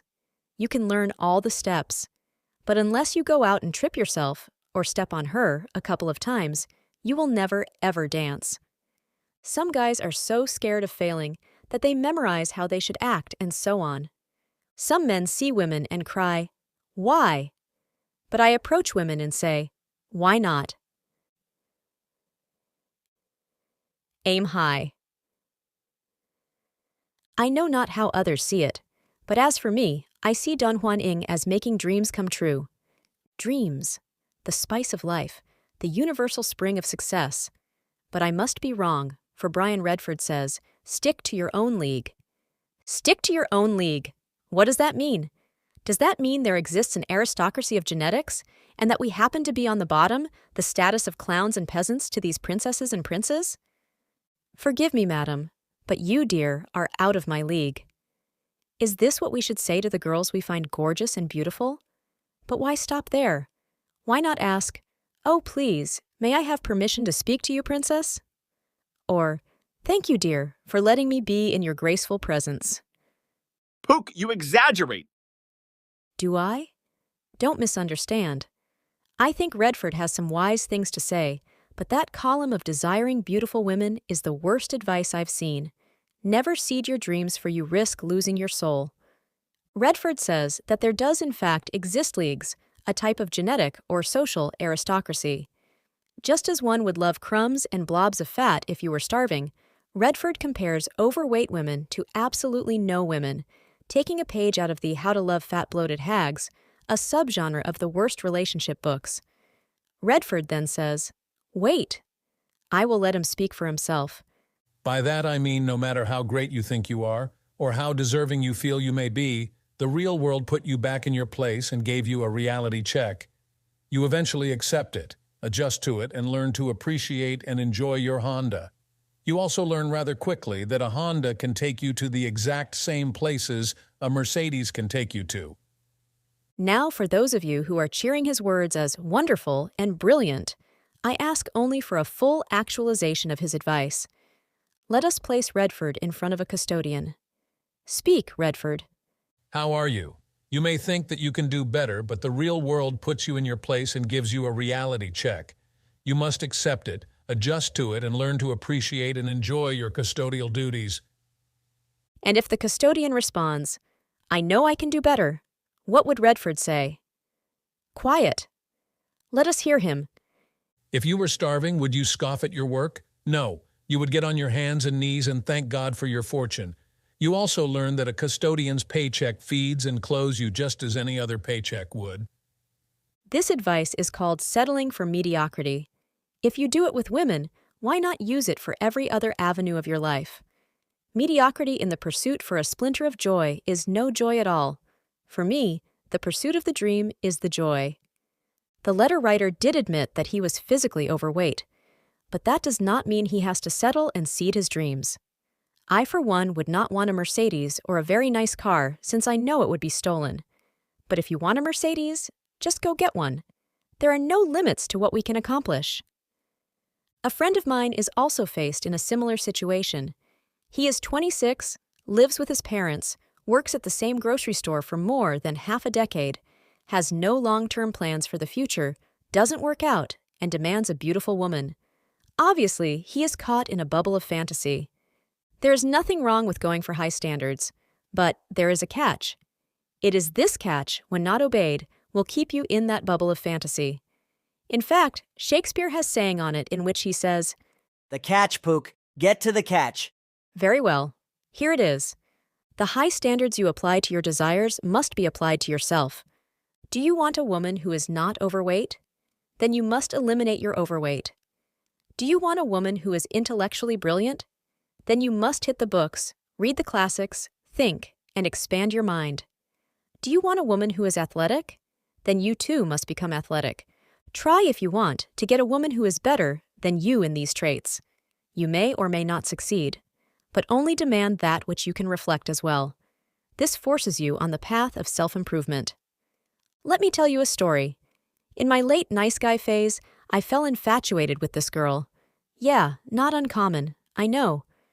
And like every nice guy, I dreamed of our blissful future. When I would get around her, I become very tense with butterflies in my stomach. Oh, how I dreamed about her. More important, I dreamed about us. So I eventually bit the bullet and asked her out. Guess what her response was? No. No. She said no. My soul buckled, and I was literally crushed. Later, when I shrugged off that nice guyness, I was looking for a girlfriend. I thought a break came when a girl, a bit homely, had fallen in love with me a few months later. I thought, should I go for her? Then I realized, no. Later, I realized that she and my crush were good friends. I eventually found out my crush tried to set us up. I knew I could do better. And I did. By focusing on my interests, on my goals, on my improvement, everything changed. Other girls started to take an interest in me. Soon, I became the biggest mystery. My crush is bewildered, for her friends have the hots for me, and older women say, "How I wish I were 20 years younger." I became the guy the girls talked about when they were alone, and she had placed me in the average category. Ha! Of course, I lost all attraction for her. I felt embarrassed about my past self. How could I get so whipped by a chick I hardly talked to? Now it doesn't matter, for I have the mindset that I'm going to win the world. Perhaps you can relate to the story. But the point is that I disagree with Redford in this. The fault is not in the standards, it is ourselves. The failure is not in our high standards. It is failing to apply those standards in ourselves. There is an aristocracy, but it is not an aristocracy of genetics. It is an aristocracy of will and passion. Name any name in history, any grand person in present, and see if it was their drive that got them where they are. There is no lottery of life. The leagues you see are the ones you create in your own mind. Anyone can get a beauty.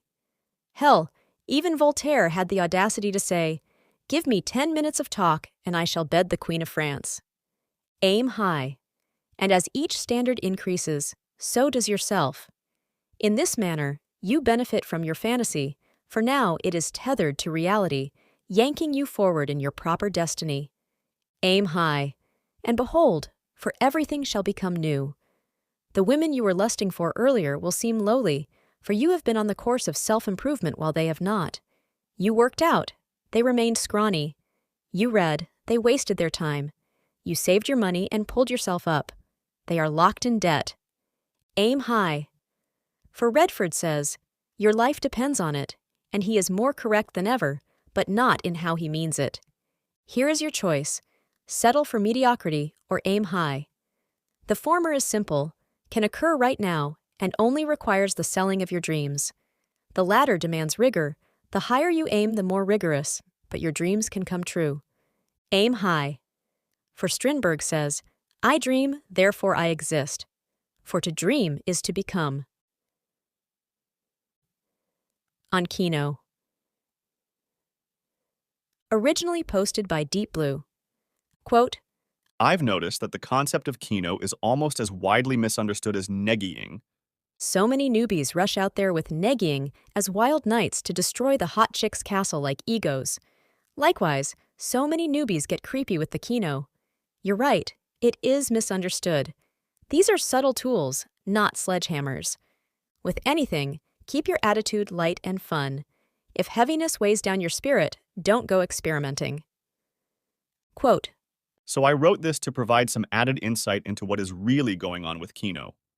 Hopefully it will be of help to those who are interested. I am interested. Speak on, Mr. Deep Blue. Quote, The common view of Kino is that you're giving the woman pleasure and that this arouses her and makes her attached to you.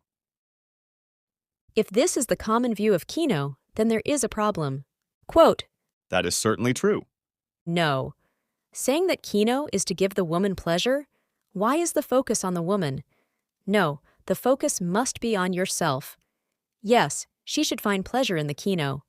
But you should find pleasure in the Kino too. You touch her because you want to, not because she wants it. Why? Because she wants to be touched and flirted with by every decent cute guy. We are not play toys for their endless appetite of sexuality. Quote, And we're lucky we live in a time when doing Kino with a woman is considered acceptable as soon as you start getting to know her. In older times, guys like Casanova had to be extraordinarily seductive with their words. just so they could get to the point where they could begin to use Kino. Nah, the seduction of women hasn't really changed. The same rules apply. The only real difference in this age is that ugly chicks don't have dowries. How else can you get a man to marry them? And most women are financially independent. Also, males are afraid of being men and scared of their own sexuality, the AFC. Did you know that half of all the marriages in the British colonies of North America, right around the War of Independence, was when the woman was already pregnant? These were the Puritans as well. Our ancestors were Don Juans. Why not we? Quote, But the key thing to understand about Kino is that when you initiate it with a chick whom you're just getting to know, is that it isn't merely an arousing stimulus, it also challenges the barriers between you. so true. If I ever read another post that says, she did X and Y, then Z. Oh, and look at how she did M and then went and N. Does she like me or is she being nice? The answer is, did you touch her? Kino always has a sure answer, as well as asking her out. But she can date you to be polite. She cannot fake her reaction to Kino. Kino is a great way to test their interest. Girls that don't like you or find you neutral will not like you touching them. Usually when I Kino a girl, it is very subtle. Everyone else in the universe thinks it is innocent. However, if a girl believes that you are being friendly versus liking her, she will choose to think that you like her. Thus, any Kino is interpreted as liking her. She usually then rains Kino back on poor Pook. She'll rub your arm, rub her body against you. Anything. Whatever you do, do not Kino girls that you are not interested in. I have done this, and these girls obsessed about me to the end. One planned out our marriage and all. Kino is that powerful. In fact, Deep Blue wishes to speak. Quote, The presence of those invisible barriers which you both maintain in your minds is really the key difference between being lovers and strangers. in your mind. Yes, not in her mind. Women fall in love with their bodies. Men fall in love with their mind. It is from men that the idealized love springs from poetry to sculpture to paintings, etc. Yet, if women are caressed the right way, touched in the proper manner, at the right speed, etc., then they are yours. This is why women want men that are experienced, because they want to feel that way. Women have no concept of idealization from the virtue of virginity or maidenhood, etc., except in relation to society. Men's sexuality is focused and concentrated within his body. With a woman, her sexuality is diffused throughout her entire body. All touch to her is sexual, since she is entirely sexual. Quote, Typical AFC behavior is to respect those barriers too much and to never challenge them. That, by definition, maintains the barriers, leaving them in place. Doesn't matter how well he gets to know the chick, if he leaves those barriers in place, he will never be her lover. That is why he ends up in the friend category. AFC is scared of his sexuality. He is scared of carnal embrace. Quote, Because he actually reinforced the barriers instead of destroying them. No, because he acted like penisless ape who has money, can speak, but is some bizarre androgynous. It is men that create the barriers. If men would embrace their own sexuality, dress better, be athletic, act like a man, exercise the muscles, etc., then women will jump on top of you. This is what the PUAs must realize. It is not that they are pressing the woman's buttons. They are merely disarming the barriers, letting real women, not domesticated women, out of their society-reflective cages. If I do this, I will be seen as a slut, etc. That is put to sleep. Women want union all the time. Even if they are married, pregnant, engaged, or have a BF, they want you to be sexual towards them. But this doesn't mean you should. Alas, I am moving away from the Kino topic. Go on, Deep Blue. Go on. Quote, Anyway, the next level up from AFC is to realize that you have to crumble those barriers, so you work on them. But you're still leery about causing any anxiety and still a bit nervous about challenging the barriers. Nervous about the barriers? It is nervous about realizing your own sexuality. Quote, So you look for excuses to touch. It will still be interpreted in the woman's mind as, he wants to have sex with me. She will see through the excuses, right, ladies? Quote, Or you reach out and caress her, but it has a slightly rushed quality because you're trying to mask some underlying nervousness. But ultimately, where you want to get to is the point where you recognize that for a woman, the experience of having you challenging the barriers is not only a source of anxiety for her, but is also a source of excitement. And the idea is to shift the balance so that she experiences more excitement than anxiety. the excitement comes from you. If she is experiencing anxiety, it is your fault. Women are reflective in nature.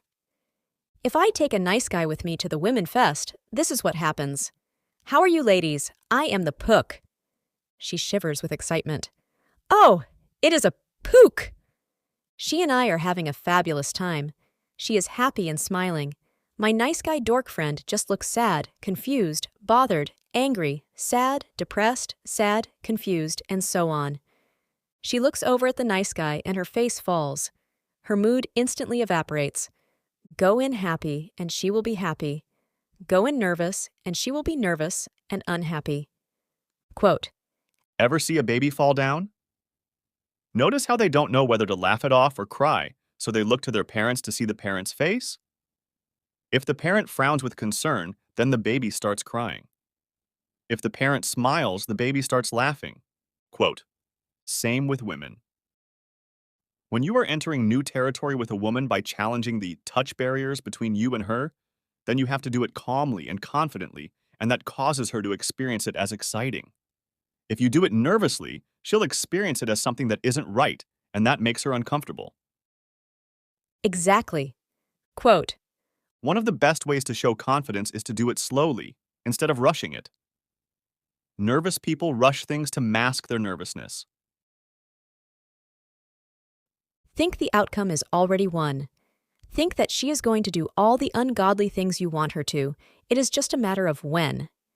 In the meantime, you have fun because you know the outcome. Women interpret this as confidence and persistence, two traits that turn them on. Self-fulfilling prophecy, for as you think, they shall become. Quote, Nervous people also look away, so you calmly make eye contact.